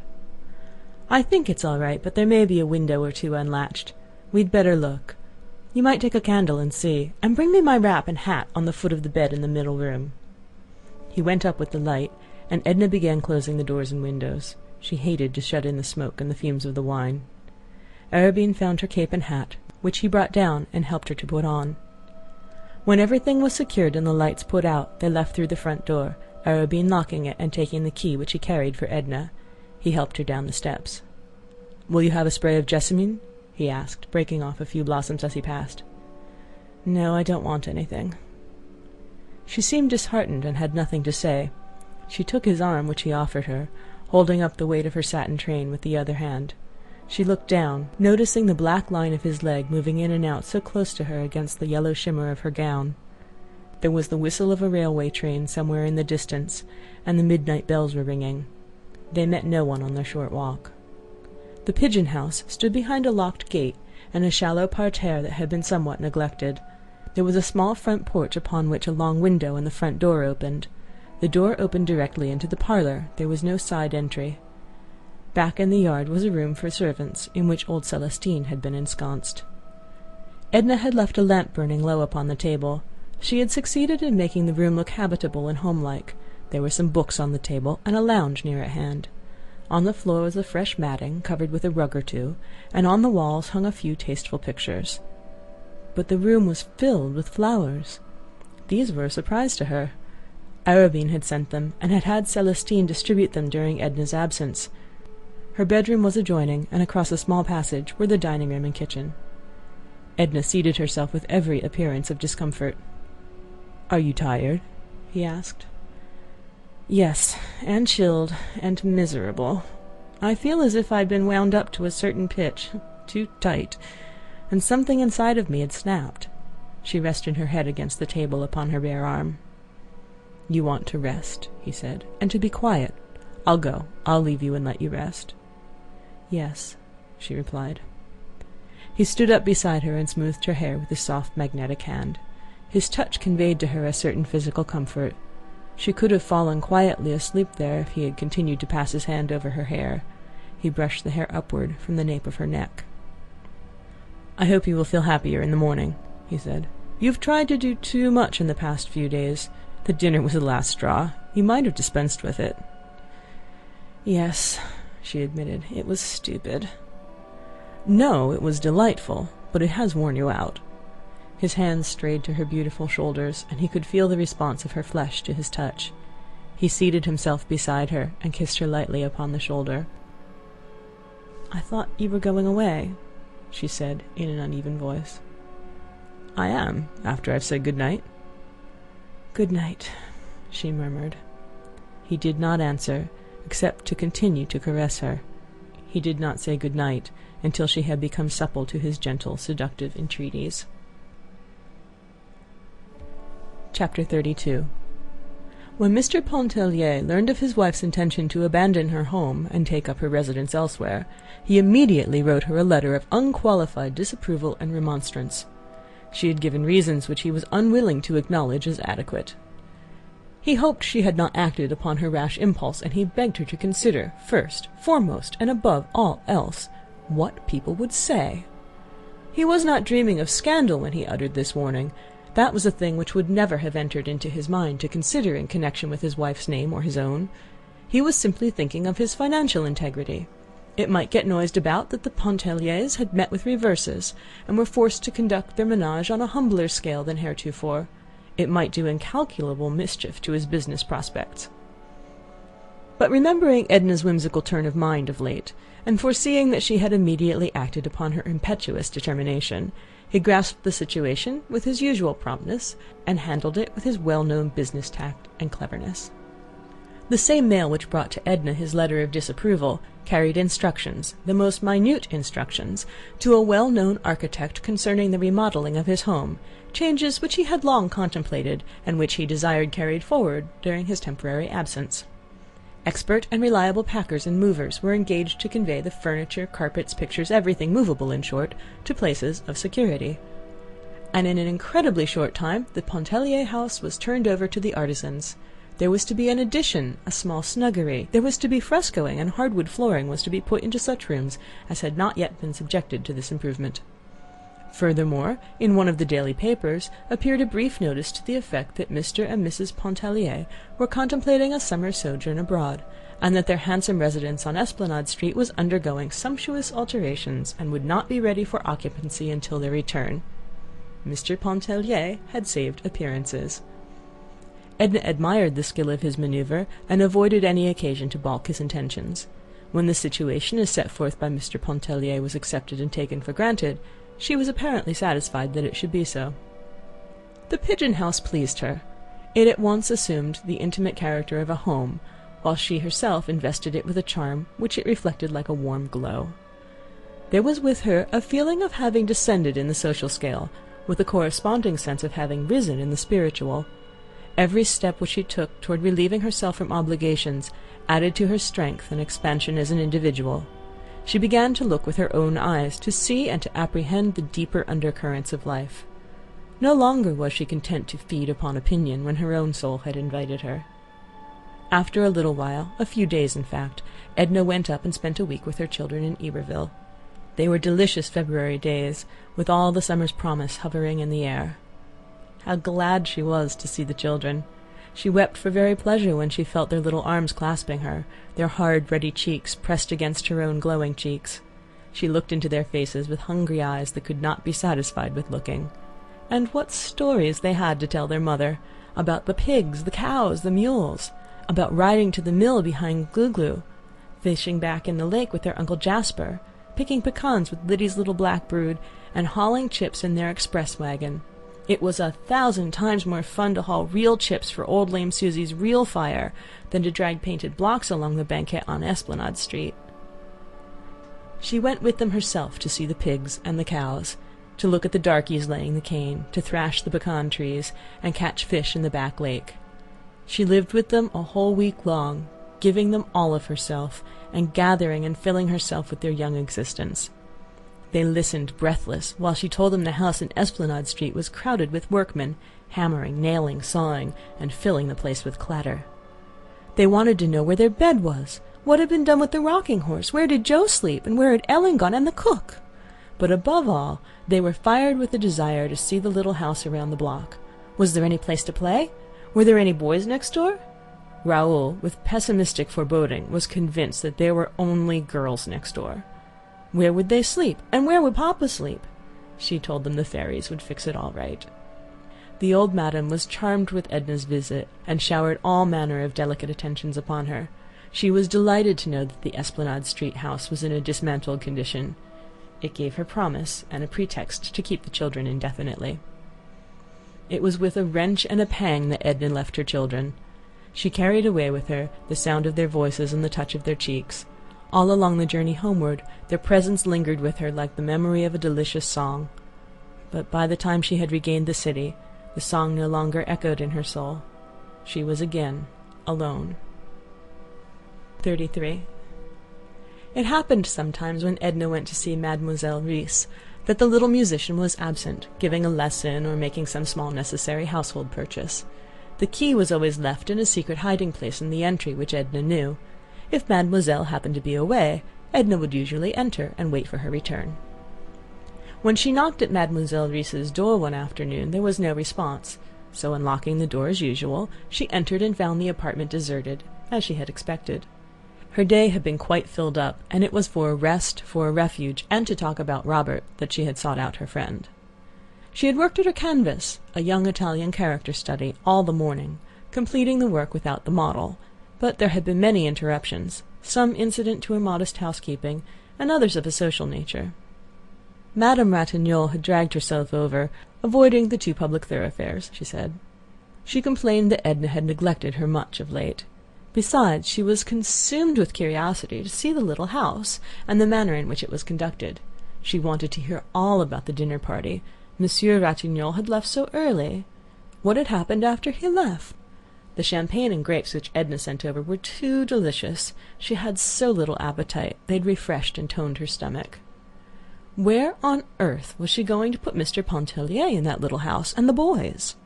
And then she made Edna promise to go with her when her hour of trial overtook her. At any time of the night or day, dear, Edna assured her. Before leaving, Madame Ratignolle said, "In some way you seem to me like a child, Edna. You seem to act without a certain amount of reflection which is necessary in this life. That's the reason I want to say you mustn't mind if I advise you to be a little careful while you're living here alone. Why don't you have someone come and stay with you? Wouldn't Mademoiselle Reisz come?" "No, she wouldn't wish to come, and I shouldn't want her always with me." "Well, the reason, you know how evil-minded the world is. Someone was talking of Elsie Arobin visiting you. Of course it wouldn't matter if Mr. Arobin had not such a dreadful reputation. Monsieur Ratignolle was telling me that his attentions alone are considered enough to ruin a woman's name." "Does he boast of his successes?" asked Edna indifferently, squinting at her picture. "No, I think not. I believe he's a decent fellow as far as that goes, but his character is so well known among the men. I shan't be able to come back and see you. It was very, very imprudent today." "Mind the step!" cried Edna. "Don't neglect me," entreated Madame Ratignolle, "and don't mind what I said about Arobin, or having someone stay with you." "Of course not," Edna laughed. "You may say anything you like to me." They kissed each other good-bye. Madame Ratignolle had not far to go, and Edna stood on the porch while watching her walk down the street. Then in the afternoon Mrs. Merriman and Mrs. Highcamp made their party call. Edna felt that they might have dispensed with the formality. They had also come to invite her to play 20 Éons one evening at Mrs. Merriman's. She was asked to go early to dinner, and Mr. Merriman or Mr. Arobin would take her home. Edna accepted in a half-hearted way. She sometimes felt very tired of Mrs. Highcamp and Mrs. Merriman. Late in the afternoon she sought refuge with Mademoiselle Reisz, and stayed there alone, waiting for her, feeling a kind of repose invade her with the very atmosphere of the shabby, unpretentious little room. Edna sat at the window, which looked out over the housetops and across the river. The window frame was filled with pots of flowers, and she sat and picked the dry leaves from a rose geranium. The day was warm, and the breeze which blew from the river was very pleasant. She removed her hat and laid it on the piano. She went on picking the leaves and digging around the plants with her hat-pin. Once she thought she heard Mademoiselle Reisz approaching, but it was a young black girl who came in, bringing a bundle of laundry, which she deposited in the adjoining room and went away. Edna seated herself at the piano and softly picked out with one hand the bars of a piece of music which lay open before her.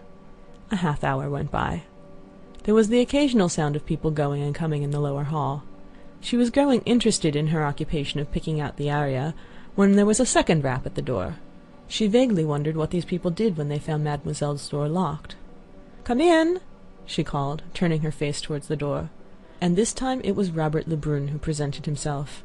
She attempted to rise. She could not have done so without betraying the agitation which mastered her at the sight of him, so she fell back upon the stool, only exclaiming, "Why, Robert!" He came and clasped her hand, seemingly without knowing what he was saying or doing. "Mrs. Pontellier, how do you happen to... Oh, how well you look! Is Mademoiselle Reisz not here? I never expected to see you." "When did you come back?" asked Edna in an unsteady voice, wiping her face with a handkerchief. She seemed ill at ease on the piano stool, and he begged her to take the chair by the window. She did so mechanically, while he seated himself on the stool. "I returned the day before yesterday," he answered, while he leaned his arm on the keys, bringing forth a crash of discordant sound. "Day before yesterday," she repeated aloud, and went on thinking to herself, "Day before yesterday?" in a sort of an uncomprehending way. She had pictured him seeking her out at the very first hour, and he had lived under the same sky since the day before yesterday, while only by accident he'd stumbled upon her. Mademoiselle must have lied when she said, "Poor fool, he loves you." "Day before yesterday," she repeated, breaking off a spray of Mademoiselle's geranium. "Then if you had not met me here today, you wouldn't... When? That is, didn't you mean to come and see me?" "Of course I should have gone to see you. There have been so many things." He turned the leaves of Mademoiselle's music nervously. "I started in at once yesterday with the old firm. After all, there's as much chance for me here as there was there. That is, I might find it profitable some day. The Mexicans were not very congenial." So he had come back because the Mexicans were not congenial, because business was as profitable here as there, because of any reason, and not because he cared to be near her. She remembered the day she sat on the floor, turning the pages of his letter, seeking the reason which was left untold. She had not noticed how he looked, only feeling his presence, but she turned deliberately and observed him. After all, he had been absent but a few months, and was not changed. His hair, the color of hers, waved back from his temples in the same way as before. His skin was not more burned than it had been at Grand Isle. She found in his eyes, when he looked at her for one silent moment, the same tender caress, with an added warmth and entreaty which had not been there before the same glance which had penetrated to the sleeping places of her soul and awakened them. 100 times Edna had pictured Robert's return and imagined their first meeting. It was usually at her home, whither he had sought her out at once. She always fancied him expressing or betraying in some way his love for her, and here the reality was that they sat 10 feet apart, she at the window crushing geranium leaves in her hand and smelling them, he twirling around on the piano stool, saying, "I was very much surprised to hear of Mr. Pontellier's absence. It's a wonder Mademoiselle Reisz did not tell me. And you're moving. Mother told me yesterday. I should think you would have gone to New York with him, or to Iberville with the children, rather than be bothered here with housekeeping. And you're going abroad too, I hear. We shan't have you at Grand Isle next summer, it won't seem. Do you see much of Mademoiselle Reisz? She often spoke of you in the few letters she wrote." "Do you remember that you promised to write me when you went away?" A flush overspread his whole face. "I couldn't believe that my letters would be of any interest to you." "That's an excuse. It isn't the truth." Edna reached for her hat on the piano. She adjusted it, sticking the hat pin through the heavy coil of hair with some deliberation. "Are you not going to wait for Mademoiselle Reisz?" asked Robert. "No, I've found when she's absent this long she's not liable to come back till late." She drew on her gloves, and Robert picked up his hat. "Won't you wait for her?" asked Edna. "Not if you think she will not be back till late," adding, as if suddenly aware of some discourtesy in his speech, "and I should miss the pleasure of walking home with you." Edna locked the door and put the key back in its hiding place. They went together, picking their way across muddy streets and sidewalks encumbered with the cheap display of small tradesmen. Part of the distance they rode in the car, and after disembarking, passed the Pontellier mansion, which looked broken and half torn asunder. Robert had never known the house, and looked at it with interest. "I never knew you in your home," he remarked. "I'm glad you did not." "Why?" She did not answer. They went on around the corner, and it seemed as if her dreams were coming true after all when he followed her into the little house. "You must stay and dine with me, Robert. You see, I'm all alone, and it's so long since I've seen you. There's so much I want to ask you." She took off her hat and gloves. He stood irresolute, making some excuse about his mother who expected him. He even muttered something about an engagement. She struck a match and lit the lamp on the table. It was growing dusk. When he saw her face in the lamplight, looking pained, with all the soft lines gone out of it, he threw his hat aside and seated himself. "Oh, you know I want to stay if you will let me," he exclaimed. All the softness came back. She laughed and went and put her hand on his shoulder. "This is the first moment you've seemed like the old Robert. I'll go tell Celestine." She hurried away to tell Celestine to set an extra place. She even sent her off in search of some added delicacy which she'd not thought of for herself, and she recommended great care in dripping the coffee and having the omelette done to a proper turn. When she re-entered, Robert was turning over magazines, sketches, and things that lay upon the table in great disorder. He picked up a photograph and exclaimed, "Alcée Arobin! What on earth is his picture doing here?" "I tried to make a sketch of his head one day," answered Edna, "and he thought the photograph might help me. It was at the other house. I thought it had been left there. It must have been packed up with my drawing materials." "I should think you would give it back to him if you finished with it." "Oh, I have a great many such photographs. I never think of returning them. They don't amount to anything." Robert kept on looking at the picture. "It seems to me...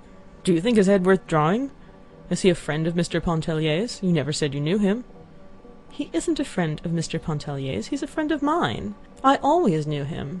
That is, it is only of late that I know him pretty well. But I'd rather talk about you, and know what you've been seeing and doing and feeling out there in Mexico." Robert threw aside the picture. "I've been seeing the waves and the white beach of Grand Isle, the quiet grassy street of the Cheniere, the old fort at Grande Terre. I've been working like a machine and feeling like a lost soul. There was nothing interesting." She leaned her head upon her hand to shade her eyes from the light. "And what have you been seeing and doing and feeling all these days?" he asked. "I've been seeing the waves and the white beach of Grand Isle, the quiet grassy street of the Cheniere Caminada, the old sunny fort at Grande Terre. I've been working with a little more comprehension than a machine, and still feeling like a lost soul. There was nothing interesting." "Mrs. Pontellier, you are cruel," he said with feeling, closing his eyes and resting his head back in his chair. They remained in silence till old Celestine announced dinner. 34. The dining room was very small. Edna's round mahogany table would have almost filled it. As it was, there was but a step or two from the little table to the kitchen, to the mantel, the small buffet, and the side door that opened out on the narrow brick-paved yard. A certain degree of ceremony settled upon them with the announcement of dinner. There was no return to personalities. Robert related incidents of his sojourn in Mexico, and Edna talked of events likely to interest him which had occurred during his absence. The dinner was of ordinary quality, except for the few delicacies which she had sent out to purchase. Old Celestine, with a bandana tignon twisted about her head, hobbled in and out, taking a personal interest in everything, and she lingered occasionally to talk patois with Robert, whom she'd known as a boy. He went out to a neighbouring cigar-stand to purchase cigarette papers, and when he came back he found that Celestine had served the black coffee in the parlour. "Perhaps I shouldn't have come back," he said. "When you're tired of me, tell me to go." "You never tire me. You must have forgotten the hours and hours at Grand Isle in which we grew accustomed to each other and used to being together." "I've forgotten nothing at Grand Isle," he said, not looking at her, but rolling a cigarette. His tobacco pouch, which he laid upon the table, was a fantastic embroidered silk affair, evidently the handiwork of a woman. "You used to carry your tobacco in a rubber pouch," said Edna, picking up the pouch and examining the needlework. "Yes, it was lost." "Where did you buy this one? In Mexico?" "It was given to me by a Vera Cruz girl. They're very generous," he replied, striking a match and lighting his cigarette. "They are very handsome, I suppose, those Mexican women, very picturesque with their black eyes and their lace scarves." "Some are, others are hideous, just as you find women everywhere." What was she like, the one who gave you the pouch? You must have known her very well. She was very ordinary. She wasn't of the slightest importance. I knew her well enough. Did you visit at her house? Was it interesting? I should like to know and hear about the people you met and the impressions they made on you. There are some people who leave impressions not so lasting as the imprint of an oar upon the water. Was she such a one? It would be ungenerous for me to admit that she was of that order and kind. He thrust the pouch back in his pocket, as if to put away the subject, with the trifle that had brought it up. Arobin dropped in with a message from Mrs. Merriman to say that the card party was postponed on account of the illness of one of her children. "How do you do, Arobin?" said Robert, rising from obscurity. "Oh, Lebrun, to be sure. I heard yesterday you were back. How'd they treat you down in Mexique?" "Fairly well, but not well enough to keep you there. Stunning girls, though, in Mexico. I thought I should never get away from Vera Cruz when I was down there a couple of years ago." "Did they embroider slippers and tobacco pouches and hat bands and things for you?" asked Edna. "Oh, my, no. I didn't get so deep in their regard. I fear they made more impression on me than I made on them." "You were less fortunate than Robert, then." "I'm always less fortunate than Robert. Has he been imparting tender confidences?" "I've been imposing myself long enough," said Robert, rising and shaking hands with Edna. "Please convey my regards to Mr. Pontellier when you write." And he shook hands with Arobin and went away. "Fine fellow, that Lebrun," said Arobin when Robert had gone. "I never heard you speak of him." "I knew him last summer at Grand Isle," she replied. "Here's that photograph of yours. Don't you want it?" "What do I want with it? Throw it away." She threw it back on the table. "I'm not going to Mrs. Merriman's," she said. "If you see her, tell her so. But perhaps I'd better write. I think I shall write now and say that I'm sorry her child is sick, and tell her not to count on me." "It would be a good scheme," acquiesced Arobin. "I don't blame you. Stupid lot." Edna opened the blotter, and having procured paper and pen, began to write the note. Arobin lit a cigar and read the evening paper which he had in his pocket. "What is the date?" she asked. He told her. "Will you mail this for me when you go out?" "Certainly." He read to her little bits out of the newspaper while she straightened things on the table. "What do you want to do?" he asked, throwing aside the paper. "Do you want to go for a walk or a drive or anything? It would be a fine night for a drive." "No, I don't want to do anything but just to be quiet. You go away and amuse yourself. Don't stay." "I'll go away if I must, but I shan't amuse myself. You know that I only live when I'm near you." He stood up to bid her good night. "Is that one of the things you always say to women?" "I've said it before, but I don't think I ever came so near meaning it," he answered with a smile. There were no warm lights in her eyes, only a dreamy, absent look. "Good night. I adore you. Sleep well," he said, and he kissed her hand and went away. She stayed alone in a kind of reverie, a sort of stupor. Step by step she lived over every instant of the time she had been with Robert after he entered Mademoiselle Reisz's door. She recalled his words, his looks, how few and meagre they had been for her hungry heart. A vision, a transcendently seductive vision, of a Mexican girl arose before her. She writhed with a jealous pang. She wondered when he would come back. He had not said he would come back. She had been with him, had heard his voice and touched his hand, but some way he'd seemed nearer to her off there in Mexico. 35. The morning was full of sunlight and hope. Edna could see before her no denial, only the promise of excessive joy. She lay in bed awake, with bright eyes full of speculation. He loves you, poor fool. She could but get that conviction fixed firmly in her mind. What mattered about the rest? She felt she had been childish and unwise the night before in giving herself over to despondency.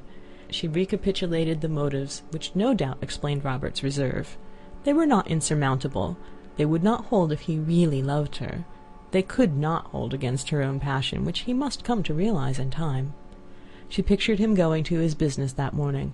She even saw how he was dressed, how he walked down one street and turned the corner of another, saw him bending over his desk, talking to people who entered the office, going to lunch, and perhaps watching for her on the street. He would come to her in the afternoon or evening, sit and roll his cigarette, talk a little, and go away as he had done the night before. But how delicious it would be to have him there with her. She would have no regrets, nor seek to penetrate his reserve if he still chose to wear it. Edna ate her breakfast only half-dressed.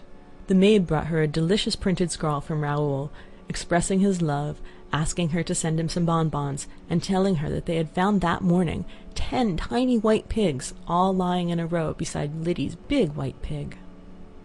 A letter also came from her husband, saying he hoped to be back in early March, and then they would get ready for that journey abroad which he'd promised her so long, which he now felt fully able to afford. He felt able to travel as people should, without any thought of small economies, thanks to his recent speculations in Wall Street. Much to her surprise, she received a note from Arobin, written at midnight from the club. It was to say good morning to her, to hope she had slept well, to assure her of his devotion, which he trusted she in some faintest manner returned. All these letters were pleasing to her. She answered the children in a cheerful frame of mind, promising them bonbons, and congratulating them upon their happy find of the little pigs. She answered her husband with friendly evasiveness, not with any fixed design to mislead him, only because all sense of reality had gone out of her life. She had abandoned herself to fate and awaited the consequences with indifference. To Arobin's note she made no reply. She put it under Celestine's stove lid. Edna worked several hours with much spirit. She saw no one but a picture dealer, who asked her if it were true that she were going abroad to study in Paris. She said possibly she might, and he negotiated with her for some Parisian studies to reach him in time for the holiday trade in December. Robert did not come that day. She was keenly disappointed. He did not come the following day, nor the next. Each morning she woke with hope, and each night she was a prey to despondency. She was tempted to seek him out, but far from yielding to the impulse, she avoided any occasion which might throw her in his way.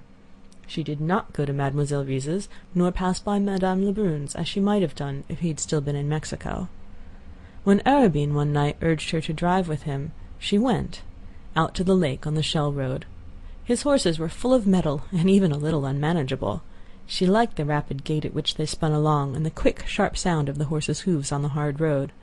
They did not stop anywhere to eat or drink. Arobin was not needlessly imprudent. But they ate and they drank when they regained Edna's little dining-room, which was comparatively early in the evening. It was late when he left her. It was getting to be more than a passing whim with Arobin to see her and be with her. He had detected the latent sensuality, which unfolded under his delicate sense of her nature's requirements like a torpid, torrid, sensitive blossom. There was no despondency when she fell asleep that night, nor was there hope when she awoke in the morning. End of chapters 31 through 35.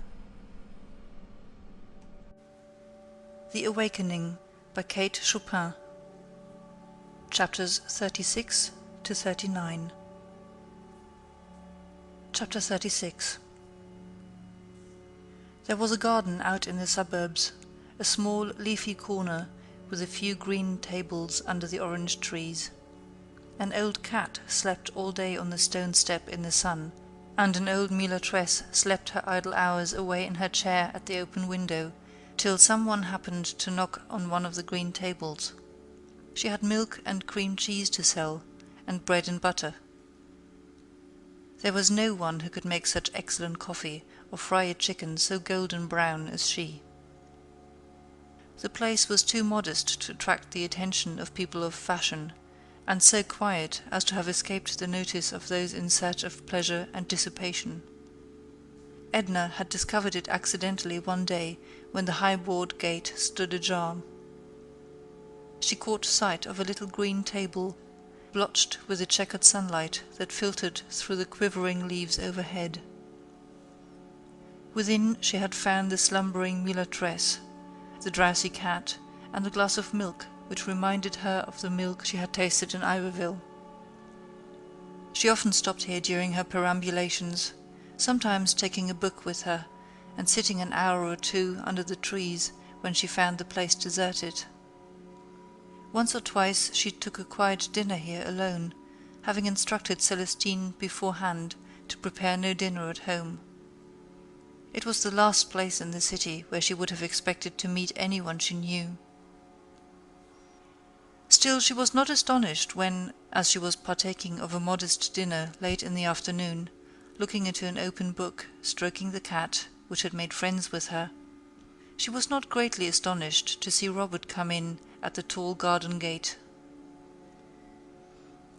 "I am destined to see you only by accident," she said, shoving the cat off the chair beside her. He was surprised, ill at ease, almost embarrassed at meeting her thus so unexpectedly.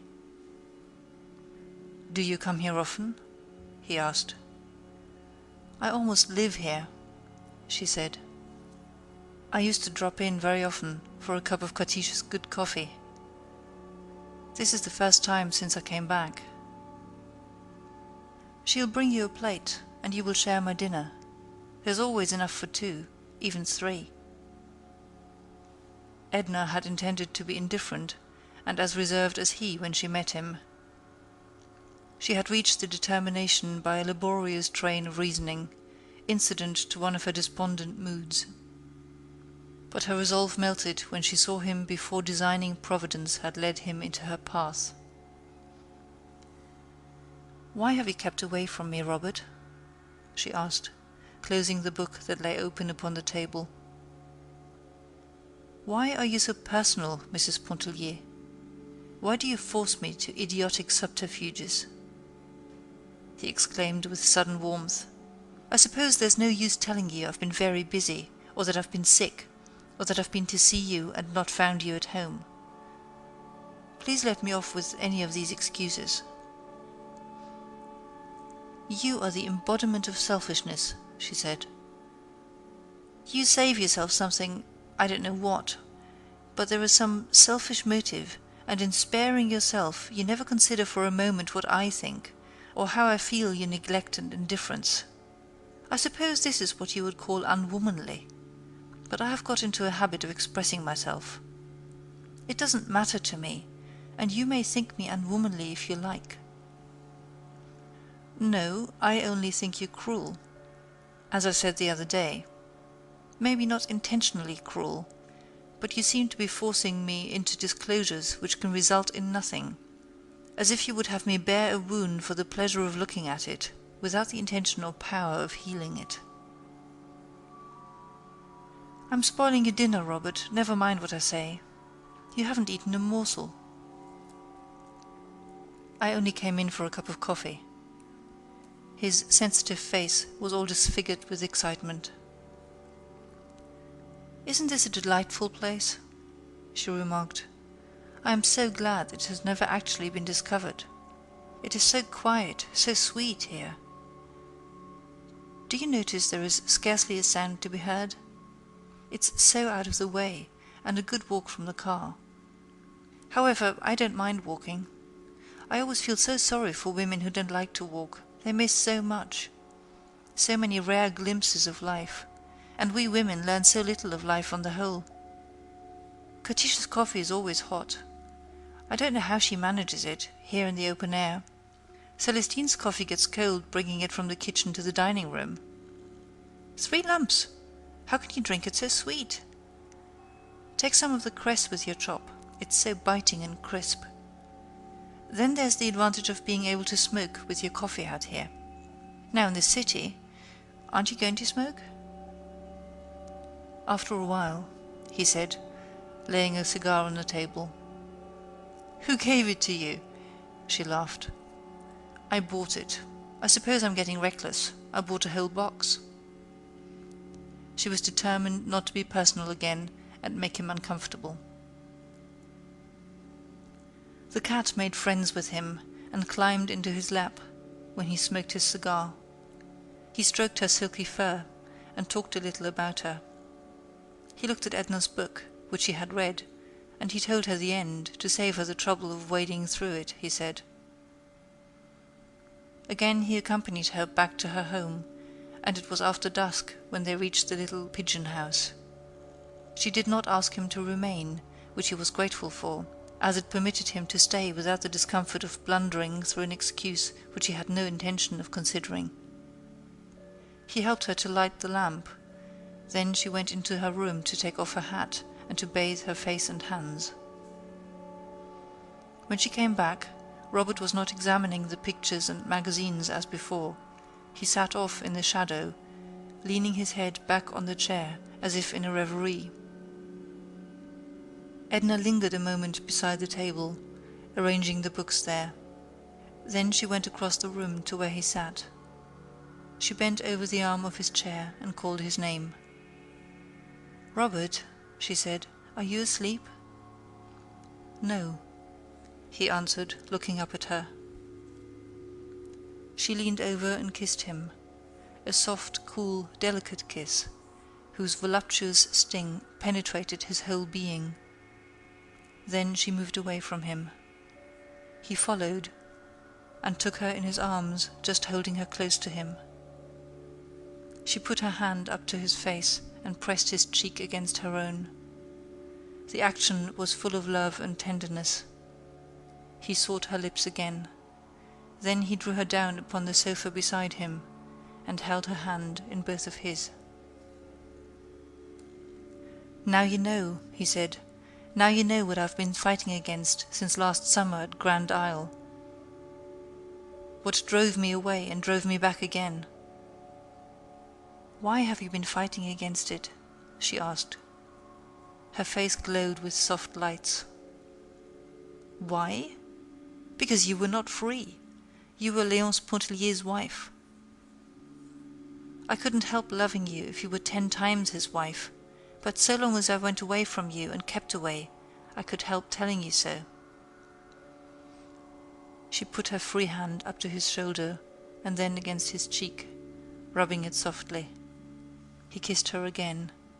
His face was warm and flushed. "There in Mexico I was thinking of you all the time and longing for you. But not writing to me," she interrupted. "Something put it into my head that you cared for me, and I lost my senses. I forgot everything but a wild dream of your some way becoming my wife." "Your wife?"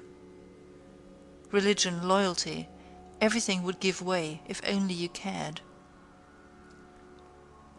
"Then you must have forgotten that I was Léonce Pontellier's wife." "Oh, I was demented, dreaming of wild, impossible things, recalling men who had set their wives free. We have heard of such things." "Yes, we have heard of such things." "I came back full of vague, mad intentions, and when I got here—" "When you got here you never came near me." She was still caressing his cheek. "I realized what a cur I was to dream of such a thing, even if you had been willing." She took his face between her hands and looked into it, as if she would never withdraw her eyes more. She kissed him on the forehead, the eyes, the cheeks, and the lips. "You have been a very, very foolish boy, wasting your time dreaming of impossible things when you speak of Mr. Pontellier setting me free. I am no longer one of Mr. Pontellier's possessions to dispose of or not. I give myself where I choose. If he were to say, 'Here, Robert, take her and be happy, she is yours,' I should laugh at you both." His face grew a little white. "What do you mean?" he asked. There was a knock at the door. Old Celestine came in to say that Madame Ratignolle's servant had come around the back way with a message that Madame had been taken sick and begged Mrs. Pontellier to go to her immediately. "Yes, yes," said Edna, rising. "I promised. Tell her yes, to wait for me. I'll go back with her." "Let me walk over with you," offered Robert. "No," she said. "I will go with the servant." She went into her room to put on her hat, and when she came in again, she sat once more upon the sofa beside him. He had not stirred. She put her arms about his neck. "Goodbye, my sweet Robert. Tell me goodbye." He kissed her with a degree of passion which had not before entered into his caress, and strained her to him. "I love you," she whispered. "Only you, no one but you. It was you who awoke me last summer out of a lifelong stupid dream. Oh, you have made me so unhappy with your indifference. Oh, I have suffered, suffered. Now you are here, we shall love each other, my Robert. We shall be everything to each other. Nothing else in the world is of any consequence. I must go to my friend, but you will wait for me? No matter how late, you will wait for me, Robert? Don't go, don't go. Oh, Edna, stay with me. he pleaded. "Why should you go? Stay with me, stay with me." "I shall come back as soon as I can. I shall find you here." She buried her face in his neck and said goodbye again. Her seductive voice, together with his great love for her, had enthralled his senses, had deprived him of every impulse but the longing to hold her and keep her. Chapter 37. Edna looked in at the drug-store. Monsieur Ratignolle was putting up a mixture himself, very carefully, dropping a red liquid into a tiny glass. He was grateful to Edna for having come. Her presence would be a comfort to his wife. Madame Ratignolle's sister, who had always been with her at such trying times, had not been able to come up from the plantation, and Adèle had been inconsolable until Mrs. Pontellier so kindly promised to come to her. The nurse had been with them at night for the past week, as she lived a great distance away, and Dr. Mandelet had been coming and going all the afternoon. They were then looking for him any moment. Edna hastened upstairs by a private stairway that led from the rear of the store to the apartments above. The children were all sleeping in the back room. Madame Ratignolle was in the salon, whither she had strayed in her suffering impatience. She sat on the sofa, clad in an ample white peignoir, holding a handkerchief tight in her hand with a nervous clutch. Her face was drawn and pinched, her sweet blue eyes haggard and unnatural. All her beautiful hair had been drawn back and plaited. It lay in a long braid on the sofa pillow, coiled like a golden serpent. The nurse, a comfortable-looking Griffe woman in white apron and cap, was urging her to return to the bedroom. "There is no use," she said at once to Edna. "We must get rid of Mandelet. He is getting too old and careless. He said he would be here at 7:30. Now it must be 8. See what time it is, Josephine." The woman was possessed of a cheerful nature, and refused to take any situation too seriously, especially in a situation with which she was so familiar. She urged Madame to have courage and patience, but Madame only set her teeth hard into her under lip, and Edna saw the sweat gather in beads on her white forehead. After a moment or two she uttered a profound sigh, and wiped her face with a handkerchief rolled in a ball. She appeared exhausted. The nurse gave her a fresh handkerchief, sprinkled with cologne water. "This is too much," she cried. "Mandelet ought to be killed. Where is Alphonse? Is it possible I am to be abandoned like this, neglected by everyone?" "Neglected, indeed!" exclaimed the nurse. "Wasn't she there? And here was Mrs. Pontellier, leaving, no doubt, a pleasant evening at home to devote to her. And wasn't Monsieur Ratignolle coming this very instant through the hall? And Josephine was quite sure she had heard Dr. Mandelet's coupe. Yes, there it was, down at the door." Adèle consented to go back to her room. She sat on the edge of a little low couch next to her bed. Dr. Mandelet paid no attention to Madame Ratignolle's upbraidings. He was accustomed to them at such times, and was too well convinced of her loyalty to doubt it. He was glad to see Edna, and wanted her to go with him into the salon and entertain him. But Madame Ratignolle would not consent that Edna should leave her for an instant. Between agonizing moments she chattered a little, and said it took her mind off her sufferings. Edna began to feel uneasy. She was seized with a vague dread. Her own experiences seemed far away, unreal, and only half remembered. She recalled faintly an ecstasy of pain, the heavy odor of chloroform, a stupor which had deadened sensation, and an awakening to find a little new life to which she had given being, added to the great unnumbered multitude of souls that come and go. She began to wish she had not come. Her presence was not necessary. She might have invented a pretext for staying away. She might even invent a pretext now for going. but Edna did not go. With an inward agony, with a flaming, outspoken revolt against the ways of nature, she witnessed the scene of torture. She was still stunned and speechless with emotion, when later she leaned over her friend to kiss her and softly say goodbye. Adèle, pressing her cheek, whispered in an exhausted voice, "Think of the children, Edna. Oh, think of the children. Remember them." Chapter 38. Edna still felt dazed when she got outside in the open air.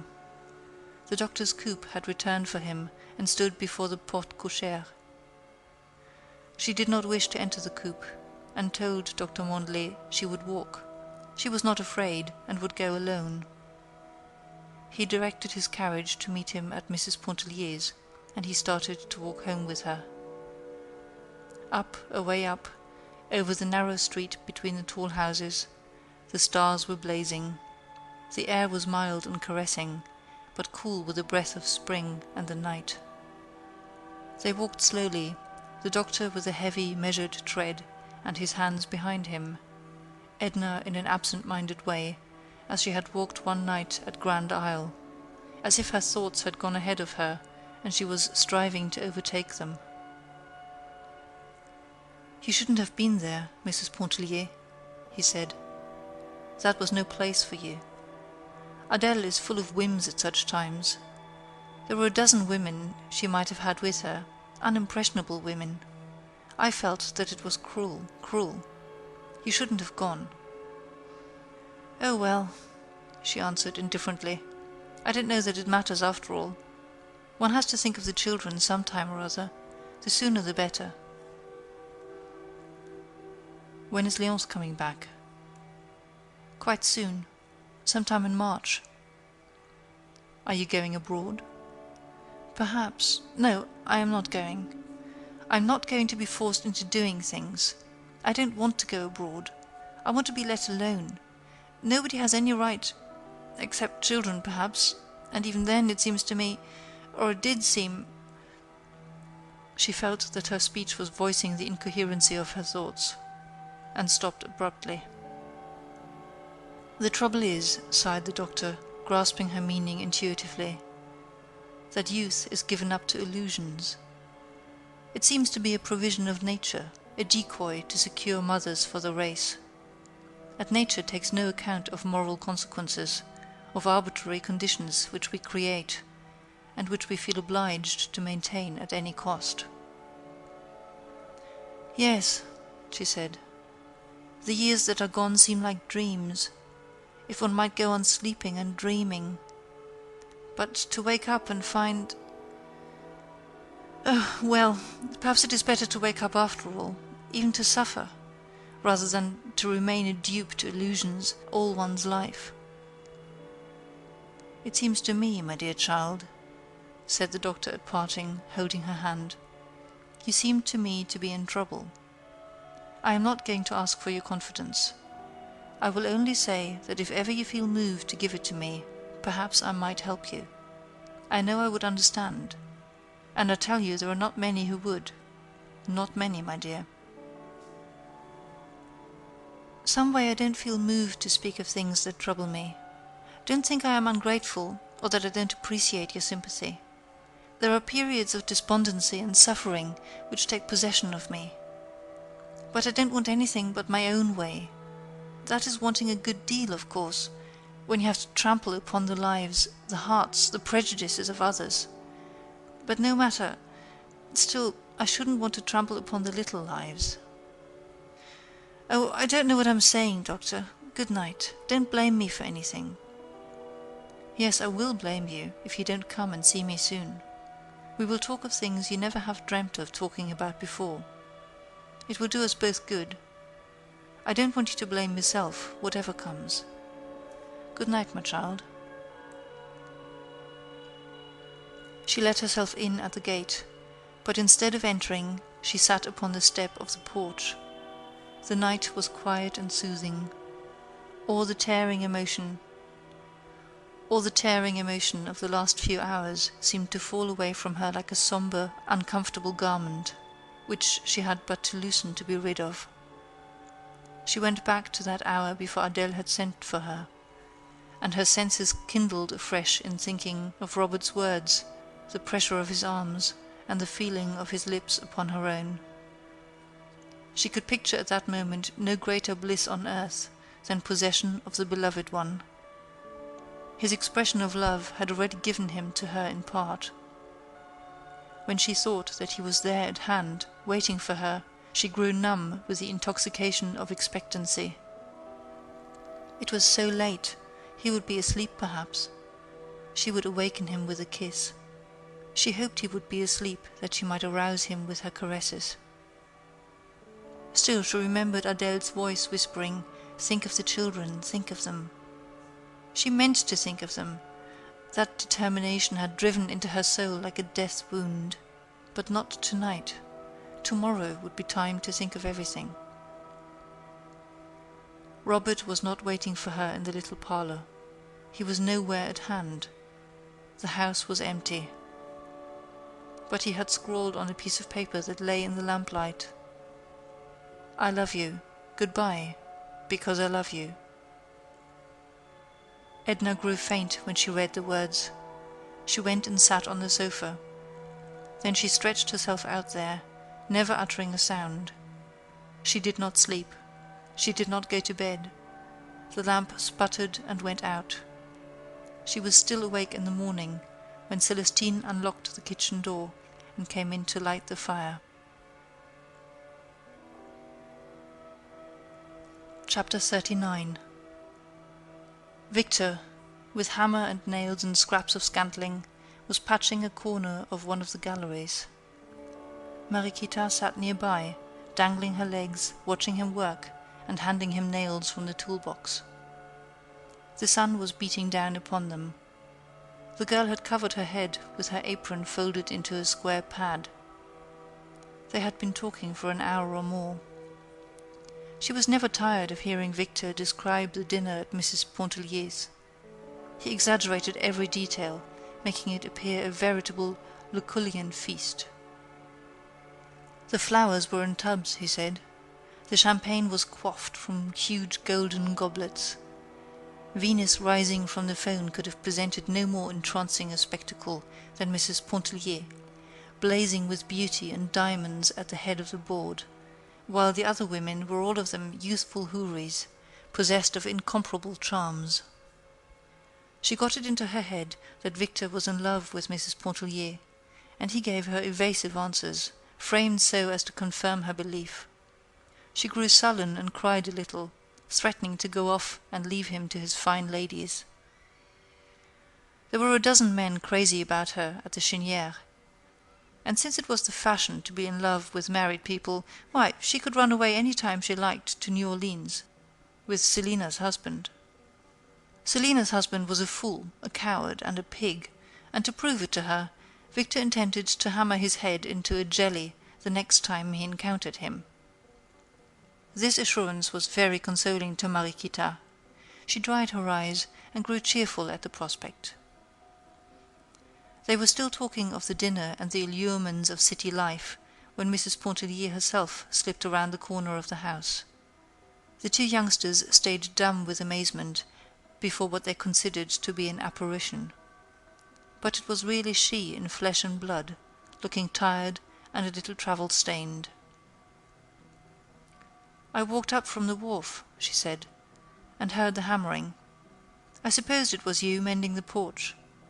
It's a good thing. I was always tripping over those loose planks last summer. How dreary and deserted everything looks." It took Victor some little time to comprehend that she had come in Beaudelet's lugger, that she had come alone, and for no purpose but to rest. "There's nothing fixed up yet, you see. I'll give you my room. It's the only place." "Any corner will do," she assured him. "And if you can stand Philomel's cooking," he went on, "though I might try to get her mother while you are here. Do you think she would come?" turning to Mariequita. Mariequita thought that perhaps Philomel's mother might come for a few days, and money enough. Beholding Mrs. Pontellier to make her appearance, the girl had at once suspected a lover's rendezvous. But Victor's astonishment was so genuine, and Mrs. Pontellier's indifference so apparent, that the disturbing notion did not lodge long in her brain. She contemplated with the greatest interest this woman who gave the most sumptuous dinners in America, and who had all the men in New Orleans at her feet. "What time will you have dinner?" asked Edna. "I'm very hungry, but don't get anything extra." "I'll have it ready in little or no time," he said, bustling and packing away his tools.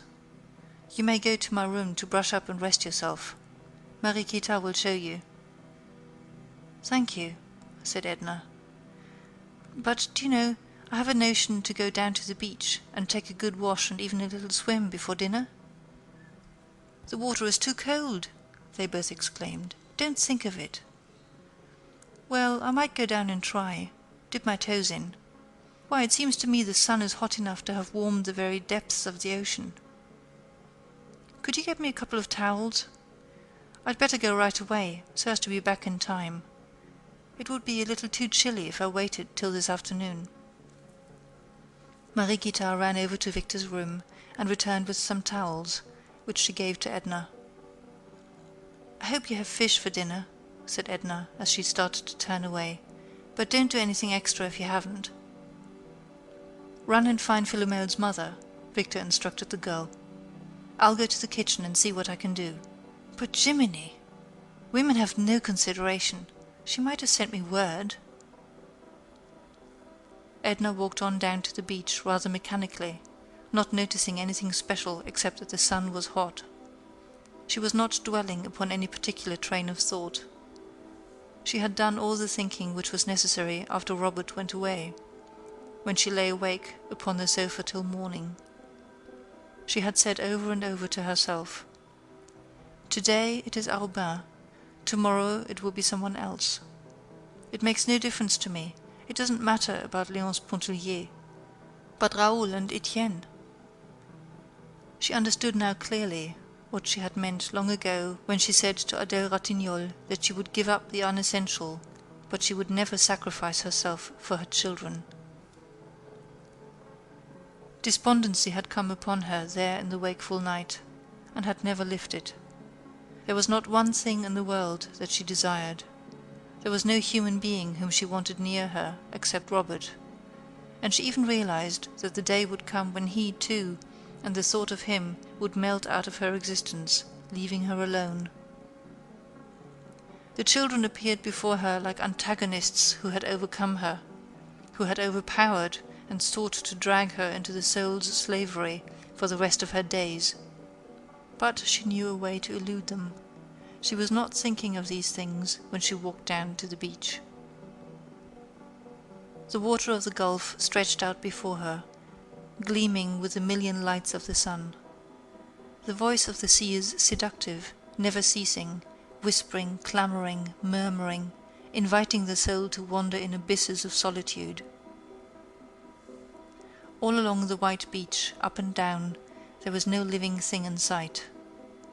A bird with a broken wing was beating the air above, reeling, fluttering, circling disabled down to the water. Edna had found her old bathing suit still hanging, faded, upon its accustomed peg. She put it on, leaving her clothing in the bathhouse. But when she was there beside the sea, absolutely alone, she cast the unpleasant, pricking garments from her, and for the first time in her life she stood naked in the open air, at the mercy of the sun, the breeze that beat upon her, and the waves that invited her. How strange and awful it seemed to stand naked under the sky! How delicious! She felt like some new-born creature, opening its eyes to a familiar world that it had never known. The foamy wavelets curled up to her white feet and coiled like serpents about her ankles. She walked out. The water was chill, but she walked on. The water was deep, but she lifted her white body and reached out with a long sweeping stroke. The touch of the sea is sensuous, enfolding the body in its soft, close embrace. She went on and on. She remembered the night she swam far out, and recalled the terror that seized her at the fear of being unable to regain the shore. She did not look back now, but went on and on, thinking of the blue-grass meadow that she had traversed when a little child, believing that it had no beginning and no end. Her arms and legs were growing tired. She thought of Léonce and the children. They were a part of her life, but they need not have thought that they could possess her body and soul. How Mademoiselle Reisz would have laughed, perhaps sneered if she knew. And you call yourself an artist? What pretensions, madame! The artist must possess the courageous soul that dares and defies. Exhaustion was pressing upon and overpowering her. Goodbye, because I love you. He did not know, he did not understand. He would never understand. Perhaps Dr. Mandelet would have understood if she had seen him, but it was too late. The shore was far behind her, and her strength was gone. She looked into the distance, and the old terror flamed up for an instant, then sank again. Edna heard her father's voice and her sister Margaret's. She heard the barking of an old dog that was chained to the sycamore tree. The spurs of the cavalry officer clanged as he walked across the porch. There was the hum of bees, and the musky odor of pinks filled the air. End of chapters 36 to 39, and end of The Awakening by Kate Chopin.